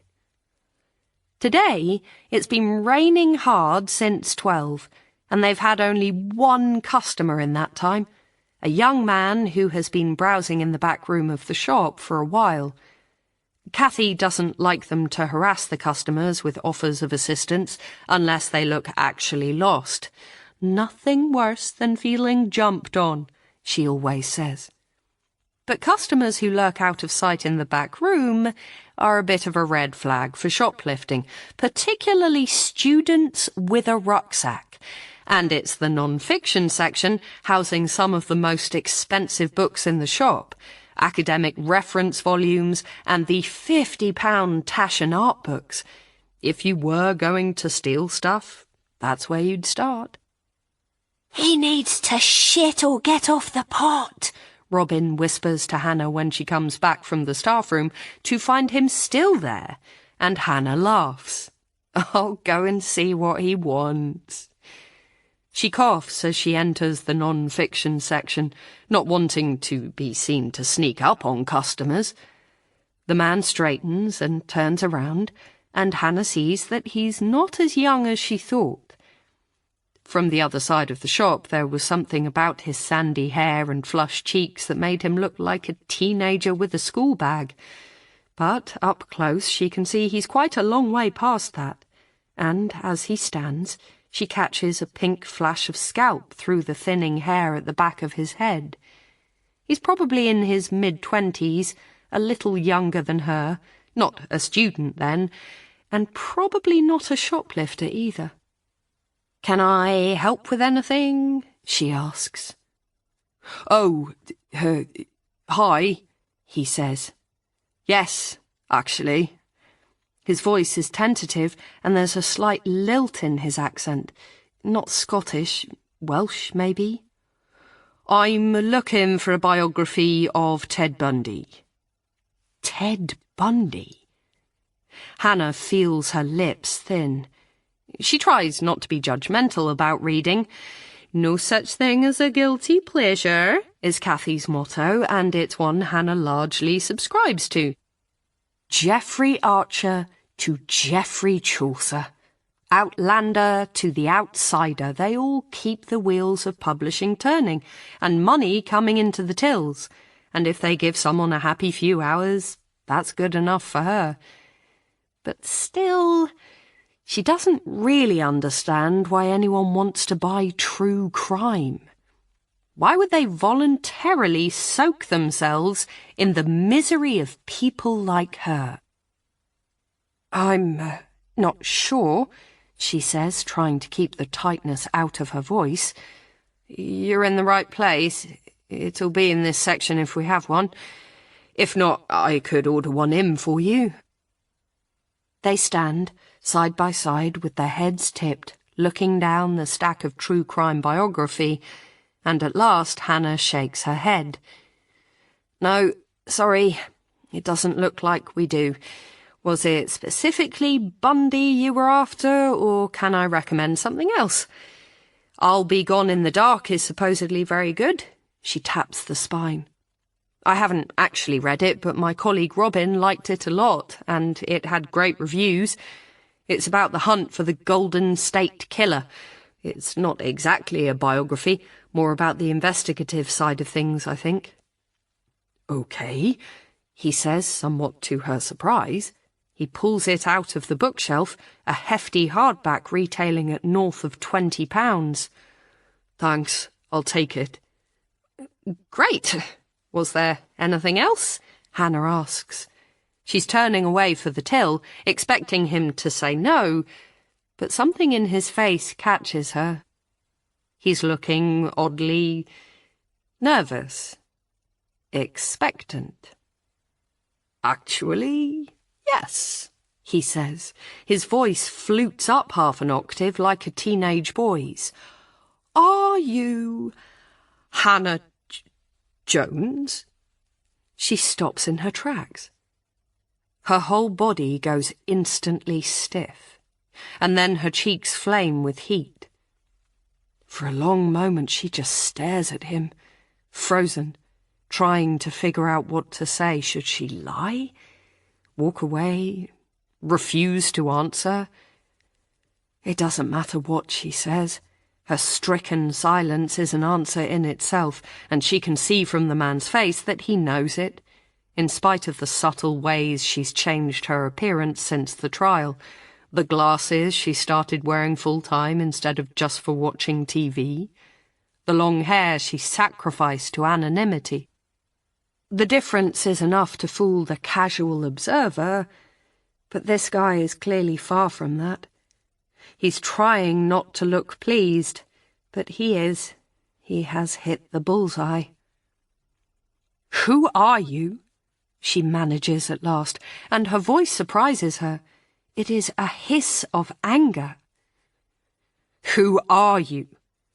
The young man's pink and white face falls a little and he looks slightly hurt. I'm a writer. My name's Geraint. Of course. I'm sorry, he's saying. I emailed asking if it would be okay if I popped past to introduce myself, but I didn't hear back, so I thought, fuck. The man is still speaking. Something about an article, a podcast, an interview, but the words make no sense above the ringing in her head. I can't do this, she says, interrupting him. Her voice is still harsh and strange in her own ears. Not here. You can't come here again, do you understand? I'm really sorry, he says, and now he looks it. His face is crestfallen. I should have thought. It never occurred. Just go. She breaks in desperately, and he nods and sets the book gently back on the shelf. I am really sorry, he repeats, with more emphasis this time, but she's walking away from him now, unable to look him in the face, unable to think of anything except getting away from him. Ryan said... It's that one word that breaks the spell. Ryan. She stops, turns around. You spoke to Ryan? Yes, he's a good friend. It was Ryan who suggested coming to see you. How? How is he? He's all right. He's better than he was. She swallows, unable to admit that she wouldn't know, because she hasn't seen him for more than 5 years. What kind of friend does that make her? I really am sorry, the man, Geraint, says again, miserably this time. I really apologise for springing this on you like that. I should have realised this wasn't the right time and place. It's okay, she says, though it's not, and it never was, and she wants to kick herself for saying it. Look, email me, okay? I'll reply, I promise, but you can't come here. This is my work. They don't know anything about that time. I understand, he says, dropping his voice to a whisper as though they are conspirators. I'll email. Thanks, Hannah. And then he's gone.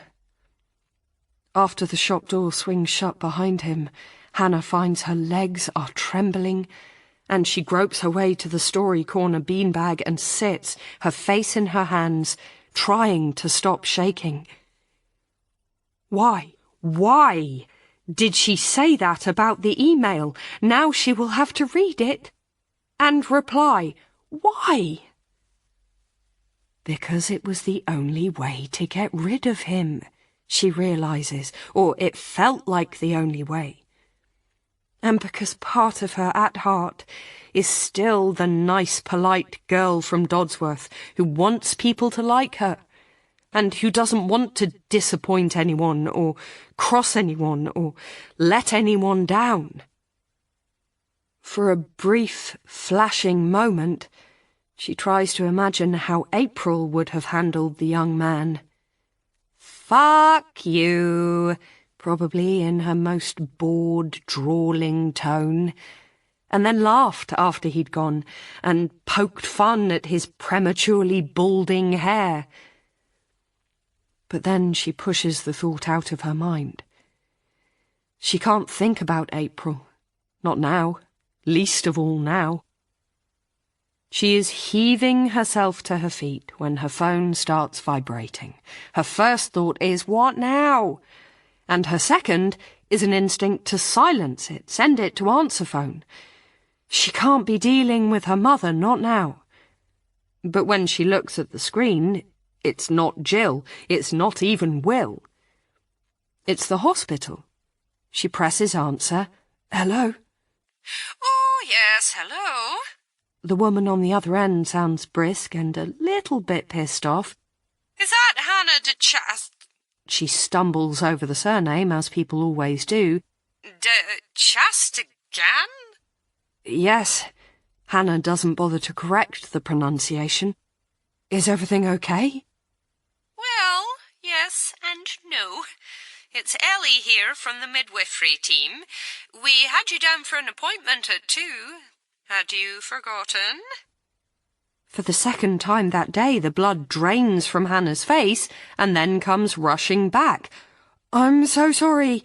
She stumbles over the words, even while she is heading to the staff room, picking her way through the teetering displays with all the haste she can safely muster.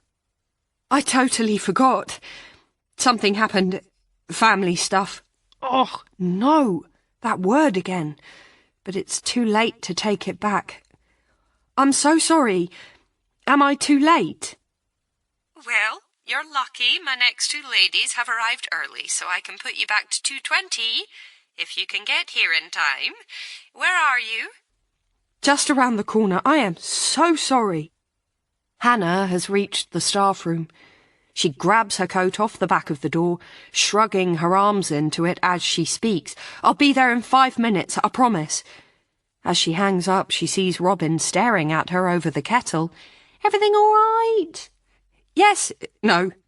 I mean, I forgot my midwife appointment. I'm so sorry. Can you hold the fort? Sure, Robin says cheerfully. But calm down. You'll do yourself a mischief.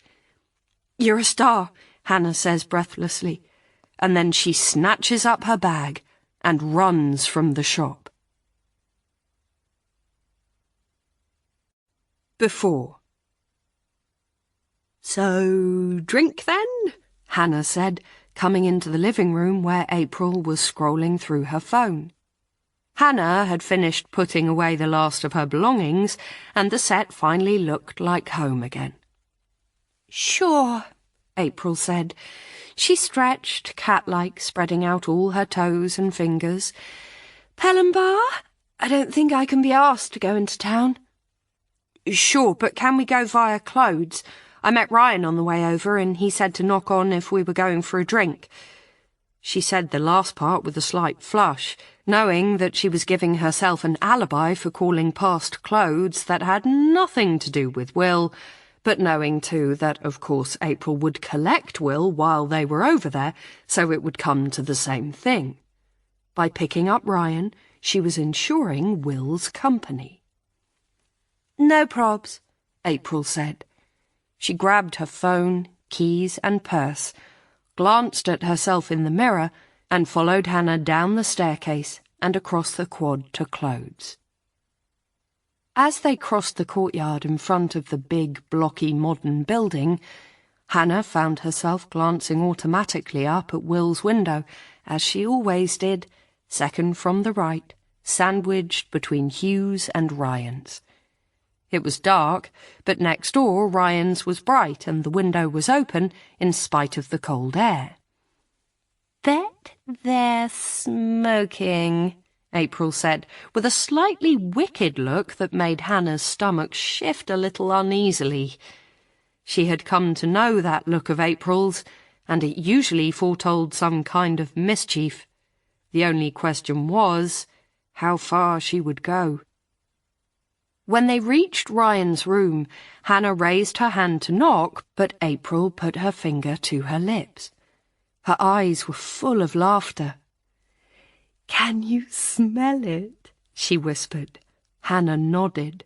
The smell of weed was filtering under the door, in spite of the dense municipal carpet, along with the sound of Bellowhead's New York Girls. Don't say anything, April whispered, and then she raised her hand and knocked, a sharp, peremptory rat-a-tat, quite unlike her usual single thump. Who is it? Ryan's voice came from inside. April winked at Hannah, and then, to Hannah's enormous surprise, she spoke, but in a voice quite unlike her own, plummy and rather prim. Mr. Coates, this is Professor Armitage.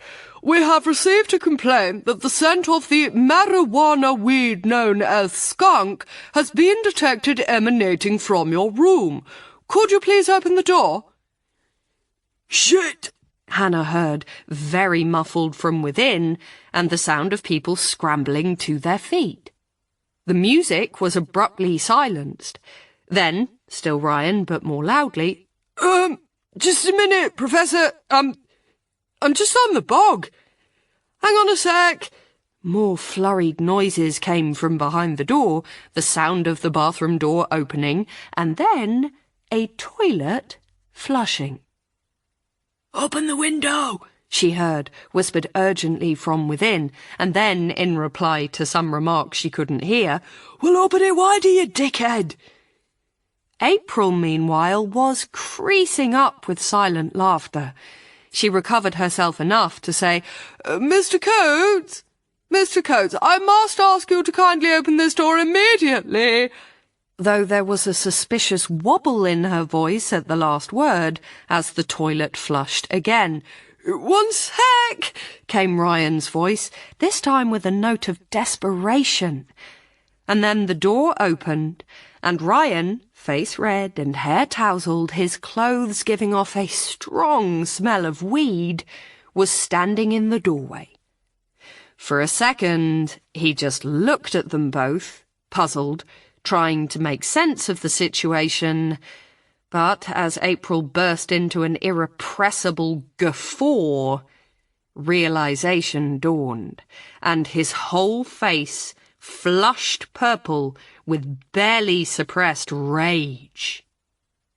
"You little fucking bitch," he said, grabbing April's arm and dragging her inside the room. April was still howling with laughter, but she was also trying to pull herself out of Ryan's grip. "Get off me, you bastard! That hurts!" "It fucking should hurt."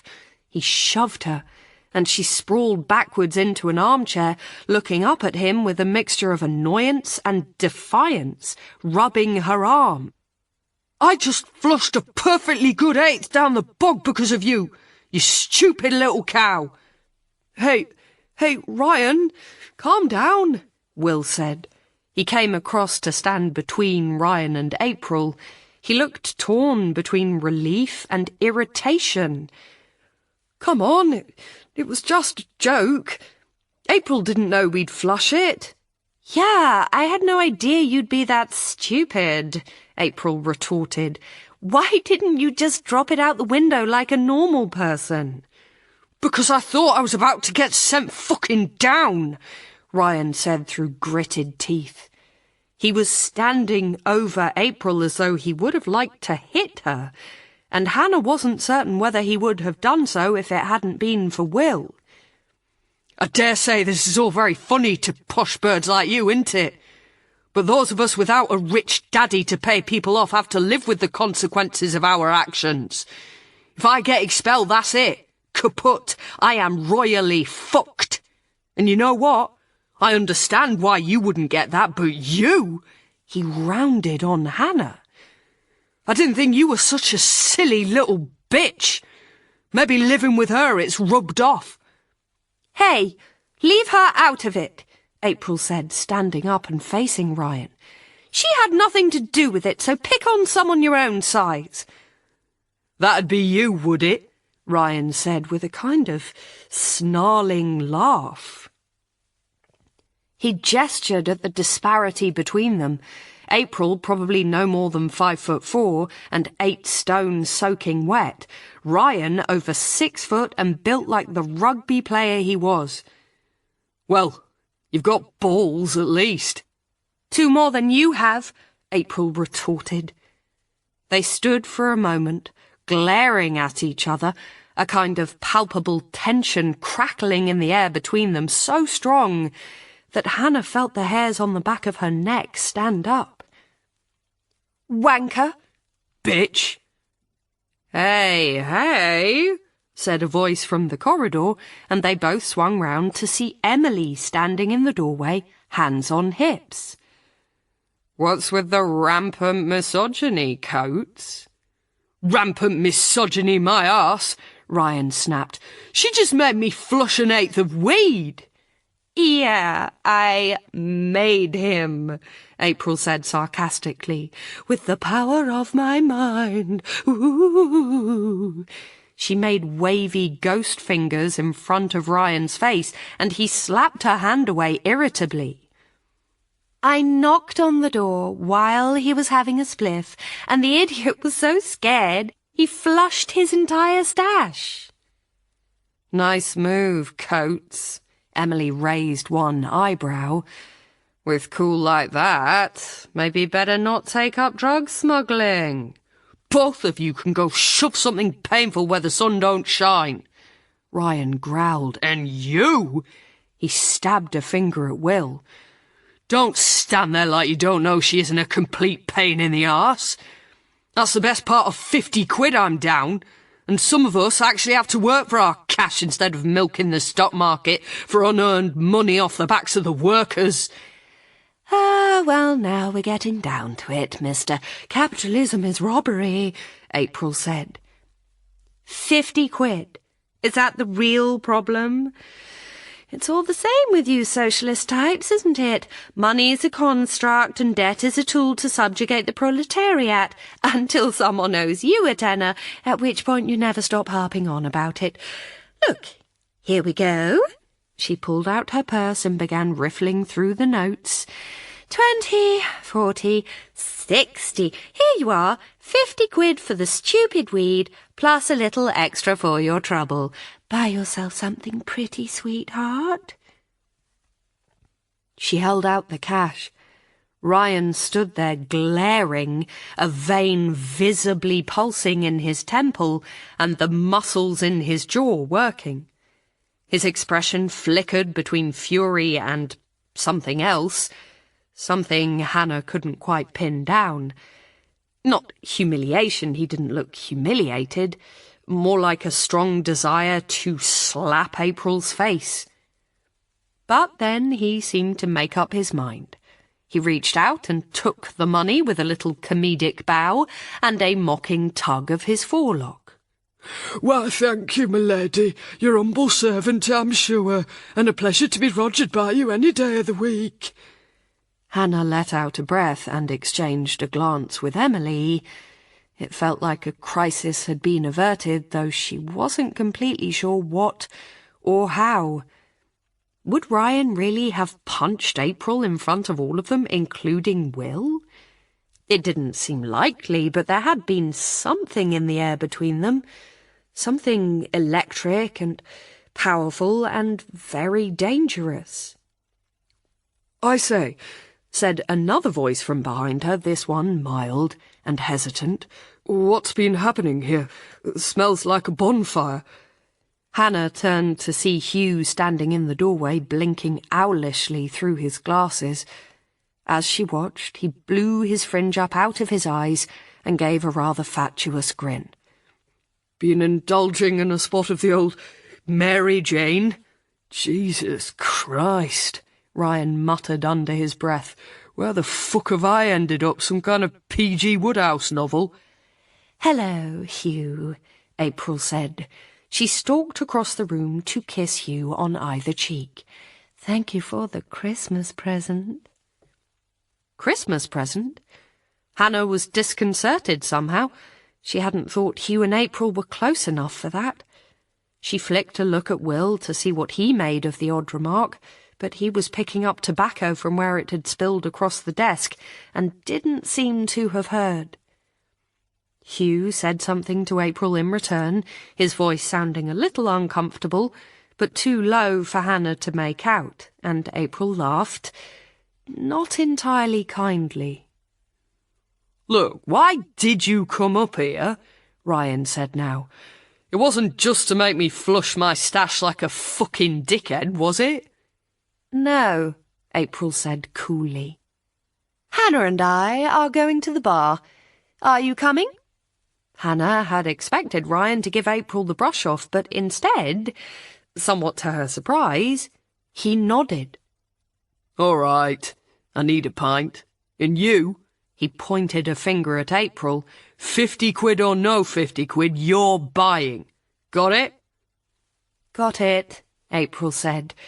She linked arms with Ryan and gave him a little squeeze, and then said in her plummy fake professor voice, "You love me really, Mr. Coates, you know you do."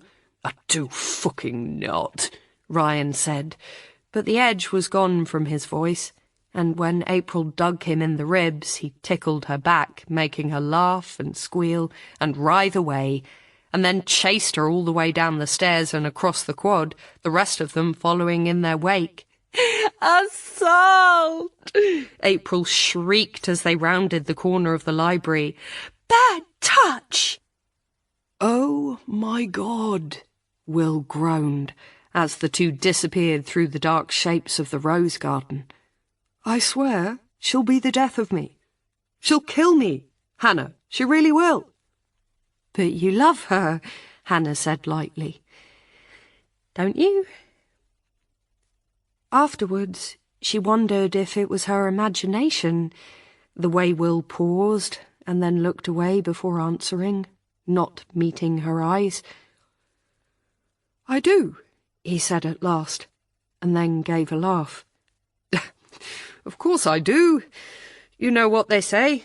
Can't live with her, can't live without her, right?" "Right," Hannah echoed. Hugh and Emily had outpaced them, and she and Will were alone in the winter-clipped rose garden, and the college was silent and empty, in the way only a sprawling building full of several hundred students and dons could sometimes inexplicably be. "Of course you do." After. It's closer to 15 minutes later that Hannah climbs the stairs, sweating profusely, to the waiting room at the midwifery clinic, clutching her maternity notes in one hand and her bag in the other. Her face is scarlet and her heart is hammering. How could she have forgotten the appointment? As she enters, a doorway on the far side of the waiting room opens and a woman's head pops out. "Are you Hannah de Chasting?" "Yes, I'm so sorry." She is trying not to pant too obviously. "It's fine, come on through." Hannah follows her into the little office and sits on the hard plastic chair, shrugging off her coat for what she already knows is coming. She feels a bead of sweat run down the hollow of her spine and squirms against the chair back to stop the tickle. "Got your notes?" the midwife asks. Hannah nods and passes over the folder. "And your sample?" "Oh, God." Hannah puts her hand to her forehead. "I'm so sorry. In all the kerfuffle, I totally forgot." "It's okay, you can do one after. So, we are..." She looks at a calendar by her desk. 22 plus 4, is that right? Okay, let's get you up on the couch and we'll measure the bump. Nodding again, Hannah moves across to the couch and lies down, trying not to ruck up the giant roll of toilet paper stretched across the slippery cover. Her dress is stretchy jersey, and lying like this she can see the still faintly surprising bulge of her stomach, smooth and round beneath the fabric. The midwife takes out a tape measure and measures from her ribs to her pubic bone. Then she slips a stethoscope up under Hannah's dress with a deft movement and listens for a moment before nodding and writing some figures down on Hannah's notes. "All good. You're measuring right on track for 22 weeks, and baby's heartbeat is nice and strong too. Right, sit up." She helps Hannah upright with a strong, pale arm and waits while Hannah swings her legs round and off the couch. "Let's do your blood pressure now." She wraps the plastic cuff around Hannah's arm, chilly against Hannah's still hot skin, and pumps it up. She presses the stethoscope against Hannah's inner arm and deflates, counting. Then a little frown creases her brow. Give that a minute and we'll have another go. Why don't you try for that sample while we're waiting? There's a loo in the hall." She hands Hannah a clear vial and nods towards the door, and Hannah obediently slides off the couch and makes her way across the corridor, feeling a little disquieted. In the loo, she shuts her eyes, trying to drive out all thoughts of April and Ryan and Geraint. But she can't seem to banish them, and they crowd round her, intruding on her thoughts, pushing into this time that should be about her and her baby. At last, though, the sample pot is close enough to full, and she re-enters the little office and passes the vial across, with the faint sense of embarrassment that never seems to leave the act of handing over a still warm container of your own urine, no matter how many times she does it. The midwife dips a stick into the pot, reads something off, and nods. Very good. Nothing to worry about there. Now, let's do that BP again, and then we're all done. Hannah sticks out her arm, and the midwife slides on the cuff and inflates it again, this time much tighter, or maybe it's just that it's for the second time, Hannah's not sure. All she knows is that it's no longer just faintly uncomfortable, but actually verging on painful. There is silence. Hannah can feel the blood rushing in her arm, trying to get past the constriction, and hear the midwife breathing heavily through her mouth. It sounds like she has a cold and her nose is blocked. Then the woman straightens and undoes the cuff. Okay, well, it's probably nothing to worry about, but it is still quite high. I did run here, Hannah points out, rolling her sleeve back down.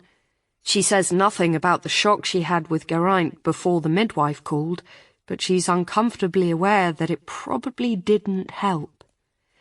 Let's get you back next week for a check, and I'm sure it'll all be back to normal. Next week? Hannah is dismayed. The normal routine is monthly. The fact that this is considered worrying enough to upgrade her to a weekly visit has unsettled her. Are you sure? So that takes us to the 21st. I can't do 2 o'clock, the midwife is saying, running her finger down her appointment book. In fact, the afternoon is completely blocked out. But I could see you at 9:40 a.m. Does that work? Hannah sighs. She nods and takes out her phone to input the appointment. Sure, but I'm certain it was just because I was running late. I'm sure you're right, but better safe than sorry, eh? Now, go home and relax. Hannah nods, but as she leaves, the thought of Geraint's email pops into her head like an unwanted intruder, and she finds herself thinking wistfully, if only it was that simple. Before. I can't do it. Hannah stood in the centre of the set living room, twisting her fingers together, nausea and dread mingling in the pit of her stomach. I can't go down there and find out in front of everyone. Fine, I'll go. April stood up and stretched luxuriantly. I'll text you. Castanets for a first, thumbs up for a second, or skull and crossbones for a third. Dickhead, Hannah said, but she couldn't help laughing. Somehow April's attitude was exactly what she needed. A reminder not to take this too seriously. It wasn't the end of the world, even if it felt like it. What made it worse was the unfairness of it all. April hadn't even done collections. It turned out her professor didn't believe in setting them in the first year. Will and Ryan had just done some kind of extended essay and got the marks back the same week. Hugh, on the other hand, had gone off white and trembling in his academic gown to sit a proper exam paper, and had been checking his pigeonhole every morning to see if the results had come through yet. Hannah wasn't sure how she had been expecting to get her results. A slip of paper in her pigeonhole, or an email from Dr. Myers. Instead, without warning, she'd had a group text from Ruby, one of the girls at Dr. Myers's drinks party. "Marks are up on Dr. M's office door. Ah, kiss." And that was it. No photo, no hint of how anyone had done.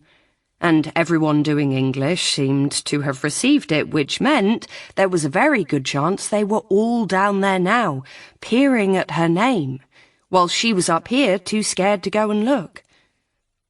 "No," she said now, making up her mind. "No, I have to go. It's better to know."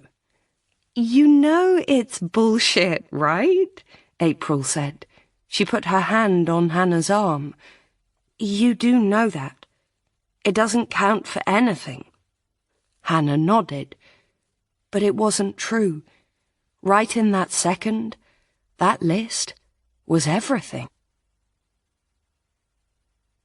Some 10 minutes later, Hannah was walking down the corridor towards Dr. Myers' office door, her palms sweating against her jeans.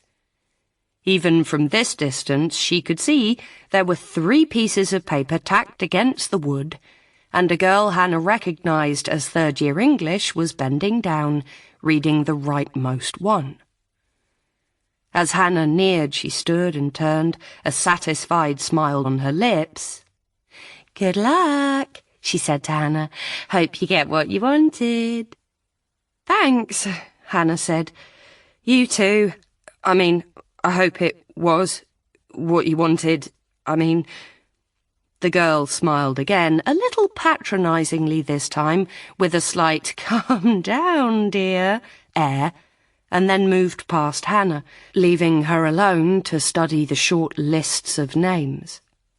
The left-hand one was first year's, and she looked automatically halfway down where J normally sat in the alphabet, before realizing that it wasn't in alphabetical order, but some other confusingly randomized system. Her tutorial partner, Miles Walsh, was roughly where she would have expected her own name. Beside each name was a list of symbols. A lump rose in her throat. What did it mean? Was this some kind of particularly cruel Oxford trick, dangling her marks in front of her in some kind of impenetrable code? "Oh, hi," said a voice behind her, and Hannah whirled around to see John T. Westwell, the boy from Dr. Myers's party, standing in the hallway. "Checking out your mark? Same here. Wish he wouldn't put them up publicly. Most tutors only do that for prelims. What did I get?" "I have no idea," Hannah said, her voice stiff with a rage she could only half contain. "Because they're in some kind of fucking foreign script. What does that even mean? What's a bloody Y+ when it's at home?" "Oh," John T. began to laugh. "God, yeah, sorry. They used Greek grading at my school, so you forget how weird it must be to people who are used to percentages. That's not a Y, it's a gamma. You know, like alpha minus, beta, gamma plus, all that. Oh, look, here I am." He ran his finger down the second-year list to a position about halfway down. "Beta, alpha, gamma plus plus. Could have been worse. I knew I fluffed the second essay. Where are you?" He looked over at the first-year list curiously and then laughed. "Well, you don't need me to translate that." Hannah looked at where he was pointing, to her name at the top of the list, with A written beside it.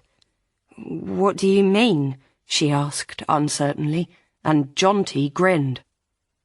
"Myers writes them out in order of class position, so from the fact that you're first, you can probably guess you're home and dry. But in case you hadn't worked it out, that's alpha, alpha." And then, when she didn't answer but only stared at him, waiting for the translation, he clarified, There is no Alpha Plus. Alpha is the best mark. You got it for both papers. I'd say you did okay. Sham fucking pain! April crowed when Hannah came back, blushing and unable to hide her huge grin. I can't, Hannah said. I really can't. It's... She looked at her phone. It's nearly 6. I've got an essay I've got to get done for tomorrow, and besides, I'm broke. Hannah! April was severe. It's not every day you come out top of your class in your first exams. I am taking you out for a drink, whether you like it or not. Okay, Hannah said, a little reluctant but laughing. But just one, okay? Seriously, just one. I have to get back for supper and I have to get this essay done. It's due in first thing tomorrow. Just one, April said seriously. Pinky swear. And I know the perfect place to take you. Some 45 minutes later, Hannah found herself wearing her new Chantecaille lipstick and a pair of borrowed heels, balanced on a stool in a private members' bar that she had never even noticed, with a Bellini in her hand that she didn't remember ordering. As April chatted away about Valentine's Day balls and the dress she was ordering from London, Hannah took a gulp of the cocktail and felt the alcohol filtering through her blood, giving everything a distant, unreal quality, as if she were looking down on herself from a great height. It wasn't just the drink, though, she knew.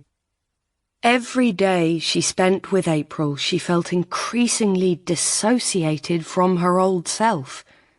The gulf between this gilded existence and humdrum Dodsworth gaping wider and wider until it seemed that no train could bridge it. "Smile," April instructed, and held up her iPhone high above the bar, angling her head towards Hannah's with a provocative little pout that made her lips look like 2 plump red cherries. Hannah smiled, and the camera clicked, and then April was uploading the picture to an app on her phone with the caption, "It's a Shirley Temple, Daddy, promise." "That is definitely not a Shirley Temple," Hannah said, pointing at the Bellini in April's left hand. "It doesn't even look like one." "No, but my father doesn't look at my Instagram, so it all cancels out," April said rather sourly. Hannah looked at her curiously as she sat there, swinging one leg and scrolling down her feed, a frown between her finely plucked brows. She was never quite sure how much April's poor little rich girl act was just that, an act. On the one hand, she hadn't witnessed any evidence of April's parents at all. The closest thing she had seen to a parental figure was Harry, the minder/bodyguard who had accompanied April to Pelham that very first day. On the other, that was true of lots of people at college. Some parents had done a swift drop and run. Others had hung around for a few hours making indulgent conversation before being shooed away. And many students, particularly the international ones, had arrived without any parental escort at all. April wasn't alone in that. "What about your mother?" Hannah asked now, with the sensation of treading on rather thin ice, unsure how deep the water was beneath her feet. She knew that April had a mother because she had referred to her in passing once or twice, but there was something about the tone April used in discussing the topic that warned Hannah that there were complicated emotions beneath the surface, quite different from Hannah's own mix of affectionate exasperation with Jill. "Oh, she's a professional fuck-up," April said. She took a swizzle stick off the bar and stirred her Bellini thoughtfully. You know, Prozac before lunch, Stolly after, little Vicodin chaser before bed. Stolly? Hannah echoed, puzzled, and April rolled her eyes. Vodka, darling. You're such a little provincial. Hannah said nothing. April probably meant it as a dig, albeit an affectionate one, but it was true. She was provincial, and she wasn't ashamed of that. That wasn't the reason for her silence. It was more that she didn't know what to say faced with this unexpected slew of information. Did April want sympathy, or just a breezy agreement? Can I get you two ladies another cocktail? The bartender broke the silence, pushing a little dish of olives towards them. He was dressed in a crisp white shirt and black waistcoat, and his accent was Spanish or perhaps Portuguese, Hannah wasn't sure.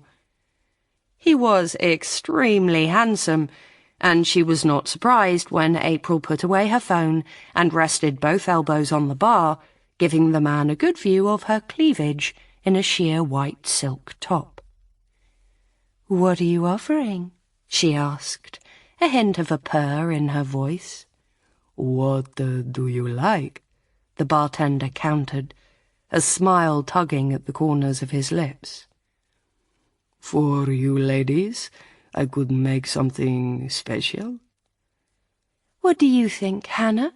April asked, turning to her, and Hannah suppressed a guilty thought of her essay waiting unwritten at home, and the effect of not just one, but 2 cocktails on an empty stomach. Well, I did say just one, but I guess I could stay for one more, but then I have to get back. Just one, then, April said with a slightly theatrical sigh. So we'd better make it count. Make us... She skewered an olive on a cocktail stick and put it to her lips, twirling it gently against her teeth with mesmerizing slowness as she thought. Make us... Oh, I know. Make us a Vespa. You know, like in Casino Royale.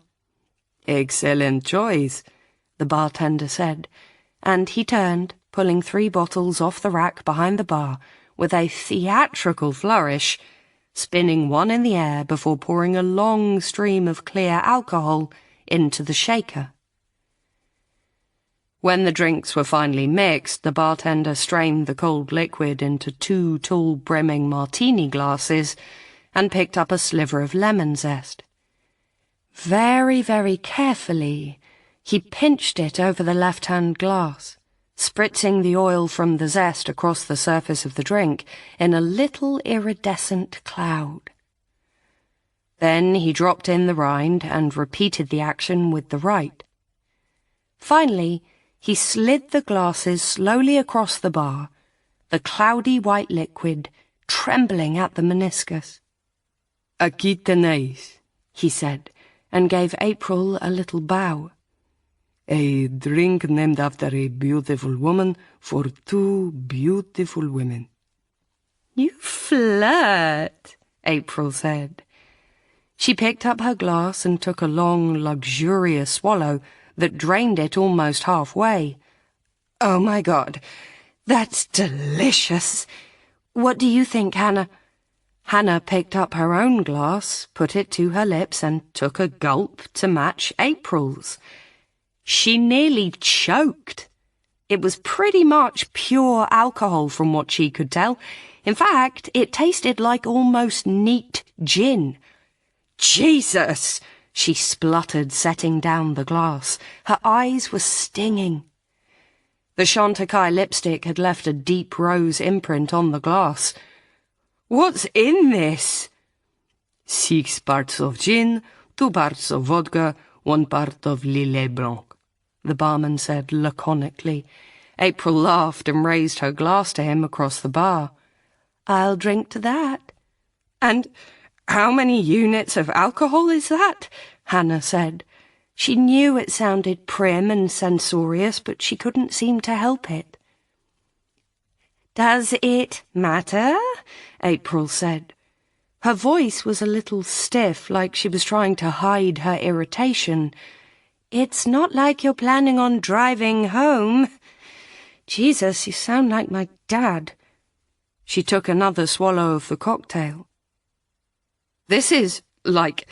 Hannah eyed her own glass, trying to estimate the contents. It had to be close to 1/4 of a pint of liquid. I mean, what? The equivalent of 4, maybe 5 gin and tonics, right? She turned to the barman, who simply shrugged and smiled at April as if they shared a private joke. "And how much does one of these cost?" "Who cares?" April said, and now the annoyance in her voice was plain and she wasn't trying to hide it. "Stop being so petty, Hannah. I'm putting all of this on Daddy's account. He won't notice."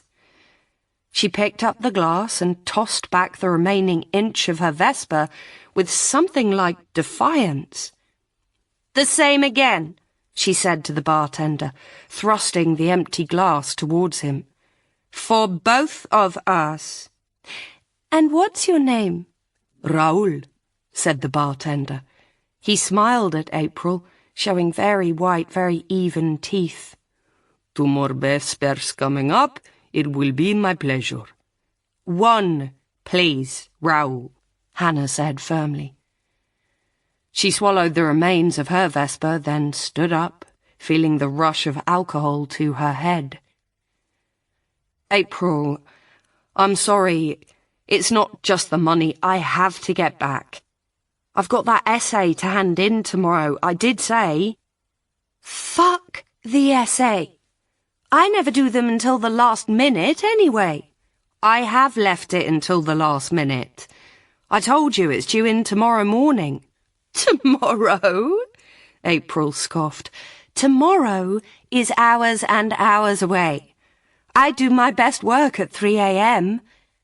"Well, then, great," Hannah said.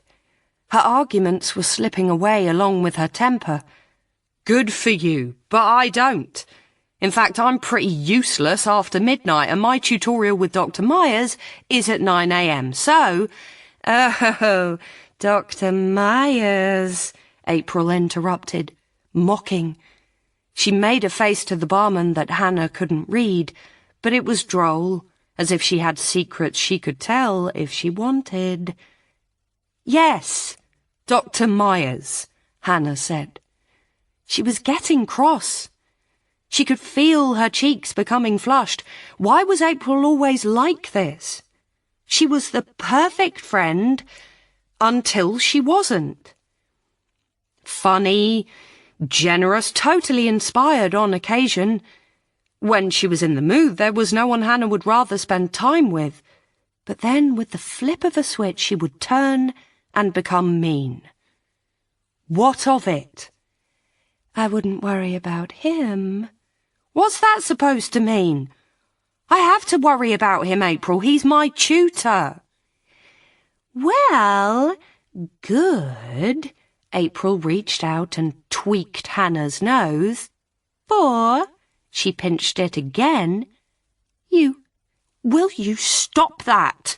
Hannah said irritably, pushing April's hand away, perhaps harder than she had meant. But there was something extraordinarily annoying about the action, the patronizing element to it, the physical invasion of her space. "For God's sake, April, I'm going back and that's an end to it." "Fine," April said. She crossed her legs, wrapping her arms around herself, looking for all the world like some kind of Siamese cat curling up to lick her fur. The candles on the bar winked off the huge rings on her fingers, and she leaned confidentially across the bar.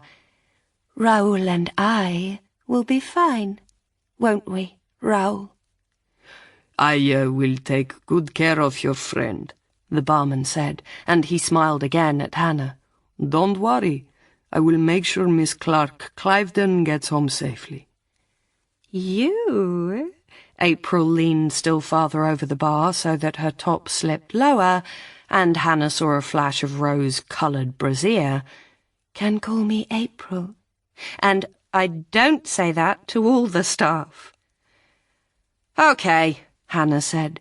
It was that last word that did it. That little reminder of the world April inhabited, and she didn't. OK, that's it. I'm out. Thank you for a lovely evening, April. I'm going to go home and get some food, and I suggest that you do the same. But April said nothing. Instead, she pointedly turned her back to Hannah and began watching Raoul carve off a long coil of lemon zest. Hannah hesitated for a moment, wondering if she was doing the right thing, but unsure what her other options were, and then picked up her bag, turned, and made her way down to the street entrance. A porter was standing at the door, and opened it as she came near. Can I get you a taxi, miss? No, thank you, Hannah said. I'll be fine walking, but... She paused in the doorway, uncertain of what to say, how to put it. Yes, miss? The porter was kindly. In his 70s, perhaps. He looked like a grandfather. My friend, she's still upstairs. Will you make sure she gets home, OK? She's had a bit to drink. Say no more, miss. The porter tapped the side of his nose and winked, but not in the way the barman had, with a hint of suggestion. This was purely avuncular. I'll see to it myself. Where's home? Pelham College. She's a student. You leave it with me. She'll be grand.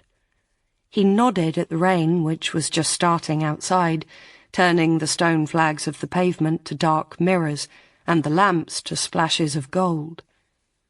Are you sure you don't want that taxi now? I can put it on Mr. Clarke's account. Hannah smiled, knowing that he had sized up her clothes and April's and had a very good idea of how much cash she had in her account, and shook her head. No, that's very kind. Thank you. I'll be fine. I've got my Mac. All right, then. Good night, miss. You take care. Good night, Hannah said, and pulling her hood up, she headed out into the rainy winter night. After. Hannah arrives home at the same time as Will. She's looking through her handbag for her key when she hears the low growl of a motorbike coming up the mews and turns to see him, blindingly bright, driving towards her. He comes to a halt, kicks out the stand, and unbuckles his helmet. How was your day? He asks. She's still trying to think of what to say, how even to begin, when he turns aside, pulls his work bag out of the bike's rear pannier, and heads towards the front door. Upstairs, she sinks into an armchair with a sigh, watching as Will peels off his leathers and shakes his folded suit jacket out of its creases. Let's get takeaway, she says, ignoring the brief twinge provoked by the thought of the cost. I can't face cooking. Bad day? Will asks, looking up, and Hannah nods and then regrets doing so. She doesn't want to talk about it, but now she'll have to. She's always going on at Will for buttoning things up. She can't very well do the same. Plus, she has to tell him about the midwife appointment. It's his baby. It wouldn't be fair to keep that stuff from him. I had high blood pressure at the midwife appointment, she says at last. My own fault. I ran there. Okay, Will says slowly. He sits down on the arm of the sofa next to her, his face puzzled. Is that a big deal? It can be, apparently. It can be a sign of this thing called preeclampsia, which is pretty serious, though they don't seem to think it's that. But they want me to come back next week for another check. Next week? Will's face doesn't betray much emotion, but Hannah knows him well enough to read the flicker of alarm beneath the surface. Well, that's annoying for you. Seems pretty stupid they didn't just wait for it to go down and try again. They did, Hannah says reluctantly. But it was still high. I think I'm just stressed. Oh, God, I don't know. She told me to go home and relax, so that's what I'm doing. Stressed? Will says. He has picked up on the word immediately, and Hannah wants to kick herself. Stressed about what? Is this still about Neville? Hannah says nothing. Han, love, we've discussed this. It's over. Neville is gone. It's time to move on. It isn't over, Hannah wants to say through gritted teeth. If I made a mistake, it isn't over if Geraint Williams is correct and my evidence left the wrong person to rot in jail. If all that's true, it's very, very far from over. But she doesn't say that. She can't. She can't bring herself to say those words aloud to make the possibility real. I really need a cup of tea, she says at last, and Will nods, jumping up, glad to have something to do, a way to be a good husband in all of this. As the sounds of the kettle boiling and Will moving cups and containers in the kitchen filter down the corridor, it comes to her like a reluctant realization. She has to tell him the truth about the encounter in the bookshop. Anything else would be a betrayal. It's just a question of how.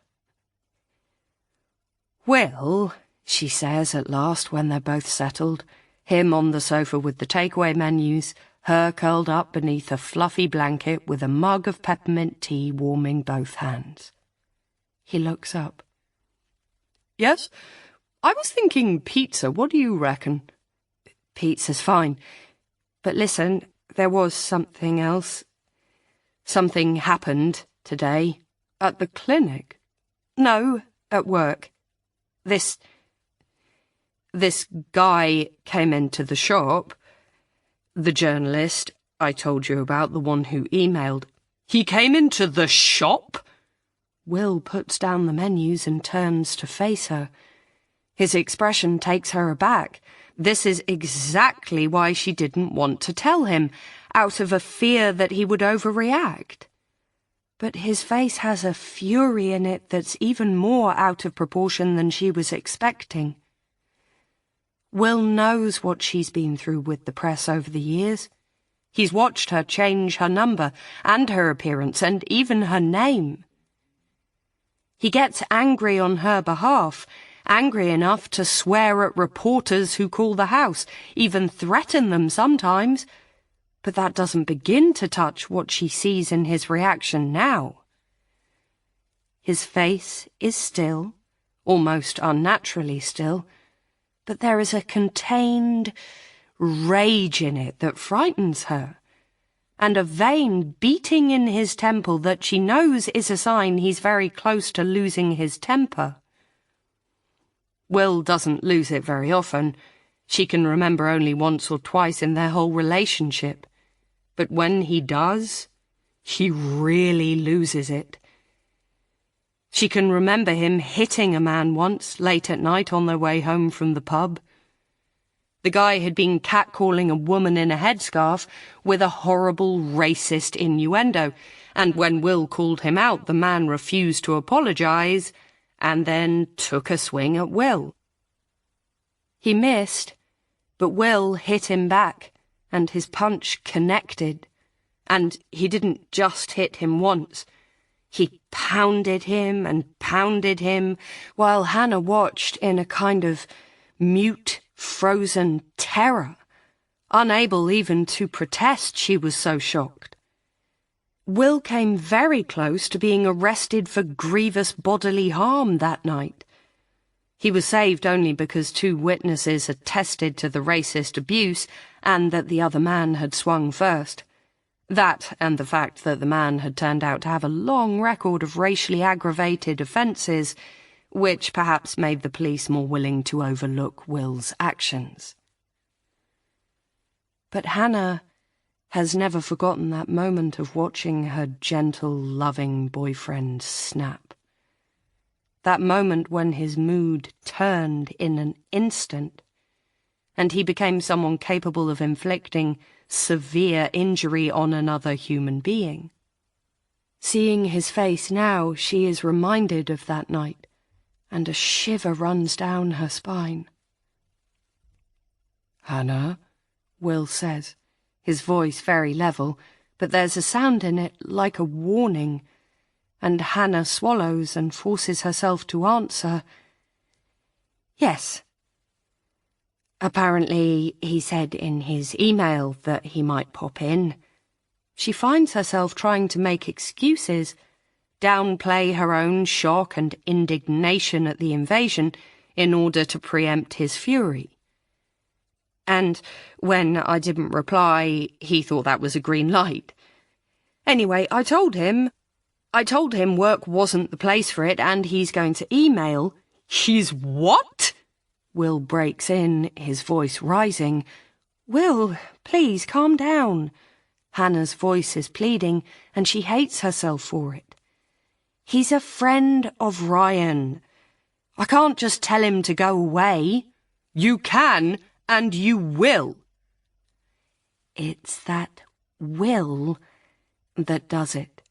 If he'd said should, Hannah would probably have nodded, but that will? There's an autocratic snap to it, like she's not his wife, but his employee, his servant. And it makes her hackles rise. Will's parents didn't want them to marry. Too soon, too young, was what they said, with a vague implication that Will was still traumatized by losing April. But to Hannah it had sounded very much like an unspoken "too common" formed part of their objections. Mostly she and Will don't talk about that. They don't discuss the fact that neither his parents nor his sister came to their wedding and have never really welcomed Hannah into the family. They skirt round the fact that Hannah's mum visits regularly and helps out, the fact that Hannah's dad contributed most of the furniture when they moved in together and guaranteed the rent on their first flat, while Will's family basically pretend Hannah doesn't exist. All of that Hannah can put up with, because it's Will's family, not him. But that haughty "you will" is a bridge too far. "I'm sorry," she says now, putting down the cup and folding her arms. "I will? Is that an order?" "I didn't mean it like that," Will says, and she can see him struggling to overcome his anger. He takes a long breath and says more quietly, "I just meant you're really bad at putting yourself first, Hannah. I don't see why you should feel beholden to some friend of Ryan's you've never met, just because you feel guilty about what happened to him after college." "That's not why," Hannah snaps. But it's not true, and Will knows it. They both feel terrible about Ryan. They were together when Hugh phoned, and Hannah remembers Will's absolute devastation. "Ryan? A stroke? But he's so young." Was it what happened at Pelham that caused it? The stress? The sleepless nights? 6 years of PTSD? If it hadn't been for Neville, would Ryan be okay? They will never know. But what they do know, both of them, is what utter shits they have been for not visiting. It's been 4 years since Ryan's stroke. 4 years. Oh, they've sent cards and Christmas presents. texted their congratulations when Ryan's little girls were born, but it's basically the absolute minimum. So Hannah's denial rings hollow, and they both know it. "Okay," she says at last. "That's part of it. But all I said was that he could send me an email. What harm can it do?" "Well, the harm is this." Will waves an arm at her, wrapped up in the armchair. "I don't want you getting stressed out by this. Stressed out by some wannabe hack's conspiracy theories. So what if Neville never admitted his guilt?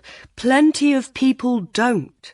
There doesn't need to be some great undiscovered reason for that. And Hannah, you're—" He stops, and she knows why. What he wants to say is, "You're pregnant with my child. I want you to take care of yourself." But he's holding himself back. He doesn't want to make their baby into a stick to beat her with. It's the fact that he doesn't say it that makes her capitulate. She stands, goes over to where he's sitting on the sofa, and putting the takeaway menus aside, she kisses him. "I know, and I promise I'll take care of myself. He's only emailing. I'll answer his questions and then make it clear that's it. Okay?" "Okay," Will says. He smooths her hair back from her forehead, smiles up at her. "I love you, Hannah Jones."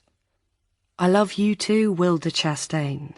How did we get so lucky to find each other?" "Right place at the right time," Will says. But it's only half true, and Hannah knows it.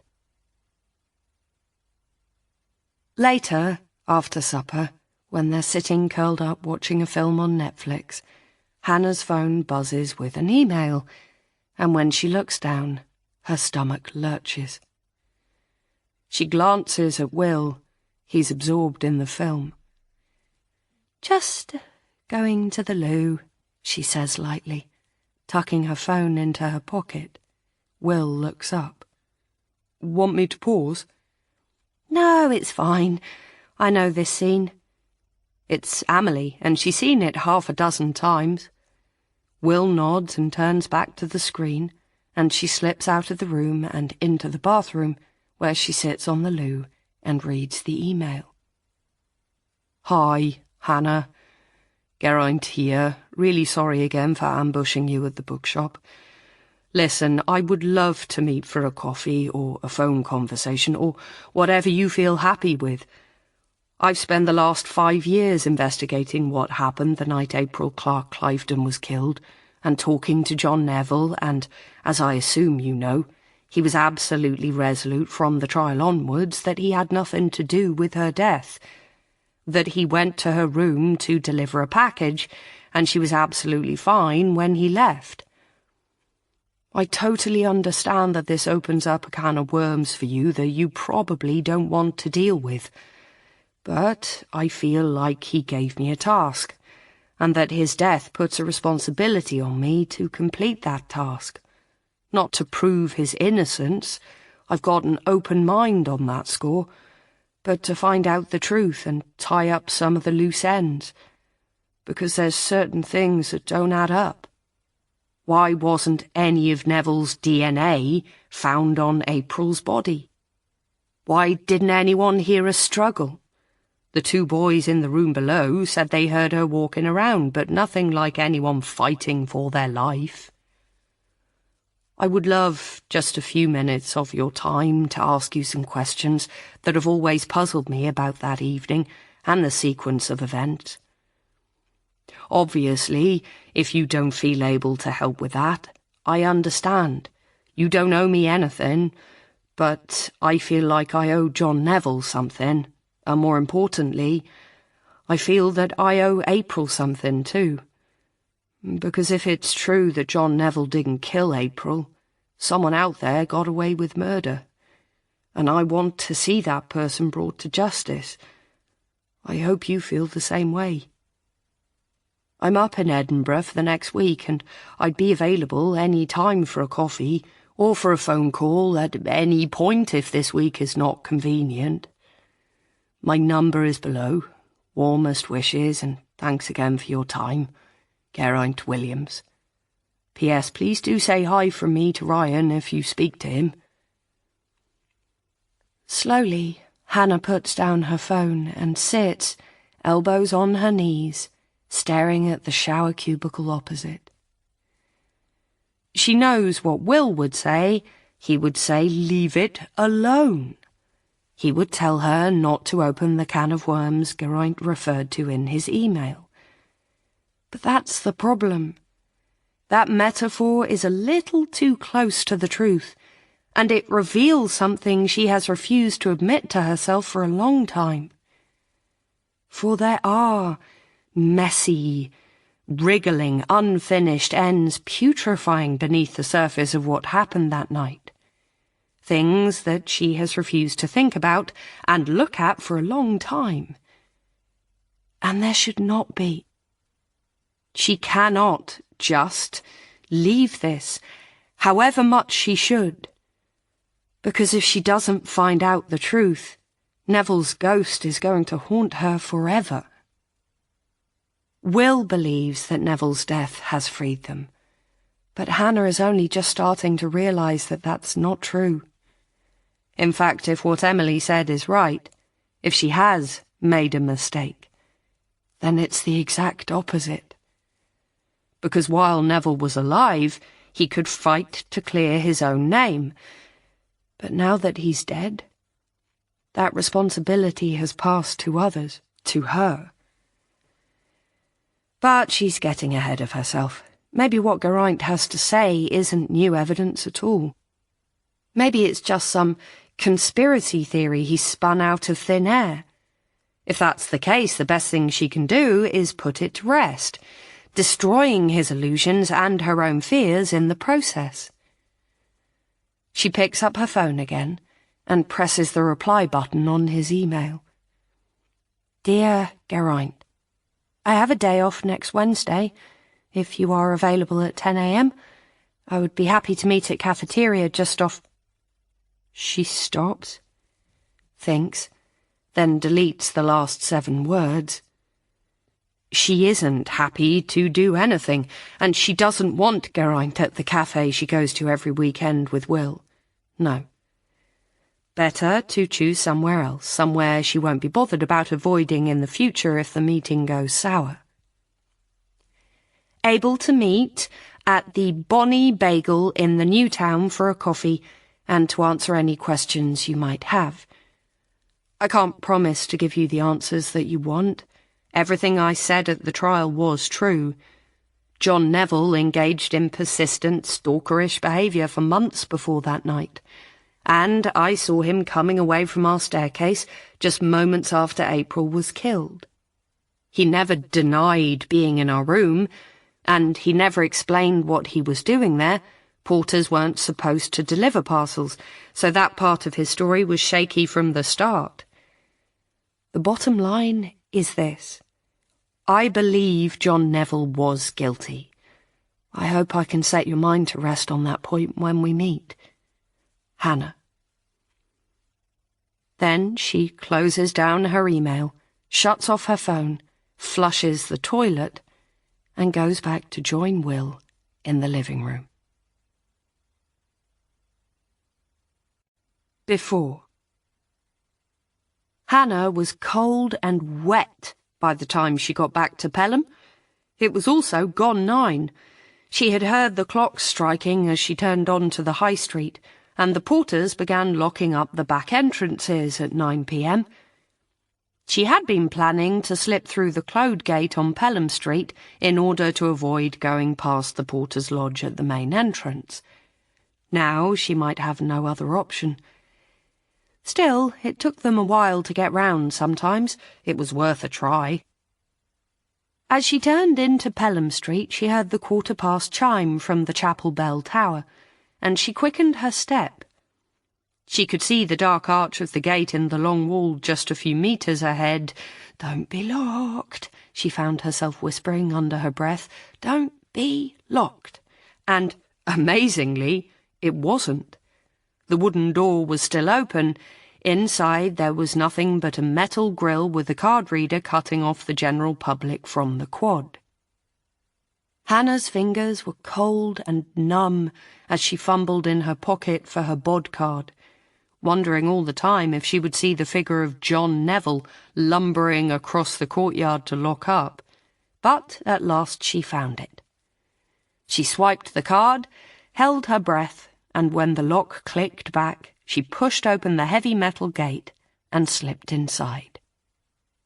The rain-soaked quad was crisscrossed black and gold, with light from the warm, bright windows of the rooms enclosed reflecting back off the rain-soaked flags, and as she passed in front of the building, Hannah couldn't help turning to look up at the third floor, where Will's room was. His curtains were open, his window a glowing amber square, and even through the rain Hannah could see him hunched over his desk, writing. As she watched, he raised a hand to rub his eyes tiredly, and she turned away, feeling like an intruder, and ducked beneath the cloisters. "Why?" she asked herself as she walked away, forcing herself not to glance back over her shoulder. Why did she torture herself like this? Watching Will unawares, finding her gaze tracing the line of his jaw over breakfast, or the shape of his broken nose as he stared up at high table during formal hall. He was April's boyfriend, completely off limits, even if they broke up. You couldn't date your best friend's ex, it just wasn't the done thing. And, in spite of everything, that's what she and April were, best friends. In spite of the differences in their backgrounds and personalities, in spite of the fact that right now, this second, April was drinking Vespers in a private members' bar while Hannah trudged home in the rain. They had been thrown together by the simple expedient of being roommates, and out of that had grown an improbable but genuine affection. She couldn't betray that. Not now, not ever. New Quad was quiet. No sound apart from the pattering rain as she stepped out from under the shelter of the cloisters. The gravel path crunched beneath her feet as she crossed the quad. Under the arch of staircase 7 she folded her umbrella, shook off the worst of the water, and made her way slowly up the stairs. Behind each door was a different sound. The silence of study, the laughter of friends congregating, the quiet thump of someone's music, the volume just slightly too low for Hannah to recognise the song. When she turned the corner of the last landing, she stopped. Dr. Myers's door was closed, but the one opposite, the door to their set, stood ajar. Had April beaten her back? Taken a taxi, maybe? Frowning, Hannah put her hand to the wood and pushed. And then there was the sound of her umbrella falling to the wooden boards with a clatter and a flap of wet fabric, and her own shocked gasp. "What are you doing here?" The words that came out of her throat were oddly low and guttural, uttered in a voice that didn't sound like her own. "And a good evening to you, too." John Neville straightened from where he was bending over the coffee table in the middle of the room. She could smell him, that faint, musty scent of BO that made all her nerves shudder. "What are you doing in my room?" she demanded again, her voice rising in spite of herself. "Well, I like that," Neville said. He was fully upright now, a foot taller than her, his head almost touching the delicate ceramic chandelier April had fitted over the regulation light fitting. His shape threw a long shadow over the room. His broad face was a picture of injured innocence, and he held up something wrapped in brown paper. You had a parcel. Wouldn't fit in your pigeonhole, so I thought I'd do you a favour and bring it up. If this is the thanks I get, I won't bother next time. "Thank you," Hannah said in a strangled voice. She held out her hand for the parcel. She was shaking, but she hoped the fact wasn't perceptible to Neville. She had only one thought: get him out of her room. "Now, if you'll excuse me, I'm very tired." Where have you been, anyway? Neville said conversationally. You look like a drowned rat. Catch your death in that little raincoat. He was making no move to leave or to hand over the parcel, and Hannah had a sudden panicked thought. What if he didn't go? What if he just stayed? She couldn't physically make him leave. Suddenly, she couldn't do this anymore. She pushed past him to her bedroom, opened the door and walked inside, locking it behind her, and then she stood with her back to the solid oak, feeling a strange light-headed sickness. She was shivering with a mix of shock and cold, and now as she looked down at herself, she saw herself as Neville must have seen her.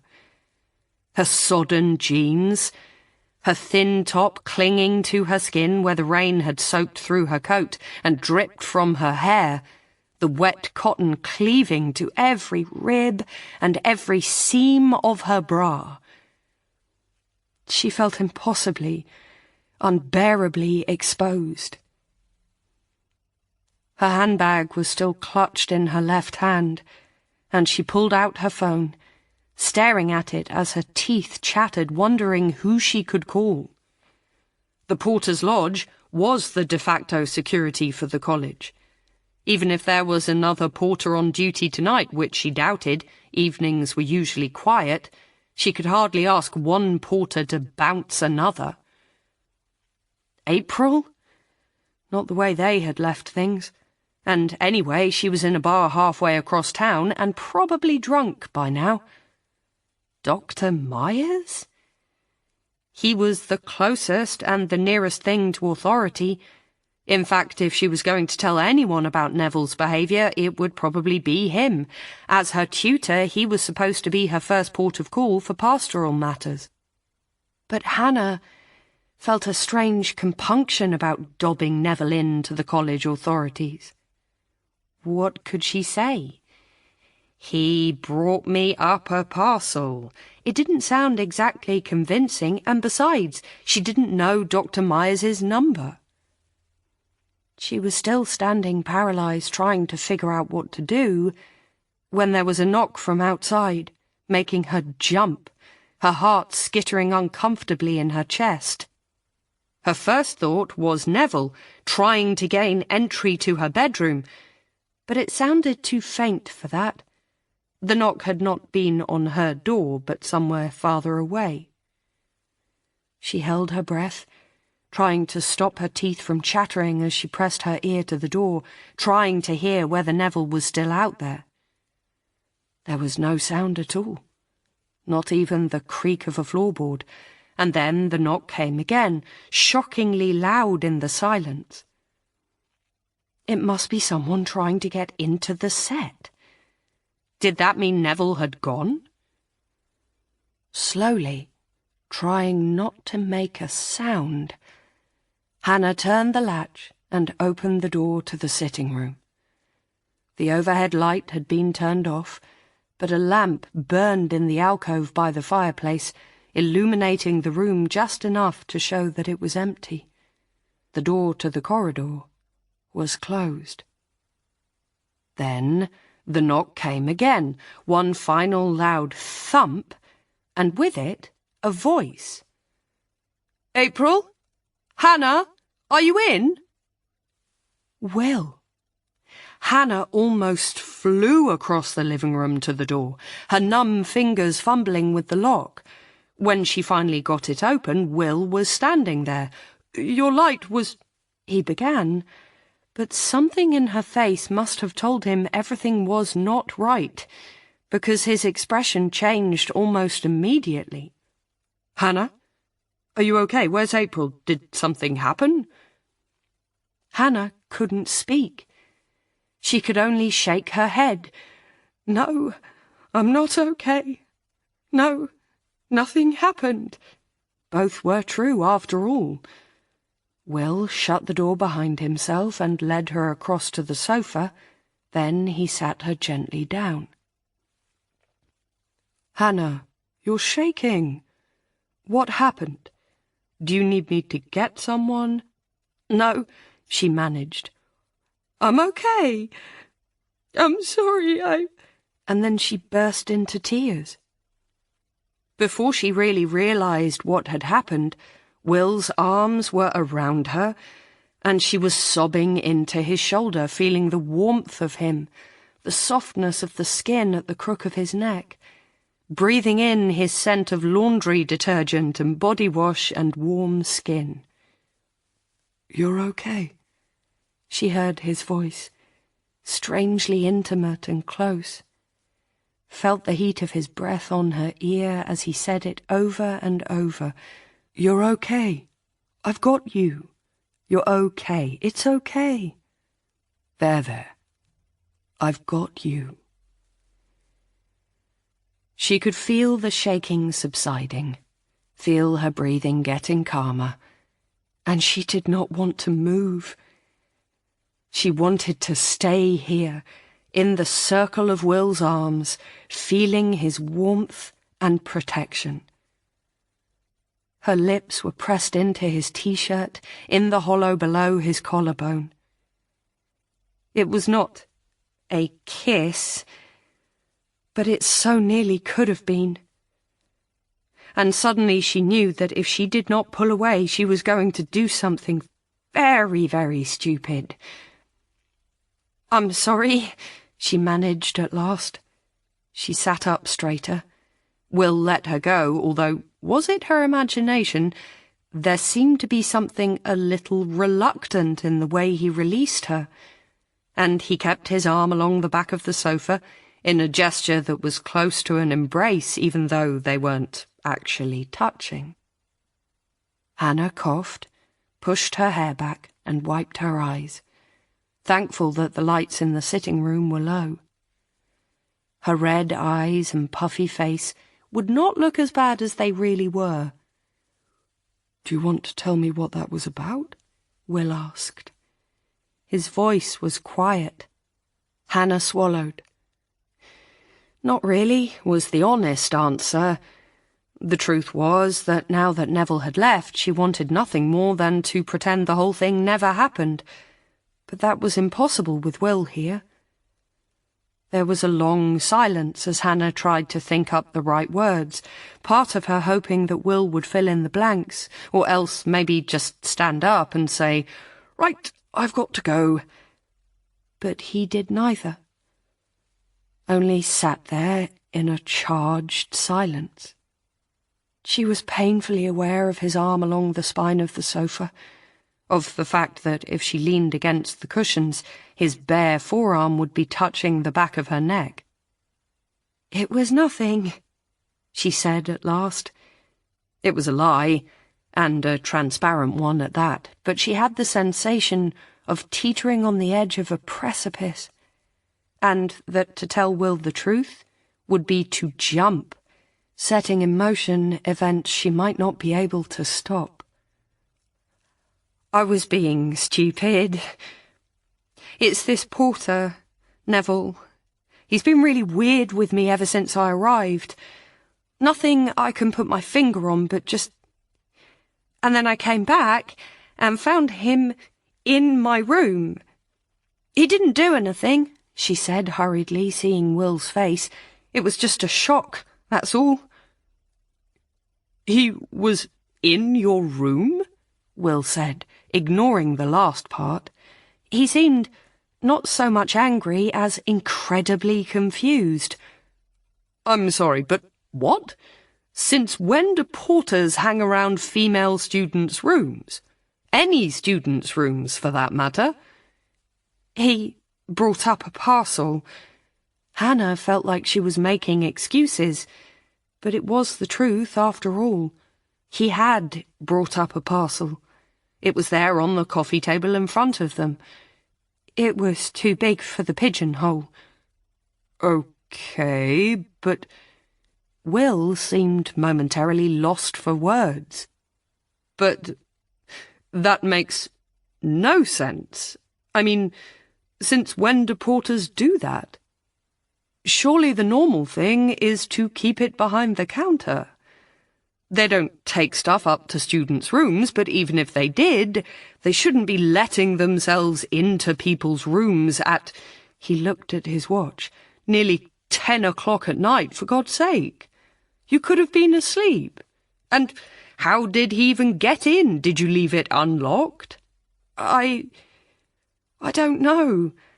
Hannah was taken aback by the question. She hadn't considered how Neville had got in. Now the idea began to creep her out. Did the porters have keys? Or was it possible she and April had left the door ajar? They had been in a hurry, and April had gone back to get her gloves. It's possible, she said slowly, but I don't think we did. This isn't right, Hannah, Will said. He was shaking his head, and now he ran his hand over his face like he was trying to rub something away, some kind of clinging dirt. "It's nothing," Hannah said almost pleadingly.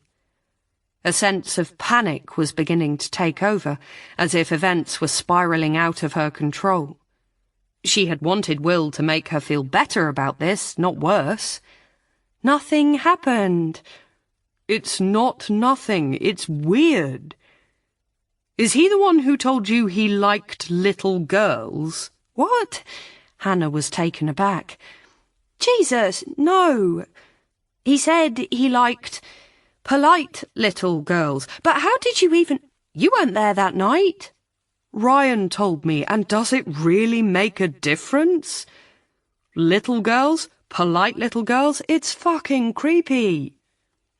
"It's creepy, but it's not creepy like that." Hannah found she was getting heated. "I mean, he didn't say it like that. He meant he liked polite..." "Oh, God, this is stupid." "Yes, this is stupid. Why are you defending him?" Will looked bewildered now, and angry. Out of the corner of her eye, Hannah saw the muscles in his forearms tense and relax as he clenched his fist against the sofa back and then forced himself to let go. "I'm not. I just..." She felt her throat close with a mix of frustration and impotent anger. How dare Neville do this? Come into her room, soiling everything he touched. And why was Will acting like this was her problem? She felt the blood rush into her cheeks and stood up. "I'm okay," she said. She walked to the window, deliberately not looking at Will, unable to meet his eyes. Over in the window bay, she swiped at the condensation on the panes, sending little runnels of water trickling down into the leaded grooves, and stared out into the night. Across the top of the cloisters, she could see the stained glass windows of the chapel glowing bright, and the steeple rising into the night. The rain had stopped, and the sky was clear and speckled with stars. She shivered, feeling the chill strike through the gappy old glass and through her still damp clothes. "I'm not defending him," she said at last. I think maybe I overreacted. I was shocked to find him in the room, but that was all." "Okay," Will said. His voice was quiet, and she heard the rustle of fabric as he stood and cleared his throat. Do you want me to stay? I could take April's room, or the couch." Hannah closed her eyes. She wanted more than anything to say yes. She couldn't bolt the set door. April would not be able to use her key to get in. And the thought of lying in her room waiting for Neville to return, however unlikely that was almost more than she could stand. But the other option? The thought of Will, lying just feet away, no April between them, that was unendurable in a very different way. "I'm fine," she said. But her voice was so low that she wasn't sure if she was really talking to herself. She heard Will's footsteps creaking on the old boards as he crossed the room and stood behind her. "Sorry," he said, "I didn't catch." As he spoke, he put his hand tentatively on her shoulder, his skin shockingly warm through the thin, damp cotton of her shirt. Hannah shivered uncontrollably in spite of herself, and Will took his hand away as if he had been stung. Sorry, he said again, and she realized that he thought it was a shudder of revulsion. "No," she said, swinging around, "it's—"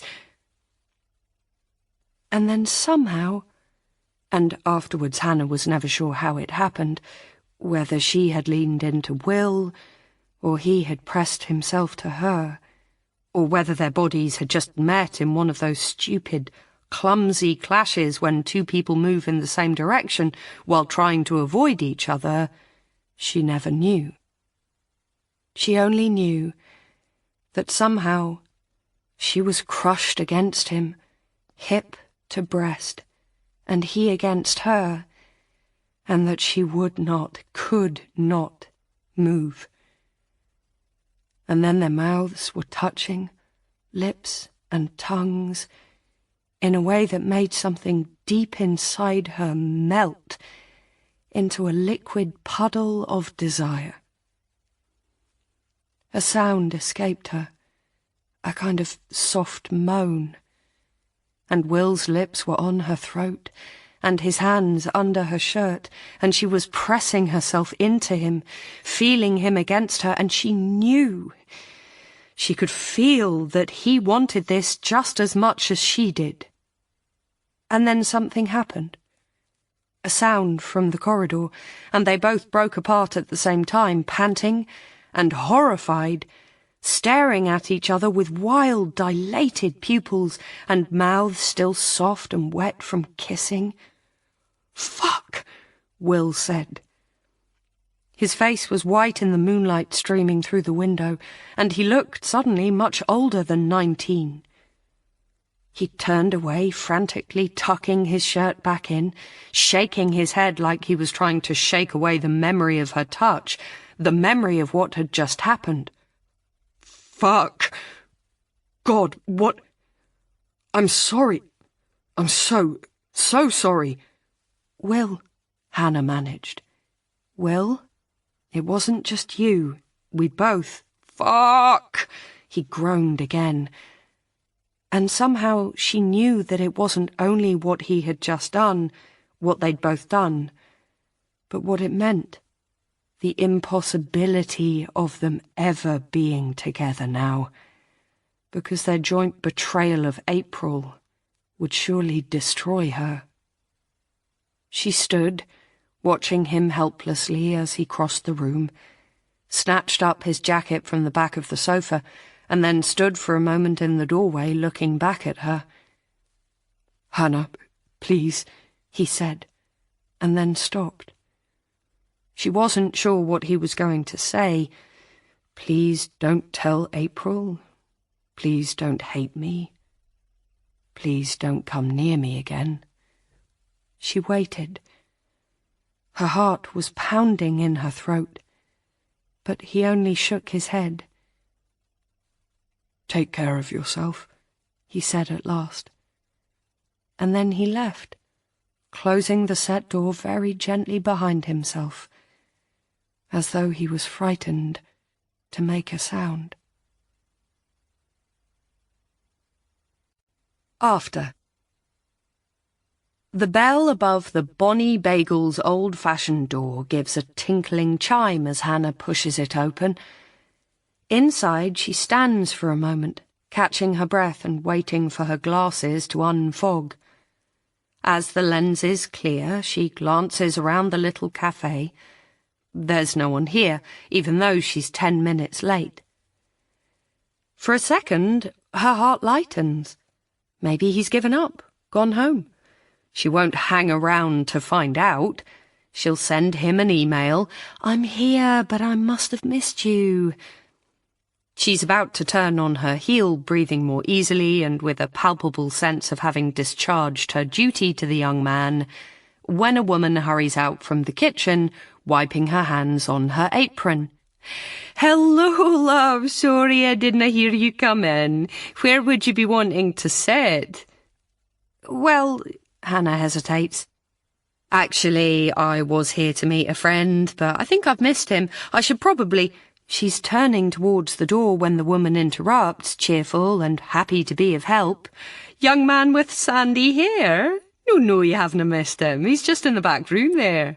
Said you'd be wanting to talk, so could he have a quiet table? Mind, they're all that way today. I don't know what's making the tourists so shy. It can't be the rain, for we've had none to speak of." She gives a comfortable laugh. Hannah feels her face fall, and then tries to rearrange it into something more appropriate for someone who's just avoided a wasted journey. "Oh, good.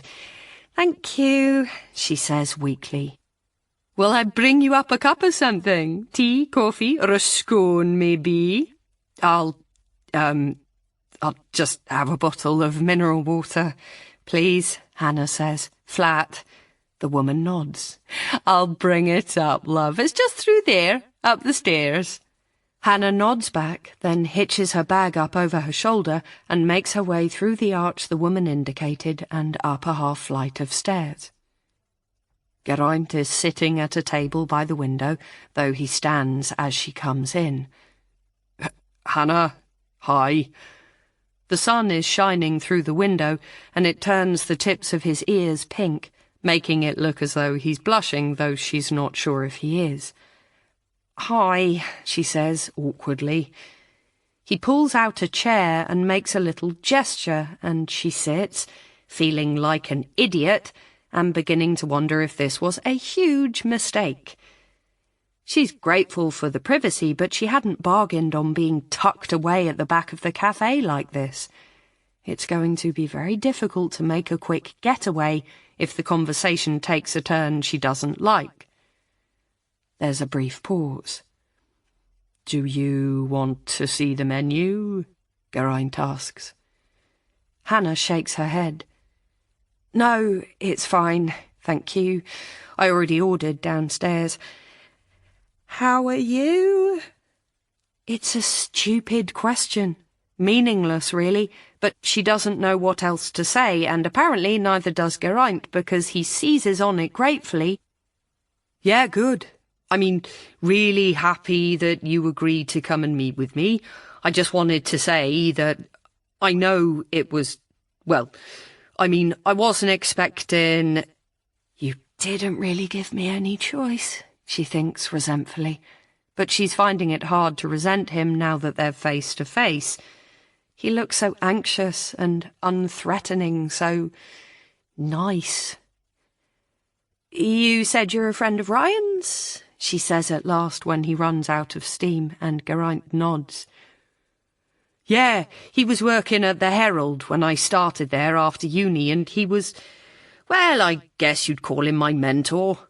He looks down at his hands, his face suddenly seeming years older. "He's such a good bloke. I felt terrible about what happened." "Yeah, me too," Hannah says softly. "How—" she swallows. "How is he?" "I mean, good, I think. It was pretty awful at first. I used to go and visit him in that horrible convalescent place, you know, the one that smelled of cabbage. Hannah nods, but it's a kind of lie. She doesn't know the place Geraint is talking about. She is painfully aware of the way she and Will let Ryan down, although that's not completely fair on Will. Left to his own devices, Will, she is fairly sure, would have kept in touch with the others, the way he's kept up with Hugh. It was she who fled England. She who dropped ties with everyone from Pelham, refusing to go back to dredge up memories. Will had wanted to invite Ryan and Emily to their wedding, make it a proper catch-up with save-the-date cards and a hotel in the Borders. It was Hannah who pushed for the registry office, just Hugh as best man, and her father to give her away. And Will, as he always does, agreed, not wanting to cause her pain. But now, listening to Geraint chatting on about Ryan's gruelling journey back from his stroke, she realises what they did, what she did, and she feels a sharp stab of something halfway between grief and guilt. But he's really enjoying being back home with Bella, Geraint finishes. I know that's made a huge difference, that and the fact that he can talk and type again. I think he was going up the wall, not being able to speak or write for someone like him. I mean, he's never exactly held back from giving his opinion, has he? Hannah laughs at that. A shaky laugh, but a real one, because it's true.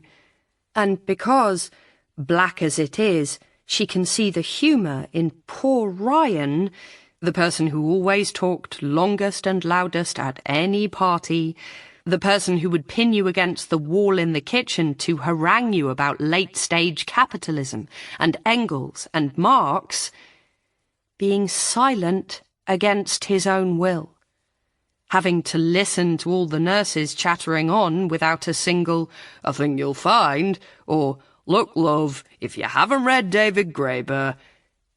No, she says now. That's true. There's a long silence. Geraint stares his coffee, staring down into the depths as though he can find a conversation starter in there if he swirls the murky liquid hard enough.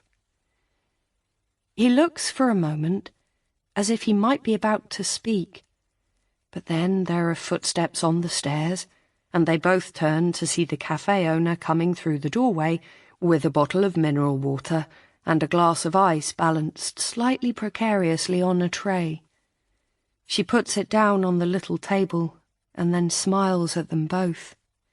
"There you are, loves. Anything else, you just give me a shout. I'm only downstairs. I'll hear you. I'll leave you be now." And then she departs.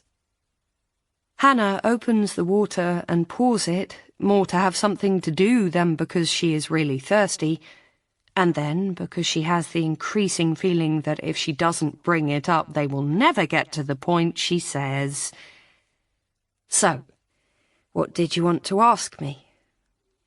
Geraint flushes, and for a moment there is a flicker of almost absurd relief on his face, as though she has absolved him of something. He swallows his coffee with determination and speaks. "So, yes. First of all, thanks for agreeing to talk about this. I can't imagine how difficult it must be to revisit all this so many years on." Amen, Hannah thinks, but she says nothing, only waits for him to continue. "So, a bit of background about me. I first heard about the case when I was a teenager, and I guess I was just fascinated, really. I was a bit of a morbid kid, and there was something about it, something about April." He trails off. I bet there was, Hannah thinks, but again, she does not say it. She knows, though, exactly what that something was that Geraint is talking about. The shots of April's lovely high-cheekboned face, the photographs of her lounging on the banks of the Isis, one shoulder bare as the strap of her top slipped down her arm, April was every spotty young teenager's fantasy girlfriend, and the fact that she had been murdered probably only made her more unattainable and therefore safer to desire. So, anyway, Geraint is saying, I kept reading accounts of the case, and earlier this year I did this long-form article about it. It was called Death of an It Girl, 10 Years On, 10 Unanswered Questions. Maybe you read it. Hannah shakes her head. She's unsure whether to be honest, whether to tell Geraint that she hasn't read any press about April's murder for years, but Geraint is still talking. The piece went kind of viral, and, well, long story short, I've been commissioned to do a 10-part podcast on the case. Okay, Hannah says slowly. She's not sure why, but a podcast makes her feel even more uneasy than an article. Then something occurs to her. You're not recording this conversation, are you? No, Geraint says a little awkwardly. Not yet. That's to say, I usually do record stuff just for my own records, but I wouldn't broadcast anything from today. I'm still in the research stage. Would you rather I didn't? I can just take notes if it makes you feel more comfortable. I would prefer that, Hannah says a little stiffly. She knows she's being irrational. What's the difference between a quote on paper versus recorded on a phone? And yet the idea of Geraint capturing her trembling voice talking about that night, it feels unbearable. Okay, sure, Geraint says. He puts his phone away and takes out a pen and a notebook. Look, I want to be really clear. I don't want this to be a whitewash. I'm not out to prove Neville's innocence if he really did it. In fact, that's why I wanted to talk to you, make sure I did justice to the case against him. I just want to understand what happened. There's gaps I've never been able to fill in. Hannah says nothing at that. She is holding the water glass so tight her fingers are white. Would you mind just going over what happened that night? Geraint asks now. His expression is diffident, and he is twisting his fingers together, playing with his pen. Hannah takes a deep breath. This is not new. It's all stuff she has gone over 1,000 times before. You would think the pain would have dulled, but it hasn't, or not completely. Still, it's better if she just gives Geraint chapter and verse, and then he can go away and get rid of whatever little conspiracy theory he's dreamed up. It was late. I'd been in the college bar. Hugh was there, and so was Ryan. Emily was working on some problems in the library. Will wasn't in college. He'd gone home for the weekend. It was the last night of April's play, Medea, and we'd arranged this celebration, special cocktails and everything. And about 3/4 of the way through the evening, April went up to our room to change, and she never came back. So I went to find her. She closes her eyes, remembering the feel of the grass beneath her feet as she and Hugh ran lightly across the Fellows' garden.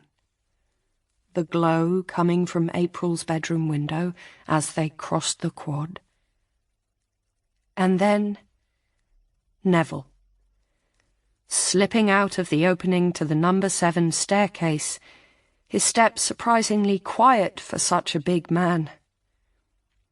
She had stopped, frozen, half expecting him to see her, but if he did, he gave no sign of it. He just turned and hurried off into the night, and she had continued to the foot of the stairwell, and then And then I climbed the stairs up to our landing, and the door was open. Her voice sounds strange in her own ears. Just like before. Just like that night when I came back and found Neville there, waiting. I should have known something was wrong, but I didn't. I didn't suspect anything, even though he'd been on the stairs. I should have known. The pictures come now, seared into her memory like images seen in flashes of lightning. Her hand on the door, a fan of dark hair, April's Medea wig splayed across the rug, and then... But that's where it cuts out. The mind protects itself from what is too painful to face, a psychologist told her once, which made the fury rise up inside her, because that sounds like she wants to forget, like it's an act of supreme selfishness. I don't remember much after that, she says now. She puts the glass to her lips and takes a long swallow, feeling the iced water numbing her throat and shooting needles of pain through her teeth. So, it's never come back, Geraint says, scribbling, and she shakes her head. Flashes, sometimes, in dreams, but I'm never sure how much of that is memory and how much of it's just my mind reconstructing what it thinks I saw. Nothing I can rely on. I definitely saw Neville, though, coming down the stairs from our room. That I'm absolutely certain of. The thing is, John Neville came from my hometown, Geraint says now. Hannah looks up from her water. He did? Yes. His mum lived round the corner from my aunt, and obviously that doesn't make him innocent, but I suppose it gave me a different kind of perspective on him. I heard all about his defence case and the holes in the prosecution. It's not just the crime scene stuff, although that's odd enough. The fact that they never found any traces of Neville's DNA on April is something no one ever really explained. Okay, the killer could have used gloves, but it doesn't seem credible that Neville could have strangled April without her clawing at him or fighting back. For that matter, no one heard a struggle at all, even though there were people in the room below. But it's not just that. There were loads of other angles the defence never brought up. For example, did you know that April was supposedly pregnant when she died? There is a clatter. Hannah has knocked over the glass bottle of water. Fortunately, it's empty, or near enough, and now she scrambles to pick it up before it rolls off the table, her cheeks flaming, trying to figure out what she's going to say to this extraordinary assertion. Sorry, Geraint is saying, as though it were he who knocked over the bottle. He moves his notebook, mops at the small puddle of water with his napkin. Sorry, I take it you didn't know? No, Hannah says thinly. She goes to put her hand over her own stomach, and then stops herself. She is still at the stage where her pregnancy isn't completely obvious to strangers. People who know her can tell she's changed shape, but to Geraint she might just be carrying a bit of extra weight, and for some reason she doesn't want him to know, though she can't put her finger on why. She feels a strange flutter inside her, and the sensation stops her in her tracks. Is it the baby? She hasn't felt it kick yet. The books say any time between 20 and 24 weeks is normal for a first pregnancy. She is just over 23 weeks now and has been waiting, bated breath, trying to figure out if every little flicker is her child or just a muscle ticking. Now she is completely distracted, and Geraint has to say, "Hannah, are you okay?" "I'm fine," she says, dragging her mind back to the present. No, I didn't know. But to be honest," she stops. She doesn't want to call this a lie to Geraint's face. It will make her look prejudiced, set in her opinion, but his words have angered her. April pregnant? It's ridiculous. "Look, I don't want to be rude, but She stops, corrects her tense as she has so many times before. "I was her roommate, her best friend. I find it really unlikely that she wouldn't have told me something like that, and if it were true, why wouldn't Neville's lawyers have brought it up at the trial? It doesn't ring true to me. I'm sorry." "Oh, I agree," Geraint says urgently. "I dismissed it too when I heard it, but when I asked Ryan, he confirmed it." Hannah goes completely still. She has no idea what to say, and she finds she is gaping at Geraint, her mouth open. She closes it, but the words still don't come, and the silence hangs between them, oppressive. Inside her head, though, it's the opposite problem. There are too many words buzzing and whining like bees in a jar. Ryan, April, pregnant. Why on earth would she have told Ryan, of all people, unless... But Geraint is speaking, cutting across her spiralling thoughts. Ryan's theory was the defence didn't bring it up because they thought it would look like victim blaming, he says. You know, smearing someone's sexual past to distract from what's happened to them.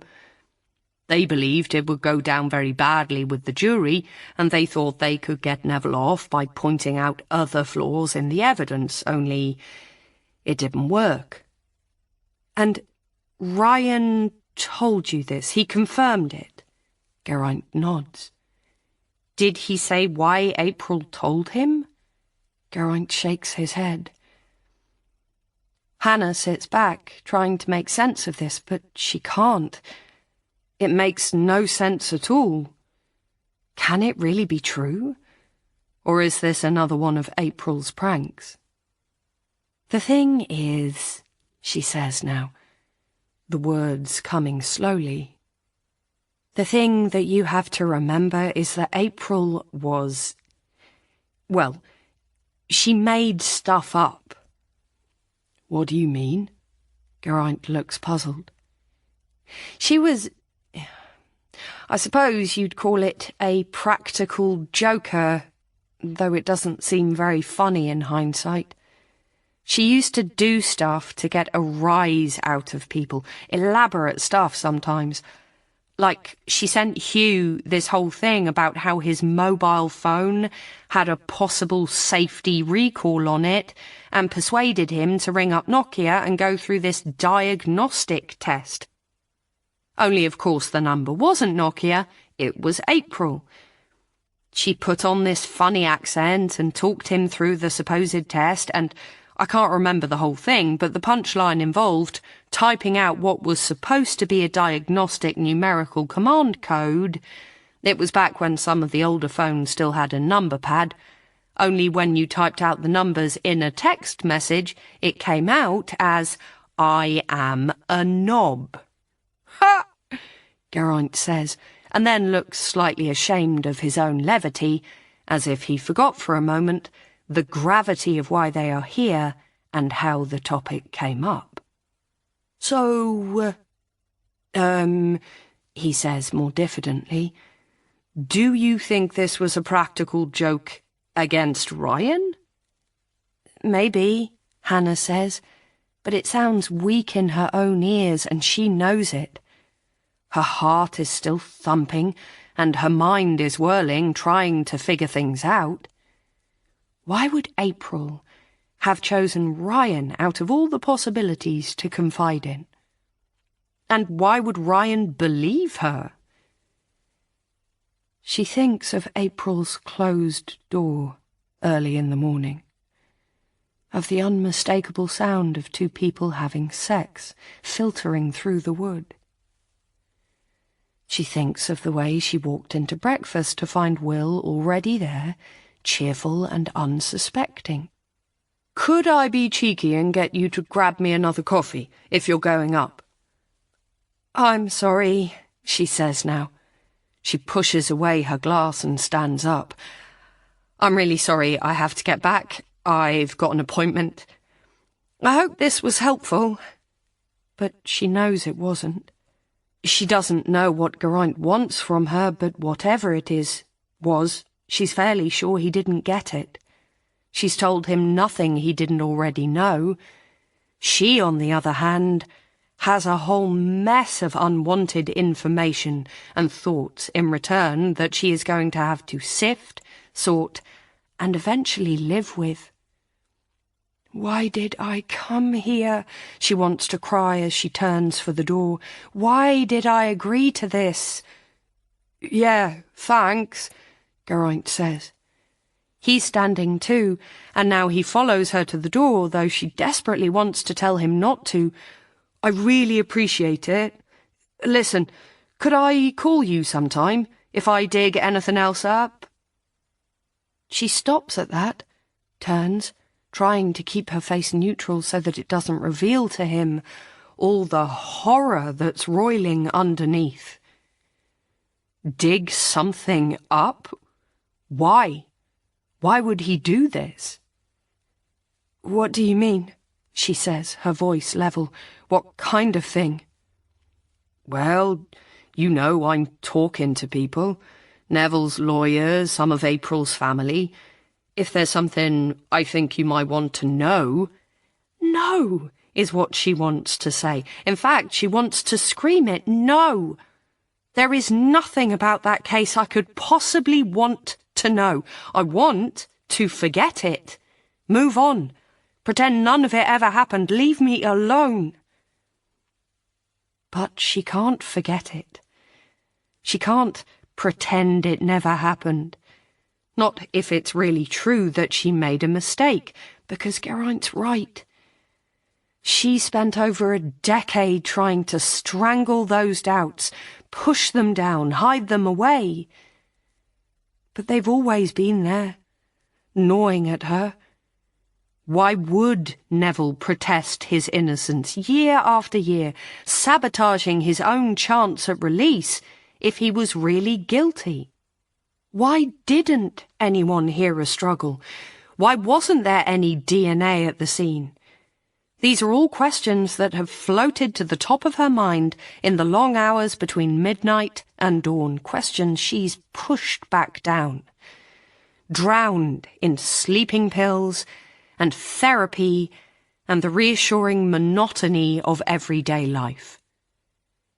And now, this. The news that April may have been pregnant. It feels like the last straw. Something she can't ignore, can't push away. She shuts her eyes.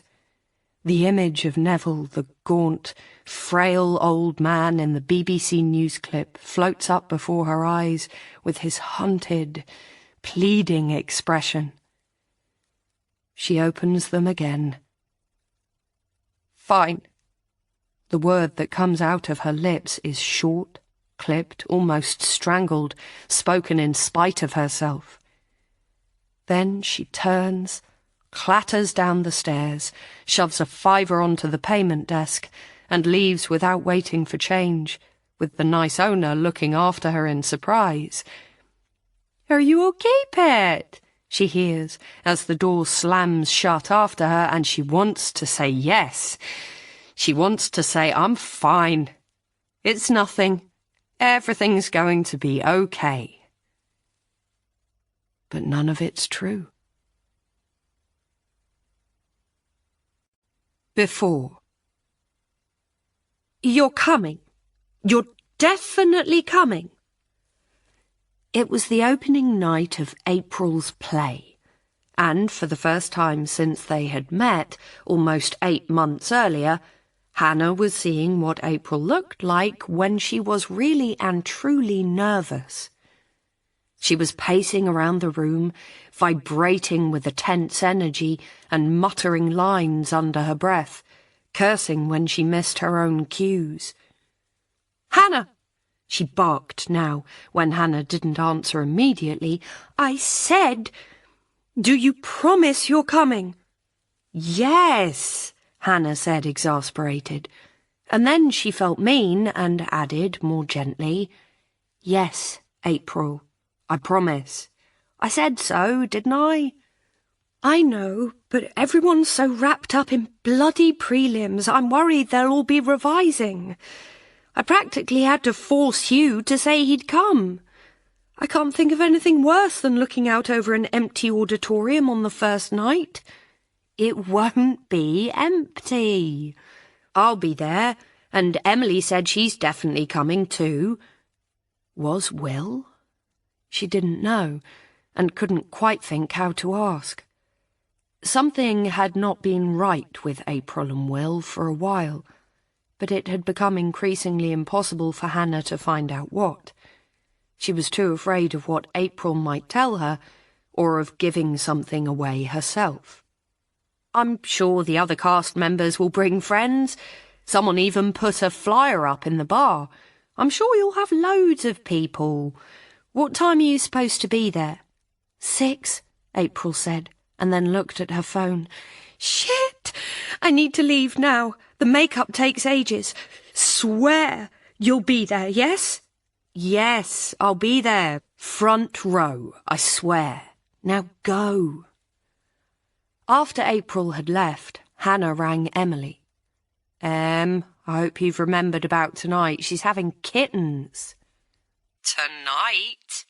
Hannah could feel Emily struggling to remember. Yes, tonight. April's play, remember? At the Burton Taylor. Shit. There was a pause. Hannah could hear Emily clicking stuff on her computer diary. I've got an exam tomorrow.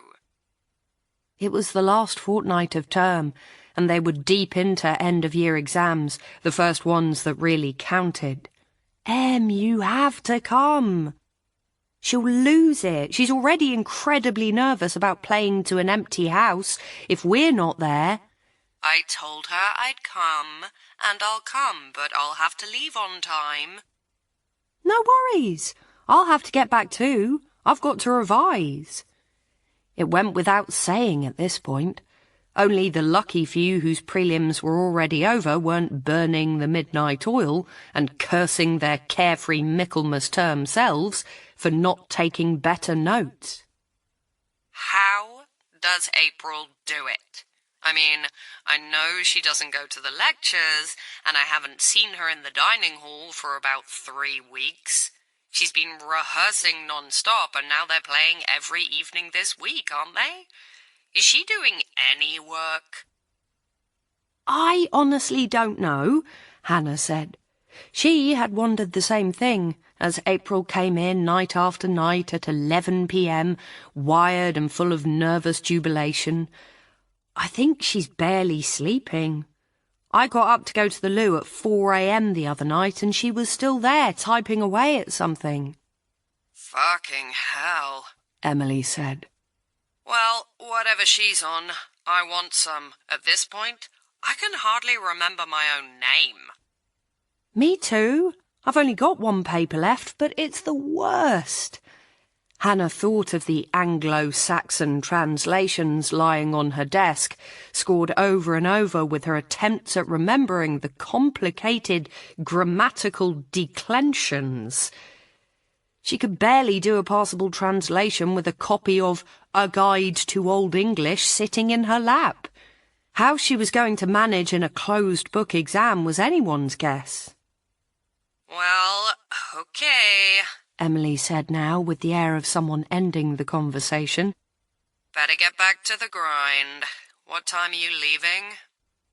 The play starts at 8, and I should think it's probably a 15-minute walk, so maybe 7:30?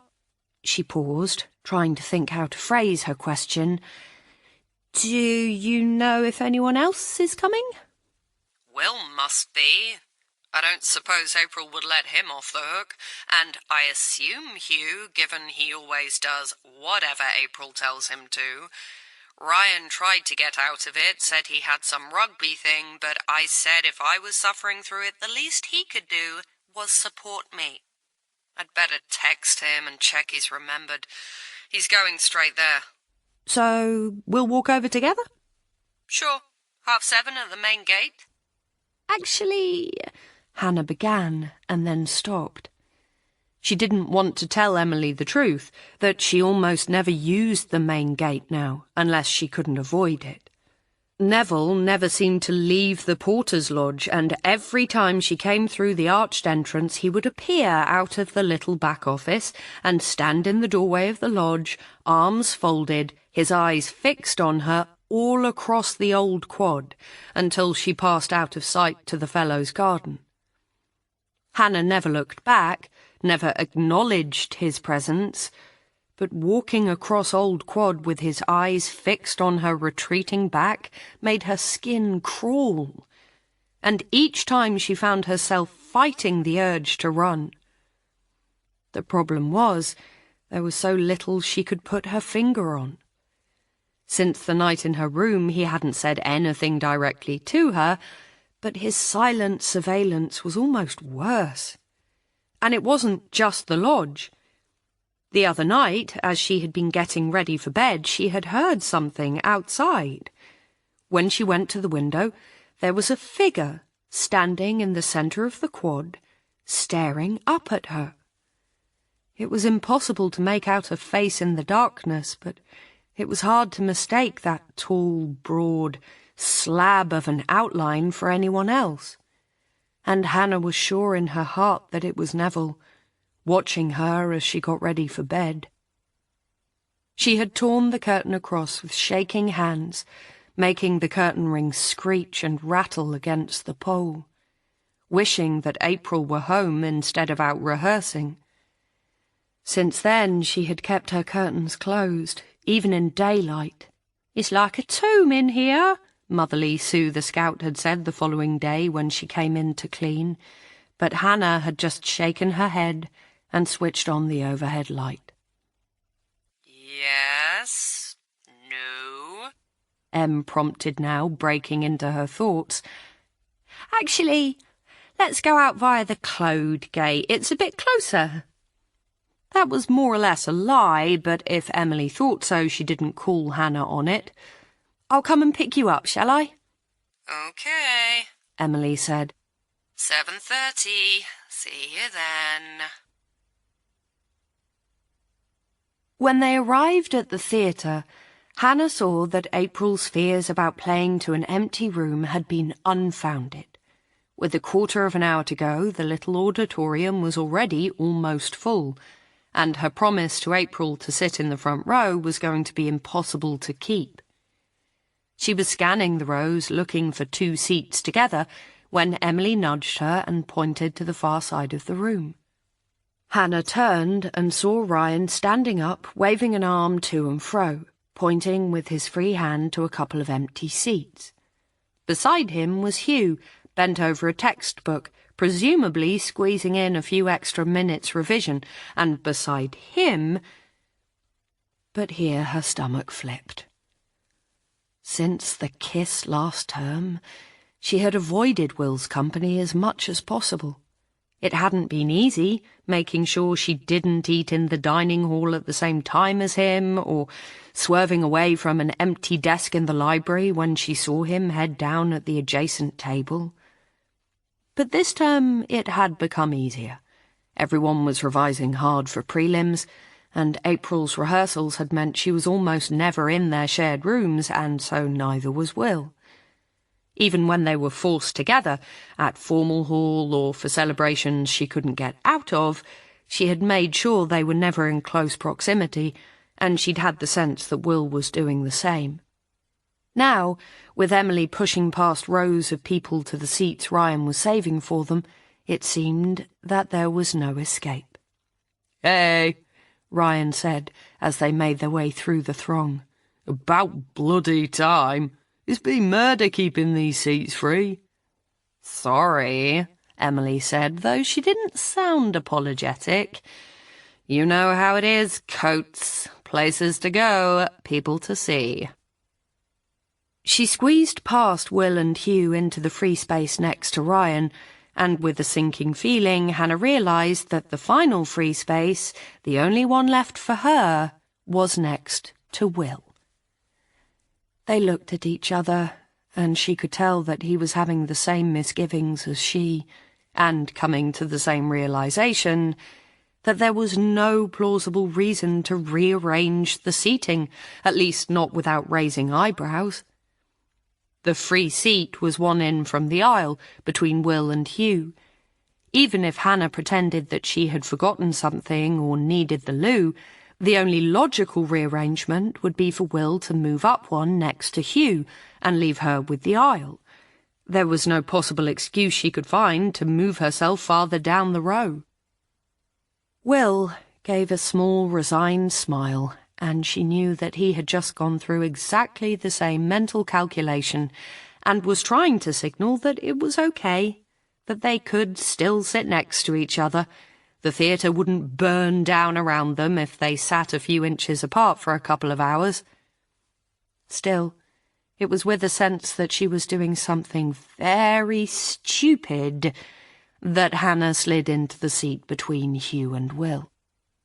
She sat there mutely, listening to Ryan and Emily bickering good-naturedly farther up the row, and Hugh muttering his revision notes under his breath. And all the time, she was horribly conscious of her cardigan-clad arm just millimetres away from Will's shoulder. He had his hands pressed between his knees, as if to make his body as small as possible and keep his hands as far away from her as he could. But the seats were narrow, and Hugh was unselfconsciously man-spreading on her other side. It was all Hannah could do to keep her arm from touching Will's, her knee from grazing his. And as the lights went down and the auditorium fell into silence, the sense of intimacy only increased.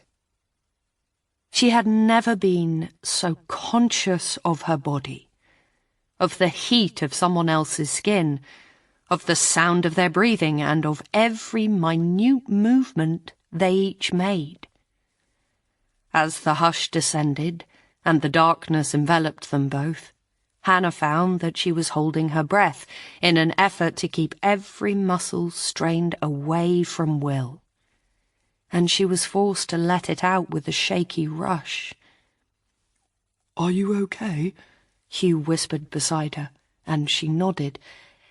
"Yes, sorry, just a sneeze that didn't go anywhere."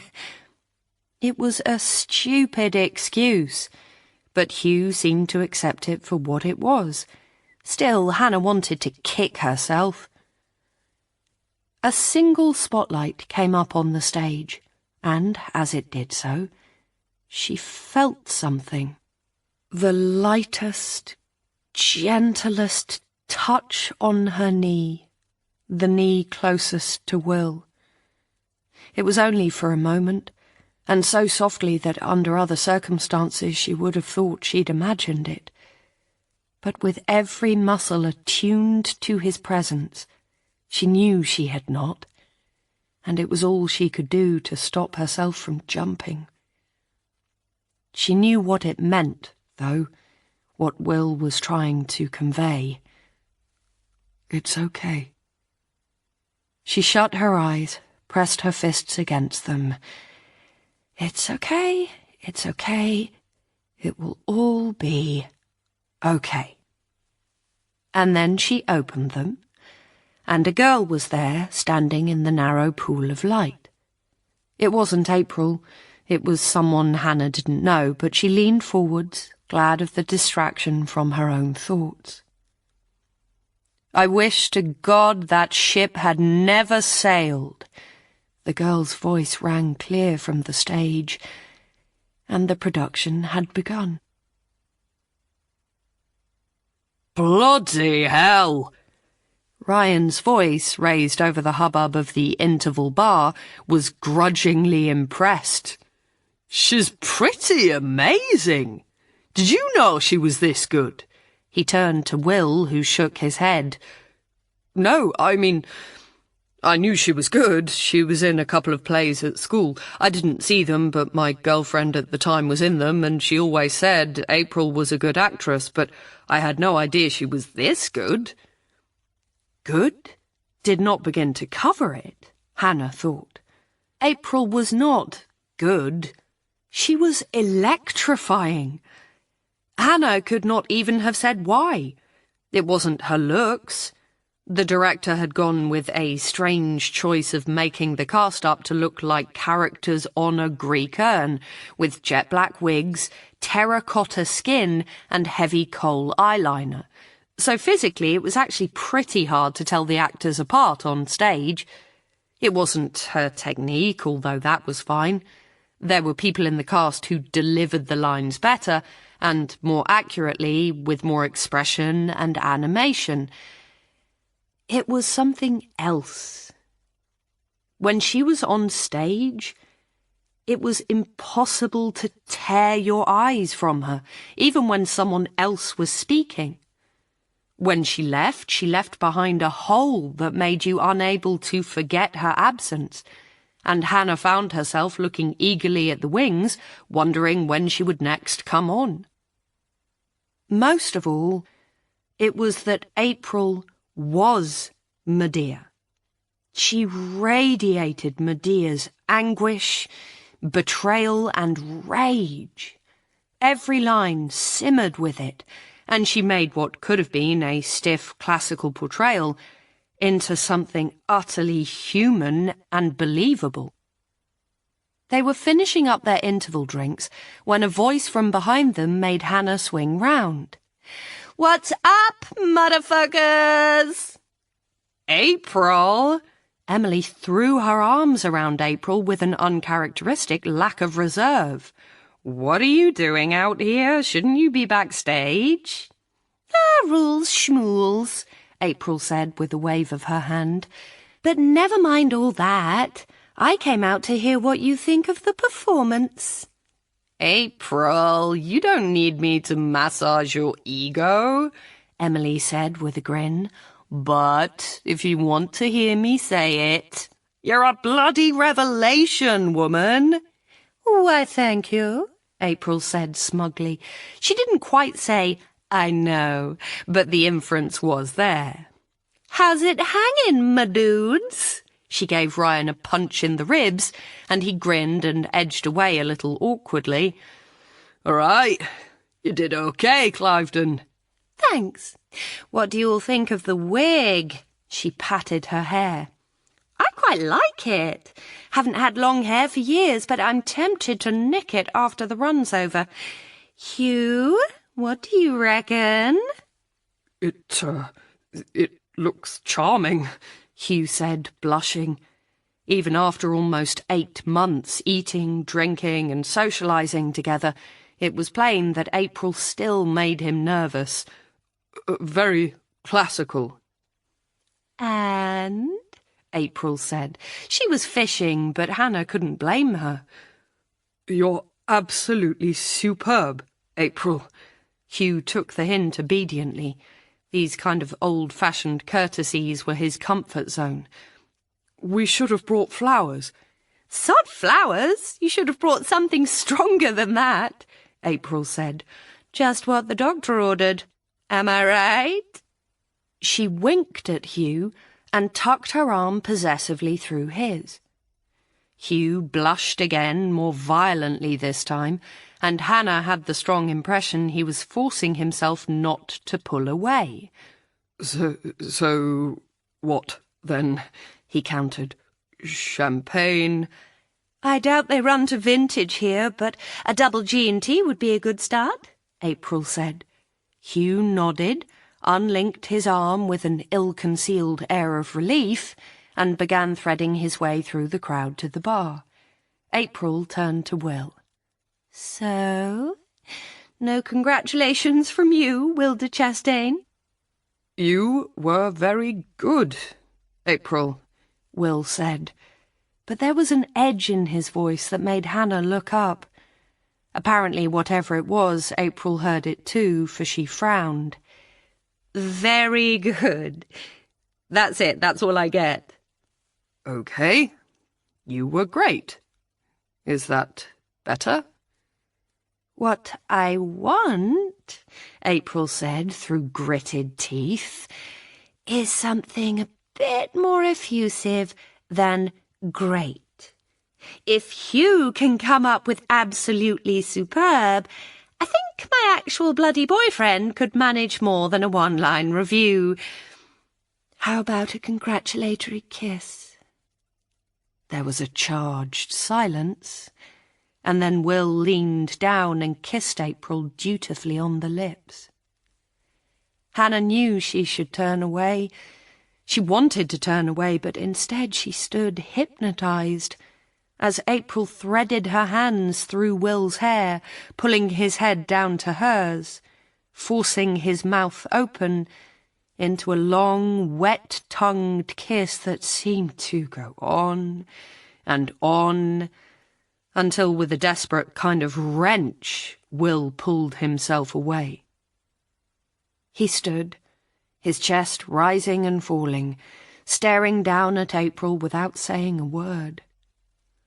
There was copper-coloured makeup smeared across his chest and face, and the black of April's lipstick was on his mouth like a bruise. April stared back with something like triumph. Then, without another word, she turned on her heel. "Must go," she shot back over her shoulder. "I'm straight on after the second act." And then she was gone, disappearing into the crowd, just a small black head bobbing through the sea of students.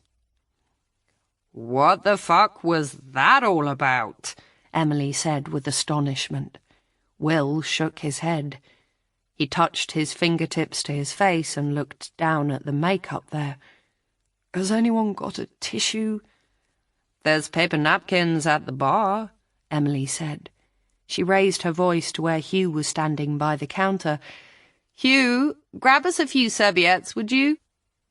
Everything all right between you two, mate? Ryan said.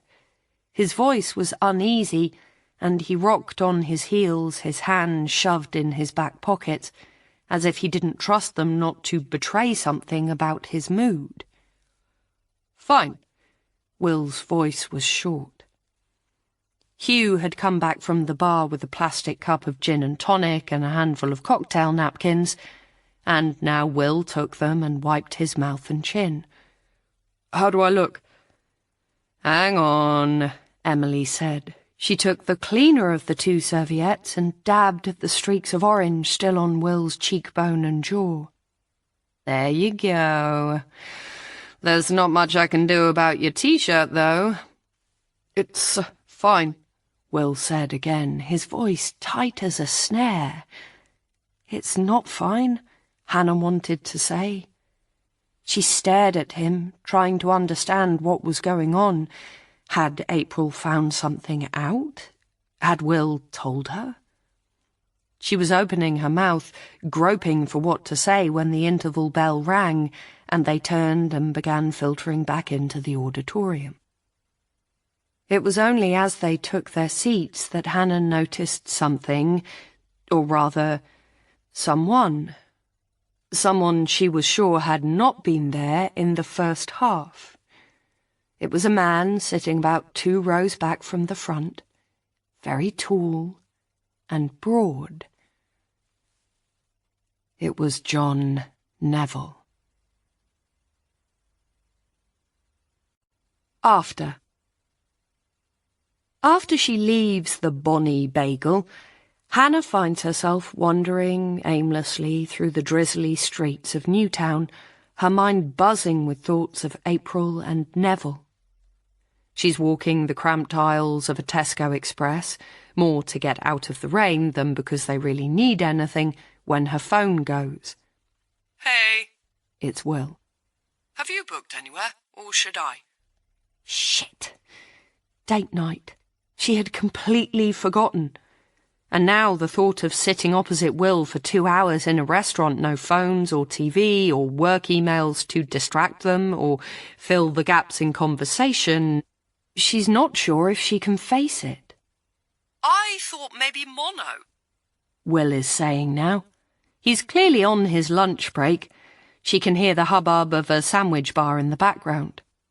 But do you reckon we'd get a reservation at such short notice? Or there's always Contini's, but we go there so often.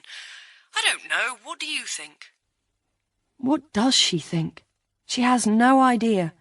She only knows that the question of which restaurant to go to seems painfully insignificant in the aftermath of Geraint's bombshell, and that she can't have the conversation here in the supermarket. She swallows. Look, would you mind if we didn't go out tonight? I feel like we ought to be saving money.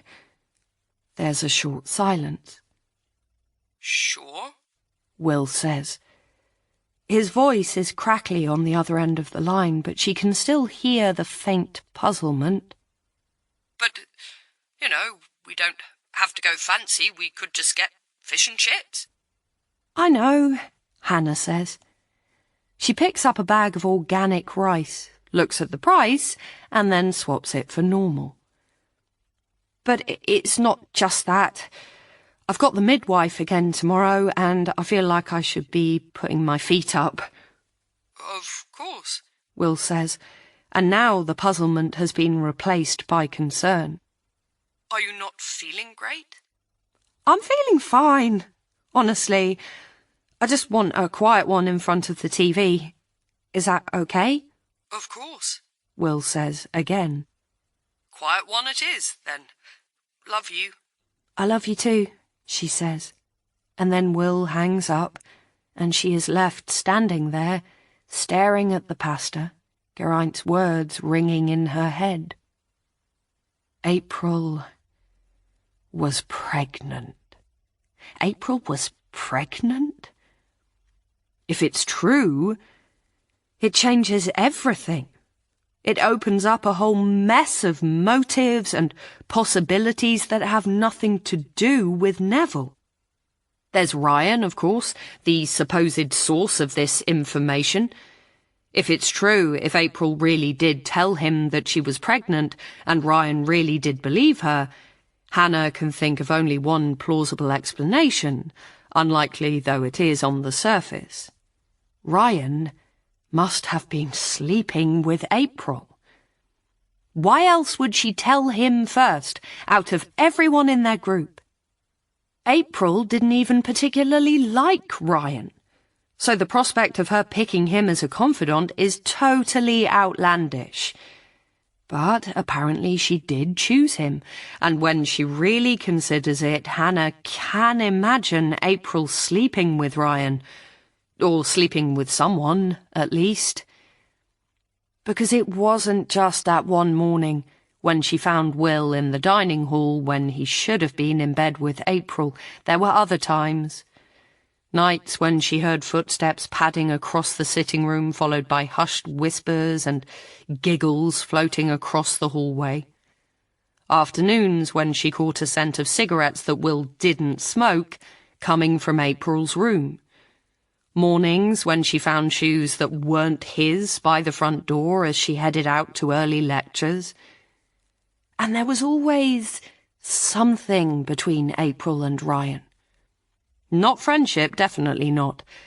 But it is all too easy for that prickly antagonism to mask a very different kind of attraction. Hannah remembers the strange electrical charge that crackled between them the night April pranked Ryan, and the weird energy the first night of April's play, and she does not find it hard to believe that Ryan was sleeping with April. Not at all. But if that's the case, it's not just Ryan who is implicated. And this is why she is distracted and why her answers to Will are short and strained. Because if it's true, it gives someone else a motive too. Will.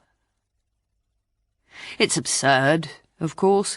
She knows Will like she knows her own heart.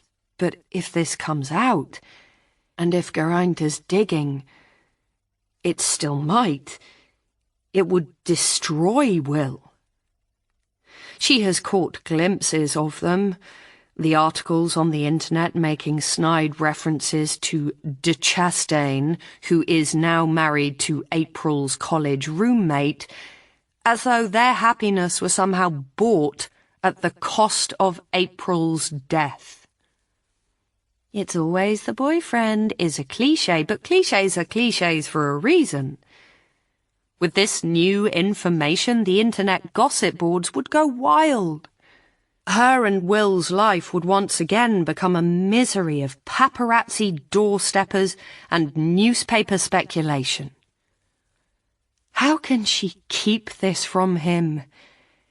It feels impossible, but then asking him whether he knew and concealed something so momentous feels equally impossible. It would be like asking him whether he has lied to her all their relationship, and admitting to him that she thinks he may have done so. How do you ask someone something like that? And what if he tells her? Her phone pings and she looks down, realizing that she is still frozen in the middle of the aisle, holding it out like a compass. It's a text from Will. Han, I'm sorry I hadn't remembered about the antenatal appointment. I'm a horrible husband. Please don't stress. I'm sure it's all fine. Our baby is fine. I love you. Kiss. A wave of guilt washes over her as she realizes what she has just done.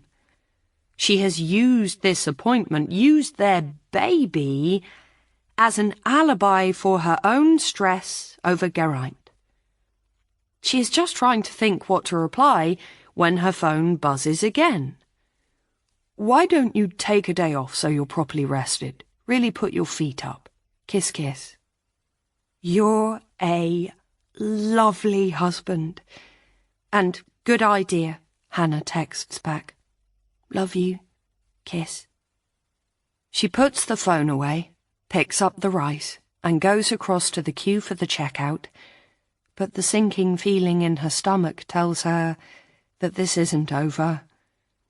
She has to find out if Geraint is telling the truth, if April really was pregnant, or she will spend the next 10 years stressing about it. And only one person knows for sure. She will take the day off tomorrow, as Will suggested, but not to put her feet up. She will go to the appointment, and then she will go and see Ryan, and she will ask him about the rumours. But that means she has to tell Will. It's late, or what passes for late for Hannah these days. They are in bed. Will is scrolling through his phone, and Hannah is reading a dog-eared copy of Tinker Tailor Soldier Spy. She picked it up because she wanted a familiar comfort read, but she knows the clock is ticking and that she cannot put this conversation off any longer. She owes it to Will. She puts the book down on the bedside table. Will? He barely looks up. She can see he's on Twitter. He doesn't tweet under his own name. They've both learned the hard way that's not a good idea. But he has an anonymous account under the name 2 Wheels Good, where he retweets indignant blogs about poorly designed road junctions and articles about vintage motorbikes. Will, did you... She swallows, stops, tries again. Did you ever hear a rumour that April was pregnant? What? Will sits up straight, turns to look at her. The lazy post-supper two-beer contentment is suddenly gone from his face, and his expression is wary and watchful. I'm sorry, what did you say? I heard a rumour, something on the internet. Oh, God, there it is. The actual lie she was trying not to tell, but now she said it, she can't take it back. Someone said that April was pregnant when she died. Ugh, what absolute bullshit, Will says, and his face twists into something so shocked and unhappy that she wishes she had never brought it up, even though there's a kind of comfort in seeing his surprise. Of course she wasn't. Where do people get this poisonous shit? More to the point, why are you reading it? I don't know. I wasn't trawling conspiracy forums, it just cropped up, she says, and that's true, in a way. Geraint did just crop up out of the blue like an unwanted Google alert. So, you think it's crap? Of course it's crap.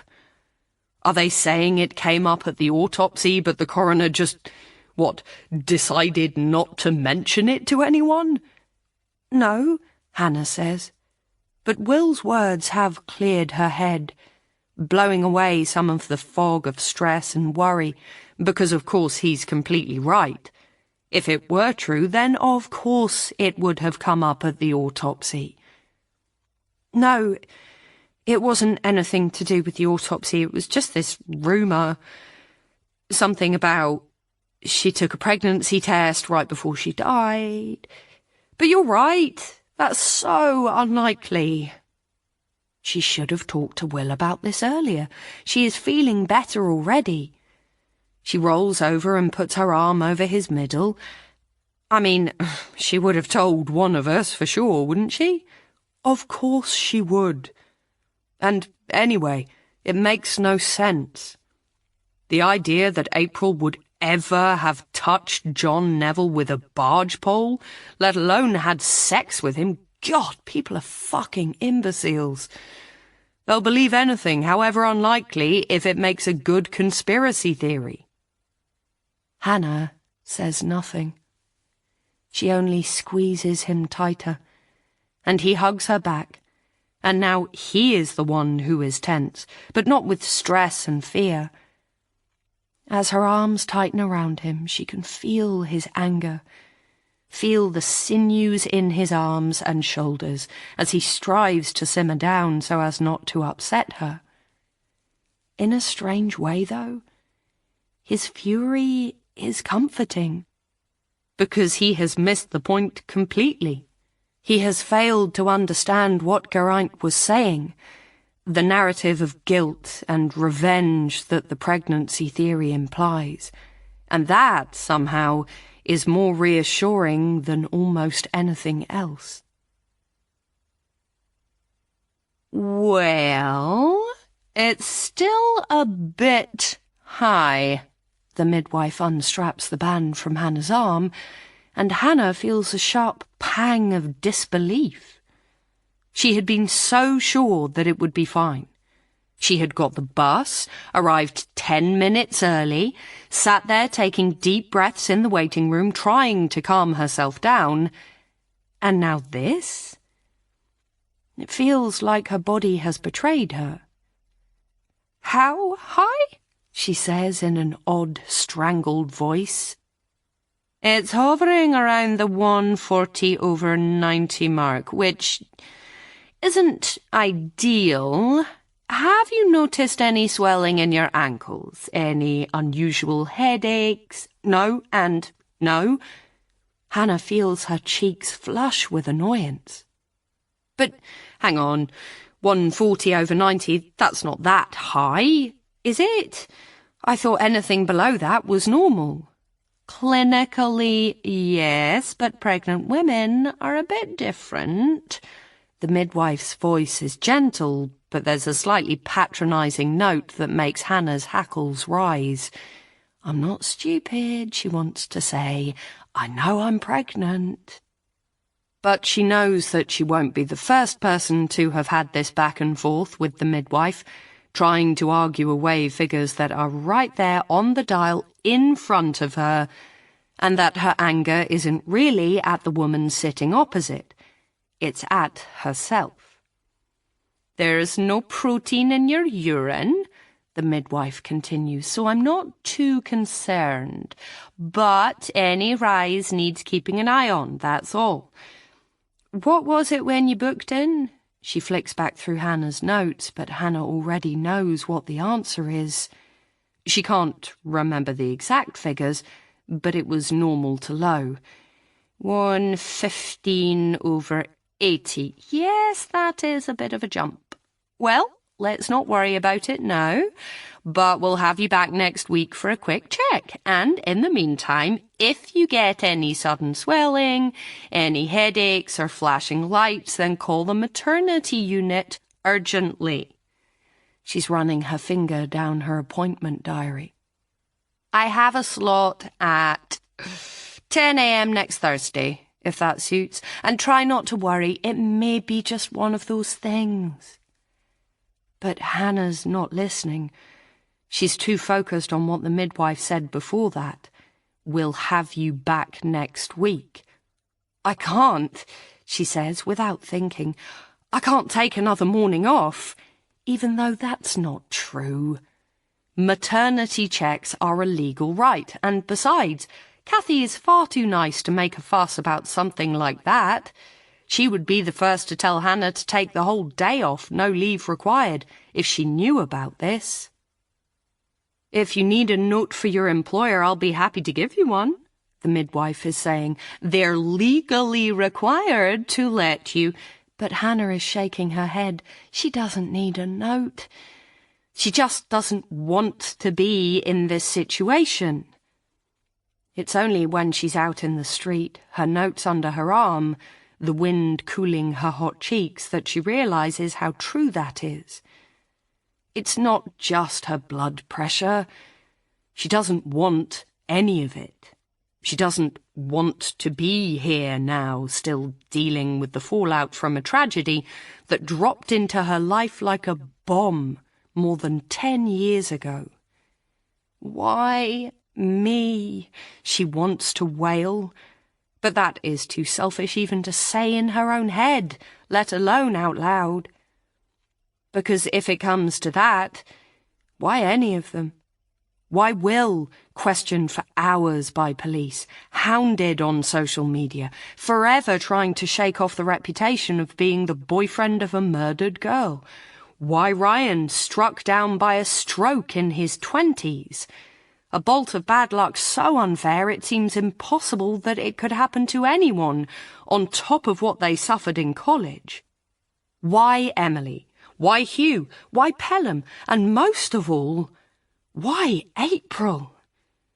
Why beautiful, glittering April, someone with the whole of life stretched out at her feet? Why did she deserve to have that taken away from her? But the answer was, of course, that she did not, that she never had. It was just one of those things. The train to York takes 2.5 hours, and Hannah has forgotten her book, so she buys one at the station, a Louise Candlish that Robin recommended as particularly gripping, in the hopes that it will keep her from obsessing over the coming conversation with Ryan. It works for a while, but as the train draws closer to York, she finds her nerves are taking over and that she's turning the pages without properly concentrating. Is she really going to do this?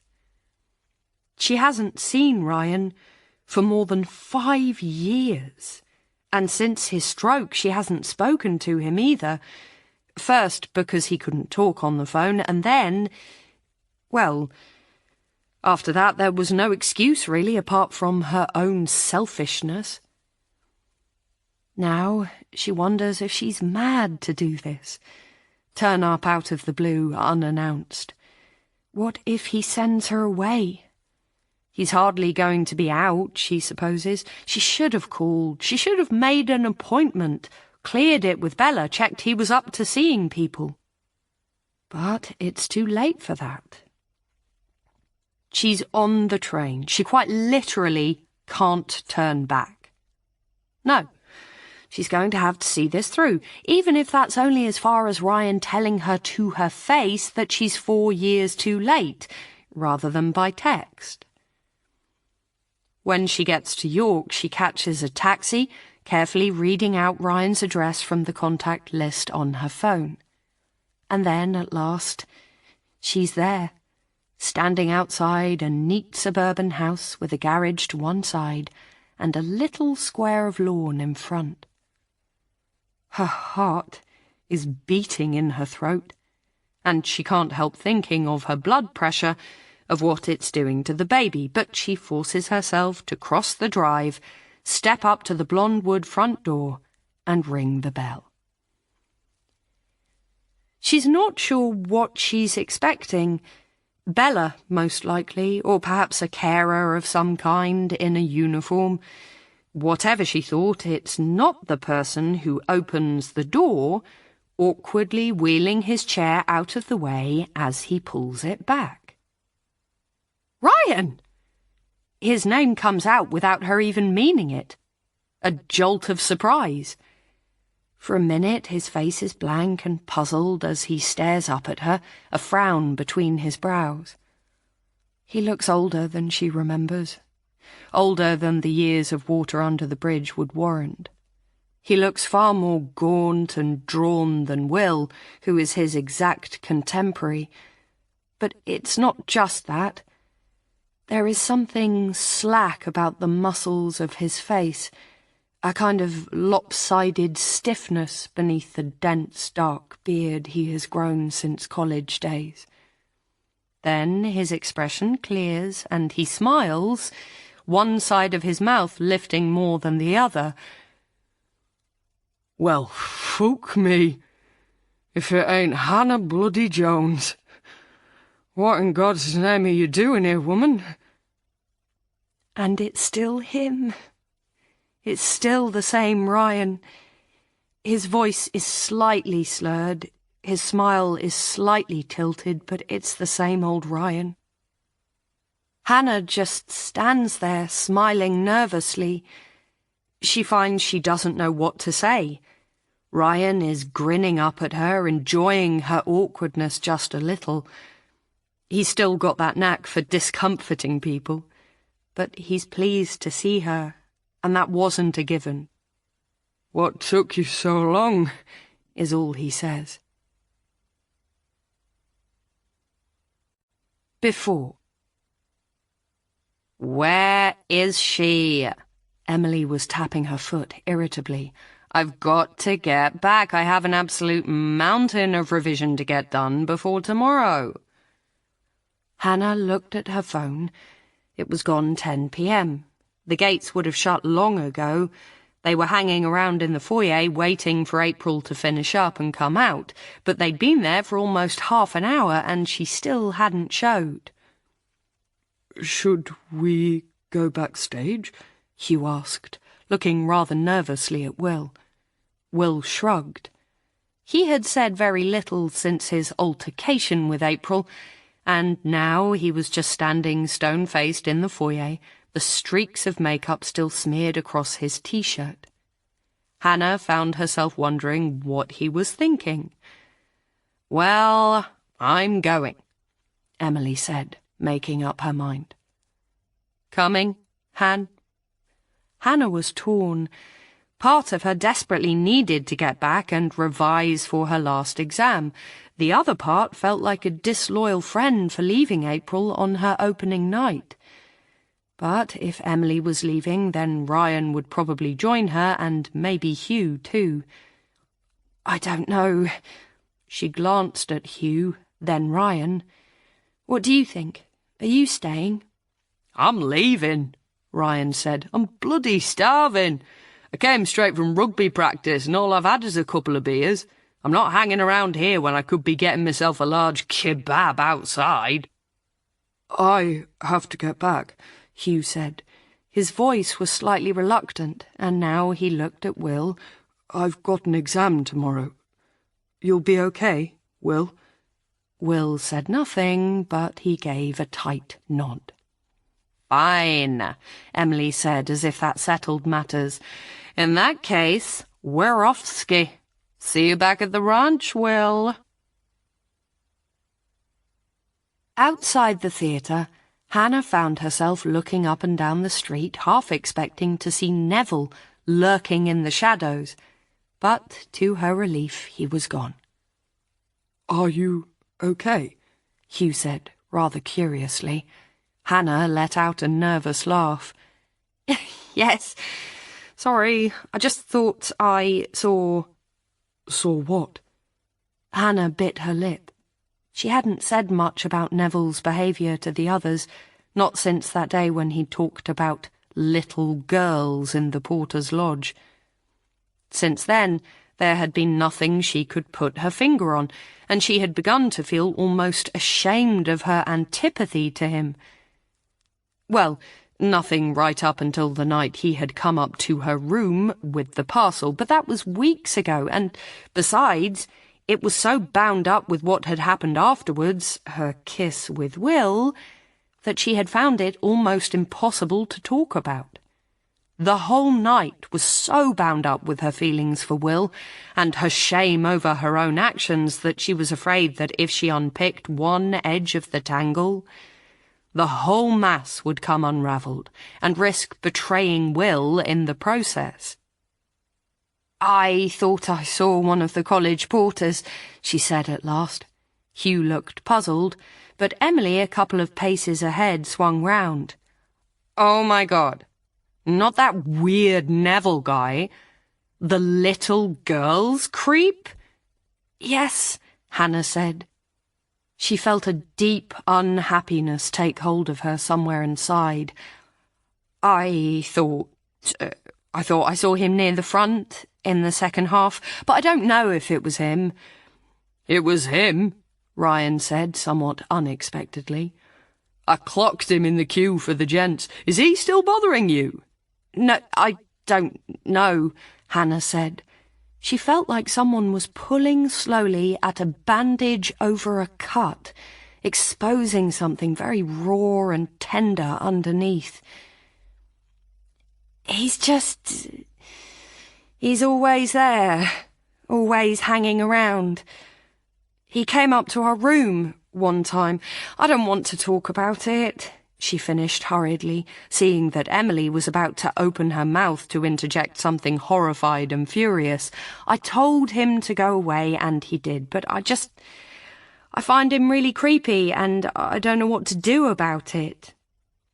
You have to go to the college authorities, Emily burst out. This isn't okay. And say what? He came to see my friends play? He made me feel a bit weird? She's got a point, Ryan threw over his shoulder. It ain't exactly a smoking gun, is it? Emily was opening her mouth to reply when Ryan stopped, pointing up a side street at a kebab van parked at the intersection, a line of people snaking across the pavement. Hey up, I spy supper. Hold up, I'll be back in a tick. Have you seen that queue? Emily said explosively. And did you not hear me about the revision? So don't wait, Ryan called. He was already halfway down the side road towards the van. Keep the bed warm. You should be so lucky, Emily yelled back, then let out an exasperated sigh. Ugh, knob. Well, I'm off. He'll be half an hour in that queue. If he's lucky, and then he'll want to eat it. Hannah? I'll come with you, Hannah said. She looked at her watch, trying to figure out the likelihood that Neville would be back at Pelham by now. Did he live in college? It dawned on her she had no idea about the lives of the porters outside their jobs. Hugh? Well, I am pretty hungry. I might join Ryan? Hugh said, as if seeking their approval. He looked a little uncertain. Hannah had the impression that he and Ryan had never really been the best of friends, that they were linked by default through will rather than via any real connection of their own. But maybe Hugh was trying to change that. Knock yourself out, Emily said. Laters, coats, she bellowed down the alleyway after Ryan, and then turned on her heel and left. It was almost 11 when they got back to Pelham, and Hannah found her footsteps slowing as they approached the front gate, wondering if Neville would be there. Come on, Emily said impatiently as they crossed Pelham Street. You go on, Hannah said. I just want to check if the Clode gate is still open. It won't be, Emily said. She stopped, looking harder at Hannah. Is this about Neville? Do you want me to see if he's in the lodge? No, it's fine, Hannah said rather wearily. You'll have to knock at this time of night, and then how will you explain going back for me? I'll just brave it out. I mean, so what if he's there? He can't eat me. Okay, well, first of all, let me reiterate once again how extremely fucked up it is that you're rearranging your life to avoid this man without going to the college authorities. And second, you know you can climb the wall behind clothes. What? Hannah wrapped her arms around herself, trying not to shiver in the draught coming down Pelham Street. It was June, but the night air was cool in spite of her cardigan. No, I had no idea. Where? All the walls are 8 foot and covered in spikes. There's a bit where you can get a foothold. Ryan showed me. He used it one time when he'd forgotten his bod card and couldn't be asked to go round the front. Want me to show you? Yes, Hannah said, more eagerly than she had meant, and then felt ridiculous. I mean, not that it's that much of an issue. I don't mind going past the lodge. It just might be, useful one day. Emily shot her a look like she was in absolutely no doubt of how much Hannah did not want to face Neville, but said nothing, only turned up Pelham Street. They passed the Clode gate without stopping, and then rounded the corner and ducked into a small lane that led between houses to the meadow, a large field that backed on to Pelham and was used for cricket in the summer and lazing out on sunny days. Here, the high wall that bounded the college on 4 sides was covered in ivy and creepers, and Emily walked slowly through the scrubby trees, picking her way by the light of her mobile, before stopping at last at a place where the ivy grew particularly thick. There, she said, pointing. Can you see?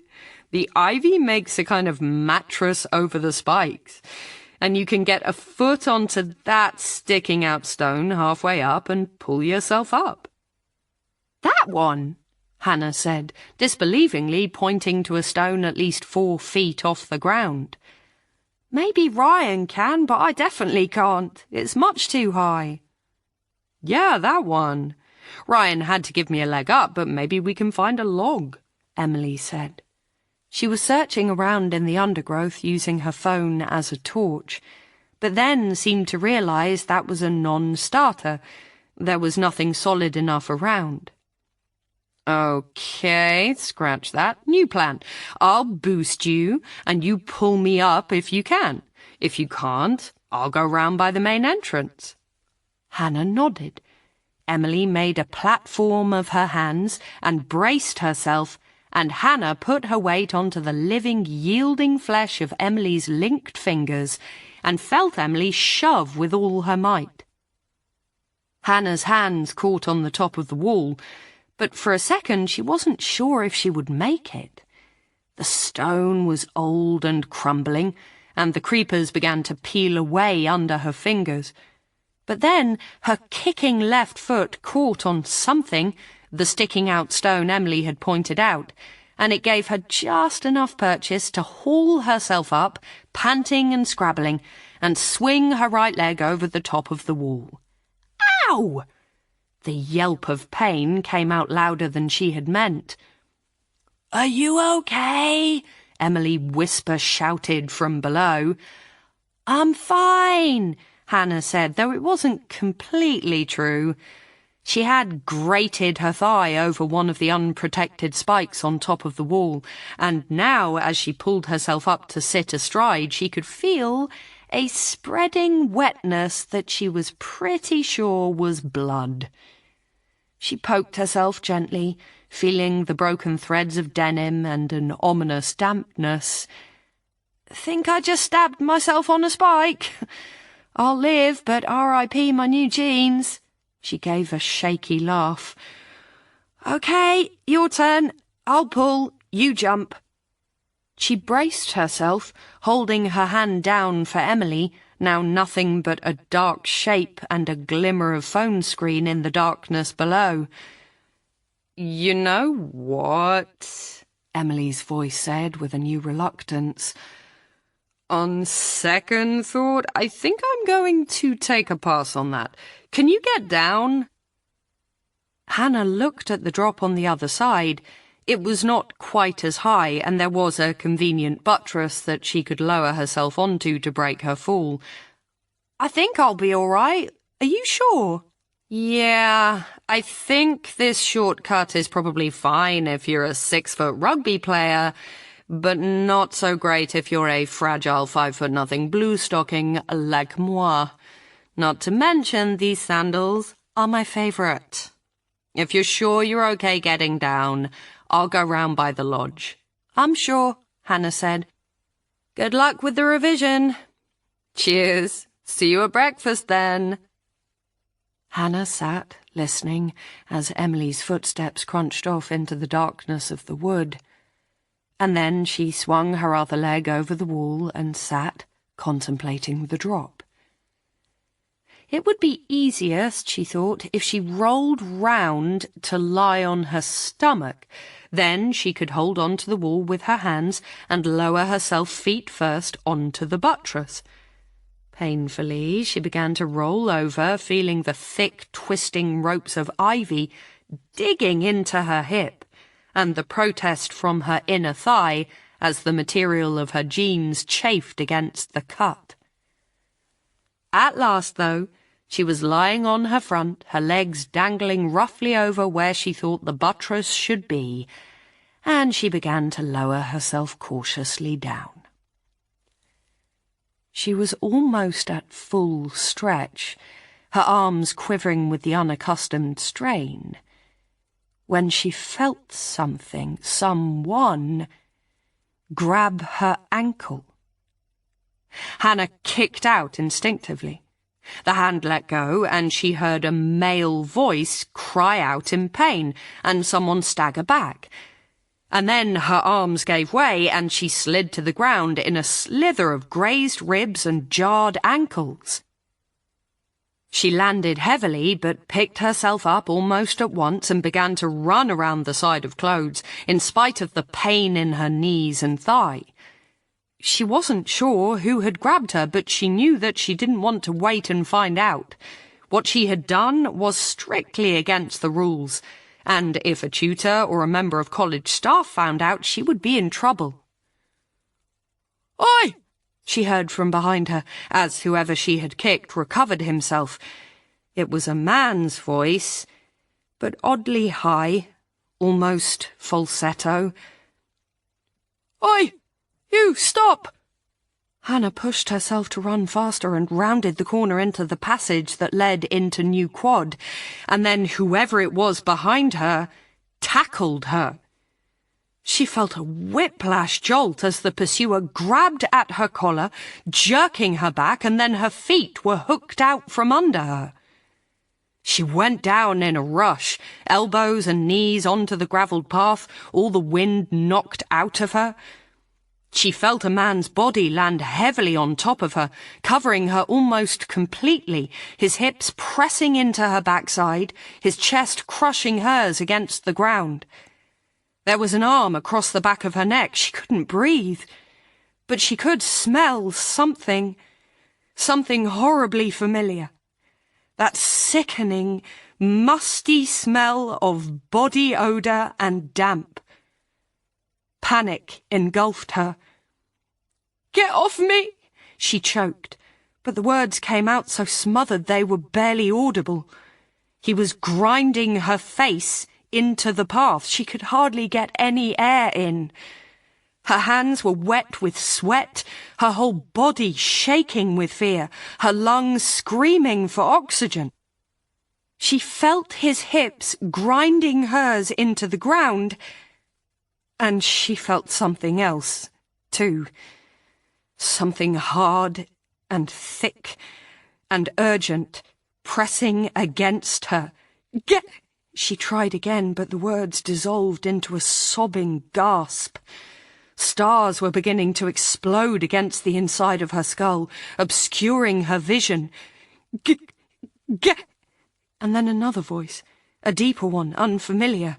"What on earth is going on here, Mr. Neville?" "I found this person climbing over the wall," Neville panted. He got to his knees, putting his weight painfully on Hannah's arm as he did. She lay there, gasping and trembling, as he lumbered slowly to his feet, feeling the crushing sensation in her chest slowly lifting. "Well, still, but I'm not sure." Hannah didn't wait around to hear any more. She had only one instinct: to get away. As the last of Neville's weight came off her, she twisted like an animal in a trap and wrenched herself out from underneath him, and then she was gone, stumbling around the corner of the quad, into staircase 7, up the stairs 3 at a time, until at last she was in the sanctuary of the set, the good, solid wooden door of her bedroom hard against her back, and then she sank down to the floor and burst into tears.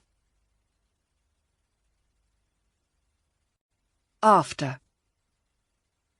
"So," Ryan says with another of his lopsided smiles. They are sitting in his living room, nursing cups of tea that Hannah has made under his direction. "What brings you here, then?"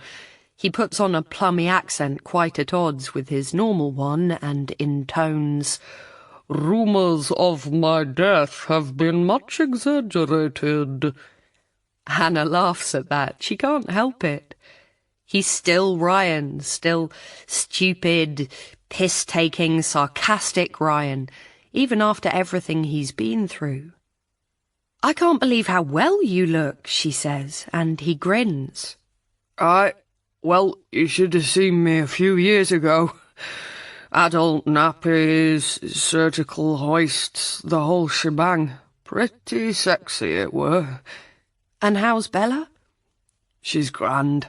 She's been my lifeline, her and the girls." The girls, of course.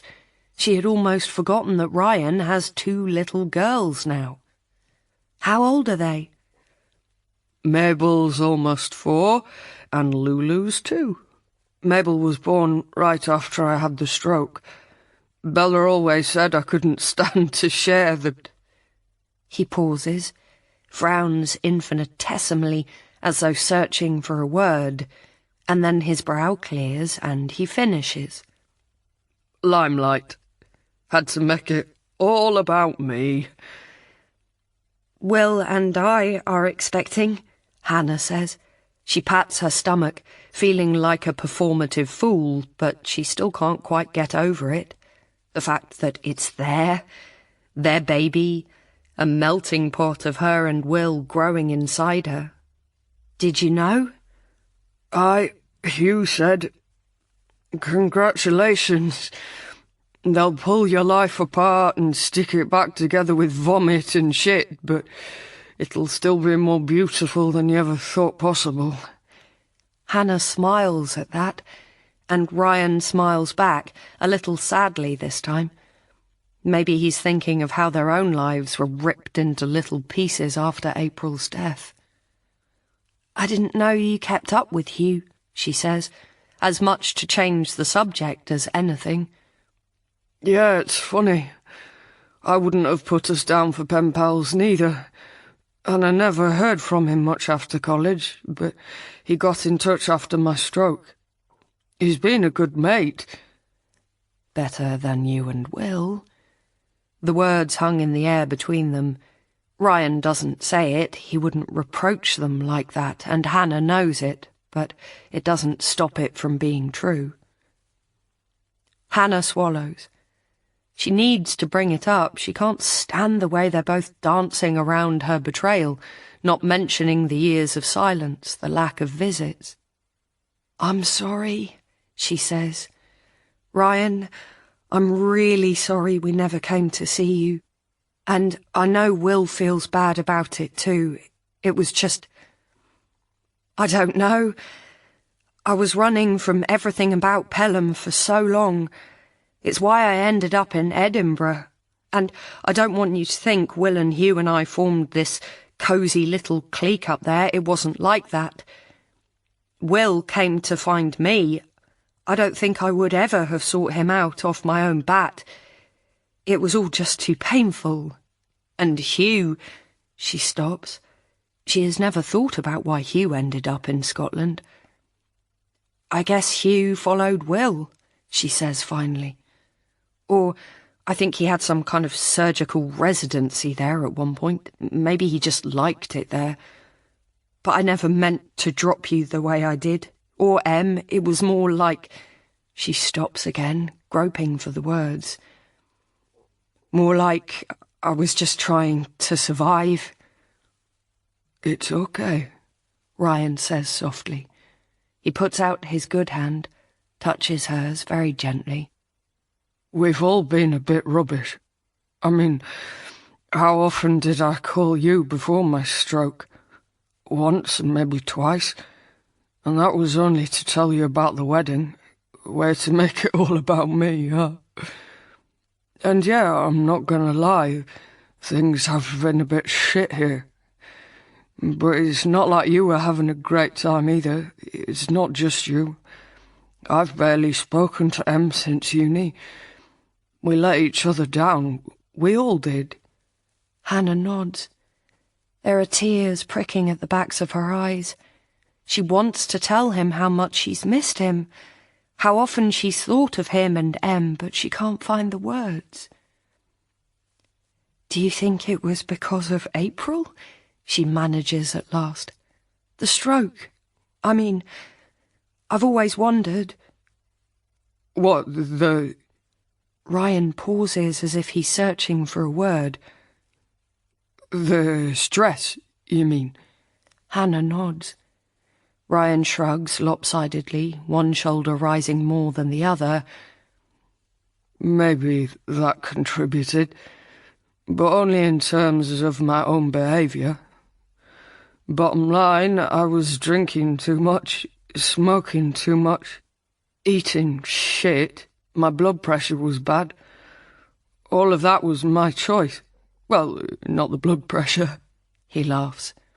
That's genetic, but I should have got it treated instead of burying my head. Hannah bites her lip. She doesn't want to think about that. So, what brings you down here? Ryan asks again, this time with the air of changing the conversation. Hannah takes a gulp of tea, remembering how much she hates PG Tips, and then a deep breath. Do you know, a reporter called Geraint Williams?" "Ger? His face is a little surprised. Yes, of course I do. He's a good bloke. We worked together at the Herald. How come?" "He came to see me at the bookshop. You probably heard John Neville died." "I did. Hard to miss it, to be honest. It was all over the news." Hannah nods. "Well, Geraint came to see me afterwards. He'd been working on a podcast with Neville's cooperation, or at least that's what he said, and he wanted my side of things." "Right," Ryan says.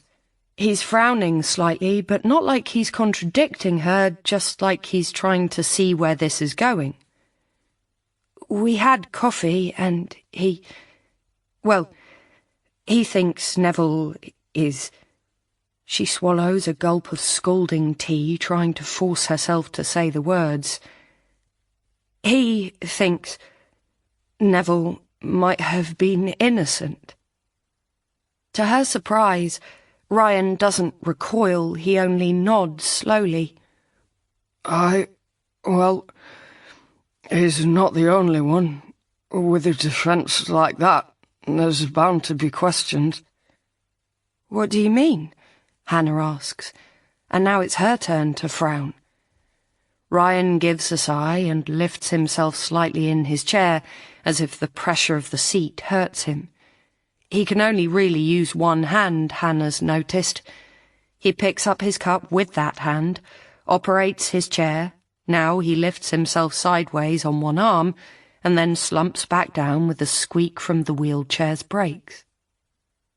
"Look, you're not part of that circuit. You wouldn't have known, but journalists...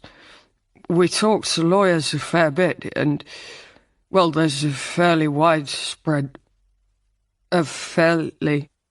He stops, his expression frustrated. "A what?" Oh, shit. What do you call it?" His face is twisted in annoyance. "When everyone agrees on the same thing. And acceptance, that's the word I was looking for. Sorry, since the stroke, it's like things have fallen through the gaps. Words, names, faces. It's getting better, but it comes back when I'm tired. What was I saying?" "A widespread acceptance," Hannah prods, and Ryan nods. "That's it. An acceptance that his defence didn't do a very good job. I mean, basically, what did it boil down to? You saw him coming down the stairs, that was it. Not much to lock a bloke up for life." "But the stalking," Hannah says. She feels suddenly nettled, as if Ryan is accusing her of something. "All the stuff that came out at the trial about the other girls he'd spied on. It was part of a pattern of escalating behaviour. Isn't that what the judge said?" "He did, and there's an argument that half of that shouldn't have been..." He stops, pounds his hand down on his knee in frustration. "Fuck it. It's gone as well." "Admissible?" Hannah ventures, unsure of the etiquette of filling in for him, but Ryan nods in relief. "Yes. Thank you. Admissible. It prejudiced the jury, and none of it spoke to him being a murderer, did it?" "Ryan, he attacked me." "Or he did his job and stopped someone he'd seen breaking into college," Ryan says, and then holds up his hand as he sees her begin to protest. "Look, I'm not saying you were in the wrong. You said what happened, and the rest was down to the jury. It wasn't up to you to make Neville's defence. I'm just telling you why some people have a problem with the verdict. But it's too late now." She nods, thinking, it is too late now, that's true. She can't bring Neville back. But at the same time, she knows that she can't let this rest either, not if there's even the slightest chance that Geraint is right. There was something else, she says very slowly, and then stops. She's not sure how to say this. It's not the same as asking Will, the man she loves, the man she's married to, April's boyfriend, but it is still an accusation of a sort. "Spit it out, pet," Ryan says, but kindly, as if he knows this is hard for her. Hannah takes a deep breath. Geraint said, "He claims that April told you—" She stops again, swallows, feeling the blood pounding in her throat. This can't be good for the baby. "He said that April was pregnant," she finishes in a rush. Whatever Ryan was expecting, it wasn't that. His face goes white beneath the dark beard, but he's not surprised, or not as surprised as he should be, if the accusation were news to him. There's a long silence. Ryan raises his cup to his lips, takes a slow, painful swallow, and then sets it down and gives a shaky nod. "It's true?" Hannah asks. Ryan shrugs, one shoulder lifting higher than the other. "Who knows? You know what April was like." "You think it was a prank?" "I still have no idea. His face twitches and he looks away from her, not meeting her eyes. We were sleeping together. You probably knew that already." Hannah exhales. She's not sure what to say. It's weird to have her suspicions confirmed. I didn't know for sure," she says at last. "Not then, but looking back, I'm not completely surprised. How long?" "Most of that year," Ryan says, his mouth twists unhappily. "The first time was before I knew she and Will were an item. I wouldn't have done it if I'd known they were official. At least, that's what I tried to tell myself. When I found out, I felt like a complete prick. But I'd already done it once, so..." He shrugs again. "What about Emily?" Hannah says. Her throat is tight, thinking of Em and this serial betrayal. April was never Em's friend in the way she was Hannah's friend. There was always something a bit antagonistic there, a little mistrustful. But they were friends, in the meaning of the act. They hung out together. "Yeah, I felt like a prick to her too. More than a prick. But that was the problem. Once I'd done it the first time, April had me over a barrel." "What? You mean she was forcing you into it?" Hannah doesn't try to keep the skepticism out of her voice. This is all a little bit too convenient for Ryan, and April didn't need to emotionally blackmail people into sleeping with her. She would have had candidates queuing up around the block if that was what she'd wanted. Ryan's face is unhappy. I know what you're thinking. And yeah, of course, the truth is that I could have stopped it any time I wanted. I had a choice.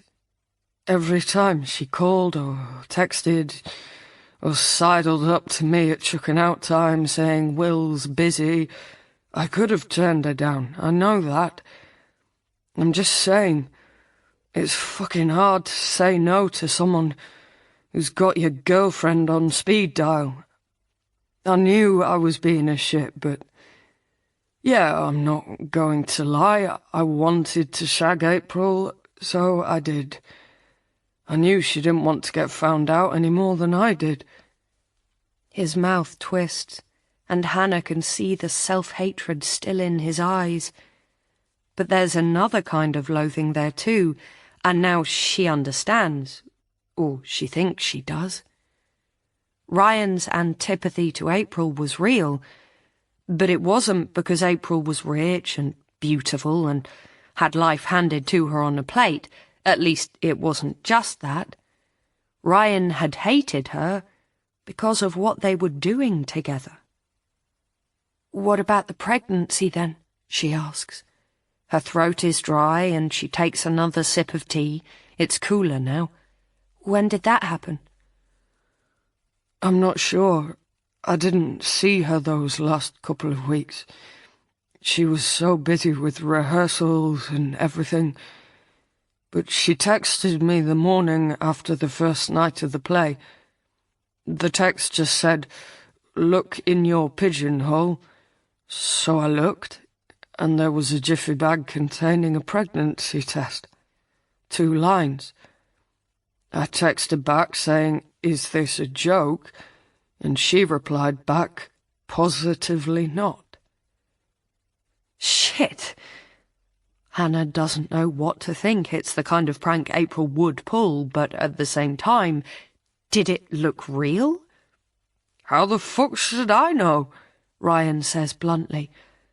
"I'd never seen a pregnancy test. She could have drawn those lines on with a... He screws up his face, searching for the missing word, and Hannah bites her lip, trying to stop herself jumping in. "With a biro, for all I knew.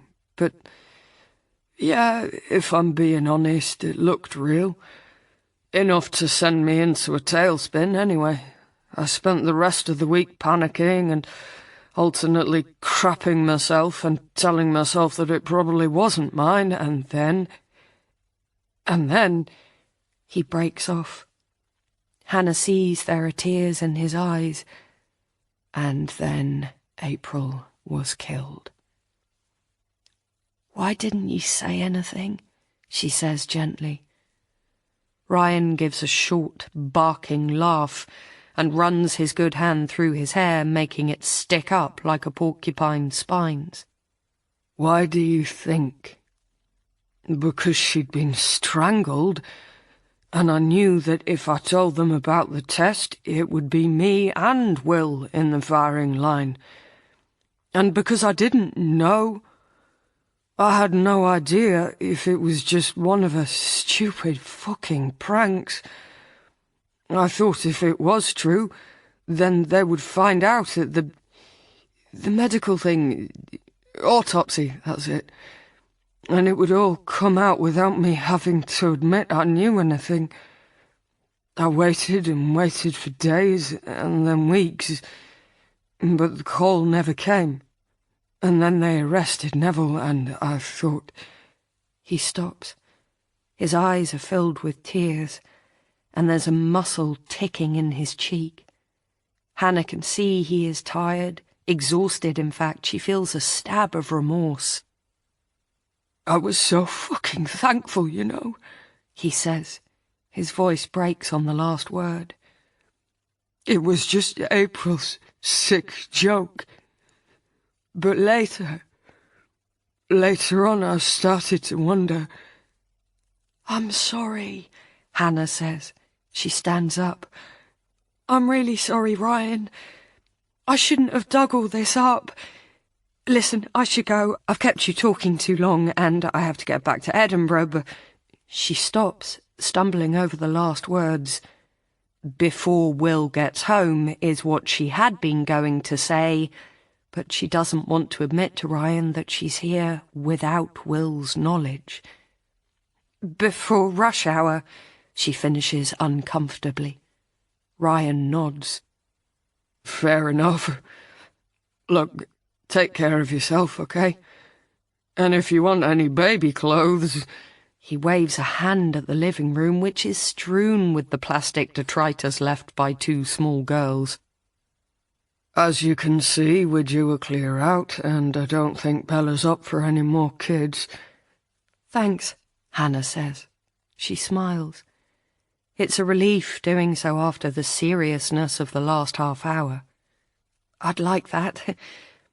And you take care of yourself too." "I will," he says. He wheels with her to the door and unlatches it. Then, on the doorstep, he beckons her to lean over, and somewhat to Hannah's surprise, he plants a kiss on her cheek. His lips are soft, and his beard even softer, much gentler than Will's occasional 3-day stubble when he forgets to shave. You didn't deserve this, Hannah Jones. Remember that, all right? I'll remember, Hannah says. She swallows, finding her eyes suddenly hot with unshed tears. Thank you, Ryan. She doesn't know what she wants to say. You're a good man. You're a better friend than either Will or I had any right to expect. You didn't deserve this either. But she doesn't find the words. Instead, she just kisses him back, his beard soft beneath her lips, and then she picks up her bag and heads off towards the train.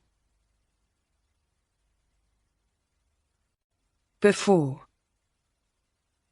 When Hannah awoke the next day, it was slowly, painfully crawling up from dark dreams of being chased and hunted down and beaten.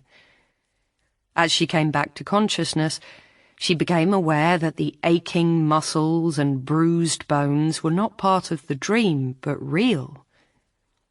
She was still fully clothed under the covers, and she could feel the crusted blood on the inside of her thigh and the pull of the denim where it had dried into the cut. There were grazes on her cheekbones and chin where her face had been ground into the gravel, and every joint seemed to have seized up overnight. For a long time, she simply lay there, blinking and trying to come to terms with what had happened and what she could do about it. But then she became aware of something else, the unmistakable sounds of sex coming from April's room. All of a sudden, Hannah knew that she couldn't stay there listening, wondering if it was going to be Will, bruised lips in a sheepish grin sidling out of Hannah's doorway, or someone completely different slipping out unseen. She didn't want to know. Either possibility was unbearable. Instead, she grabbed her towel and a change of clothes and headed out of the flat down to the landing where the bathroom was. Beneath the hot water, the cuts and abrasions were even more painful, the bruises on her skin even more clearly delineated. She had to do something. She had to say something. It didn't matter, surely, that she had been climbing a wall. She wasn't trespassing. She was a member of the college who didn't deserve to be assaulted. But who could she tell? Obviously not the other porters, though they were supposed to be the first resort for immediate security threats, and not the master. Hannah had never met him, but she had seen him at the top table at formal dinners and attended his address at the beginning of term, and she couldn't imagine going to such an austere, remote figure with a problem like this.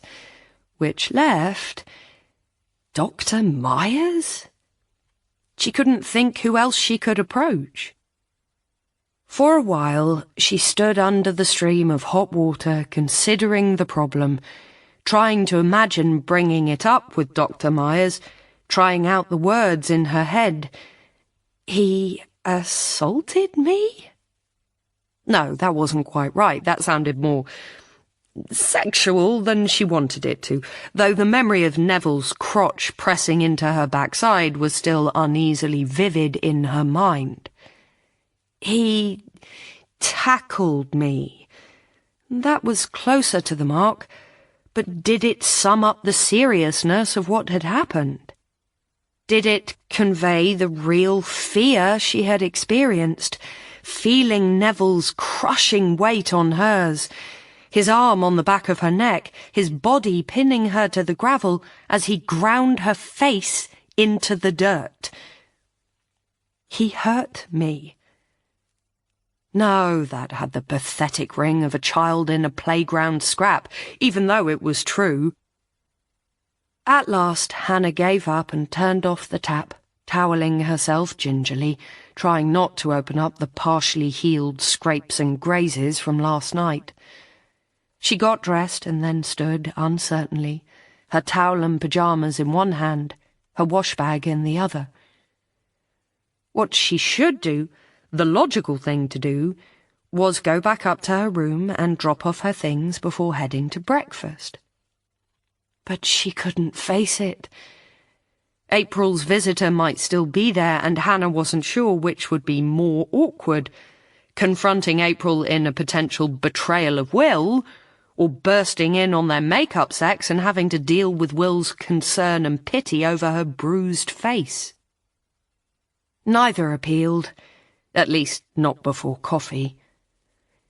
Instead, Hannah rolled her pyjamas up inside her damp towel, tucked it under her arm, and headed down the stairs to the hall and breakfast. "Hannah, over here!" She heard Emily's voice before she saw her, waving an arm from the other side of the hall and pointing to an empty place on the bench beside her.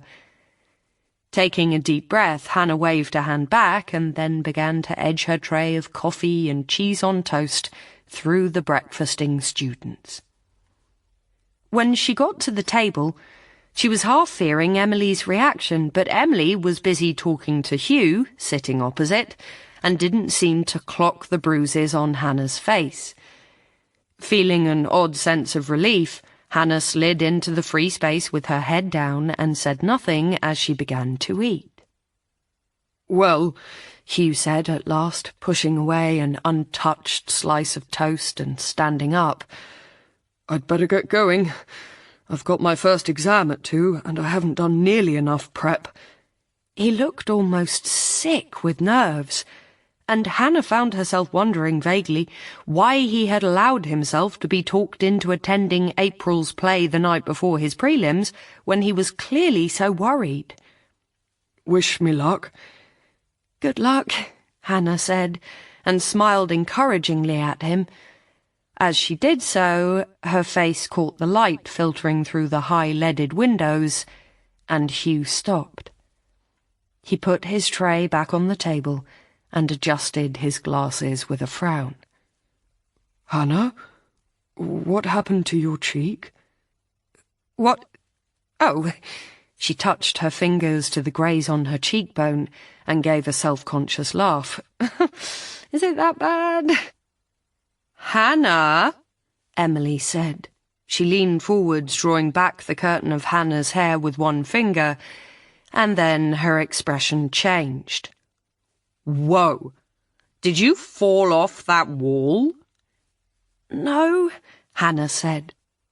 She felt a sudden wash of self-consciousness and something else, something closer to guilt, though she could not have said why. She twitched her hair out of Emily's hand, letting it fall back over her cheek. "Not exactly. I got... well, someone caught me." "Someone caught you?" Hugh was frowning. "Doing what?" "I climbed over the wall and... well..." She stopped, glancing over her shoulder to see if anyone else was listening. Why did she feel so ashamed of what had happened? "One of the porters kind of tackled me." She gave a shaky laugh, trying to lighten the atmosphere. "I'm quite sore this morning. Makes me feel like maybe the rugby players earned those stupid blues after all." "One of the porters?" Emily said in a hard voice, ignoring Hannah's attempts at diversion. "Hannah, which porter are we talking about? Not..." Hannah said nothing, but she nodded, and Emily's face changed. "Jesus Christ! What did he say? Have you reported this?" "Not yet," Hannah said. She kept her voice low, horribly conscious of Emily's ringing indignation. "He didn't say anything. I didn't wait around to talk. Someone turned up and I ran off. Oh, my God! Emily stood up as if her anger was too much to be contained while still seated. Hannah, this is... I don't know what to say. Why didn't you call me? I felt...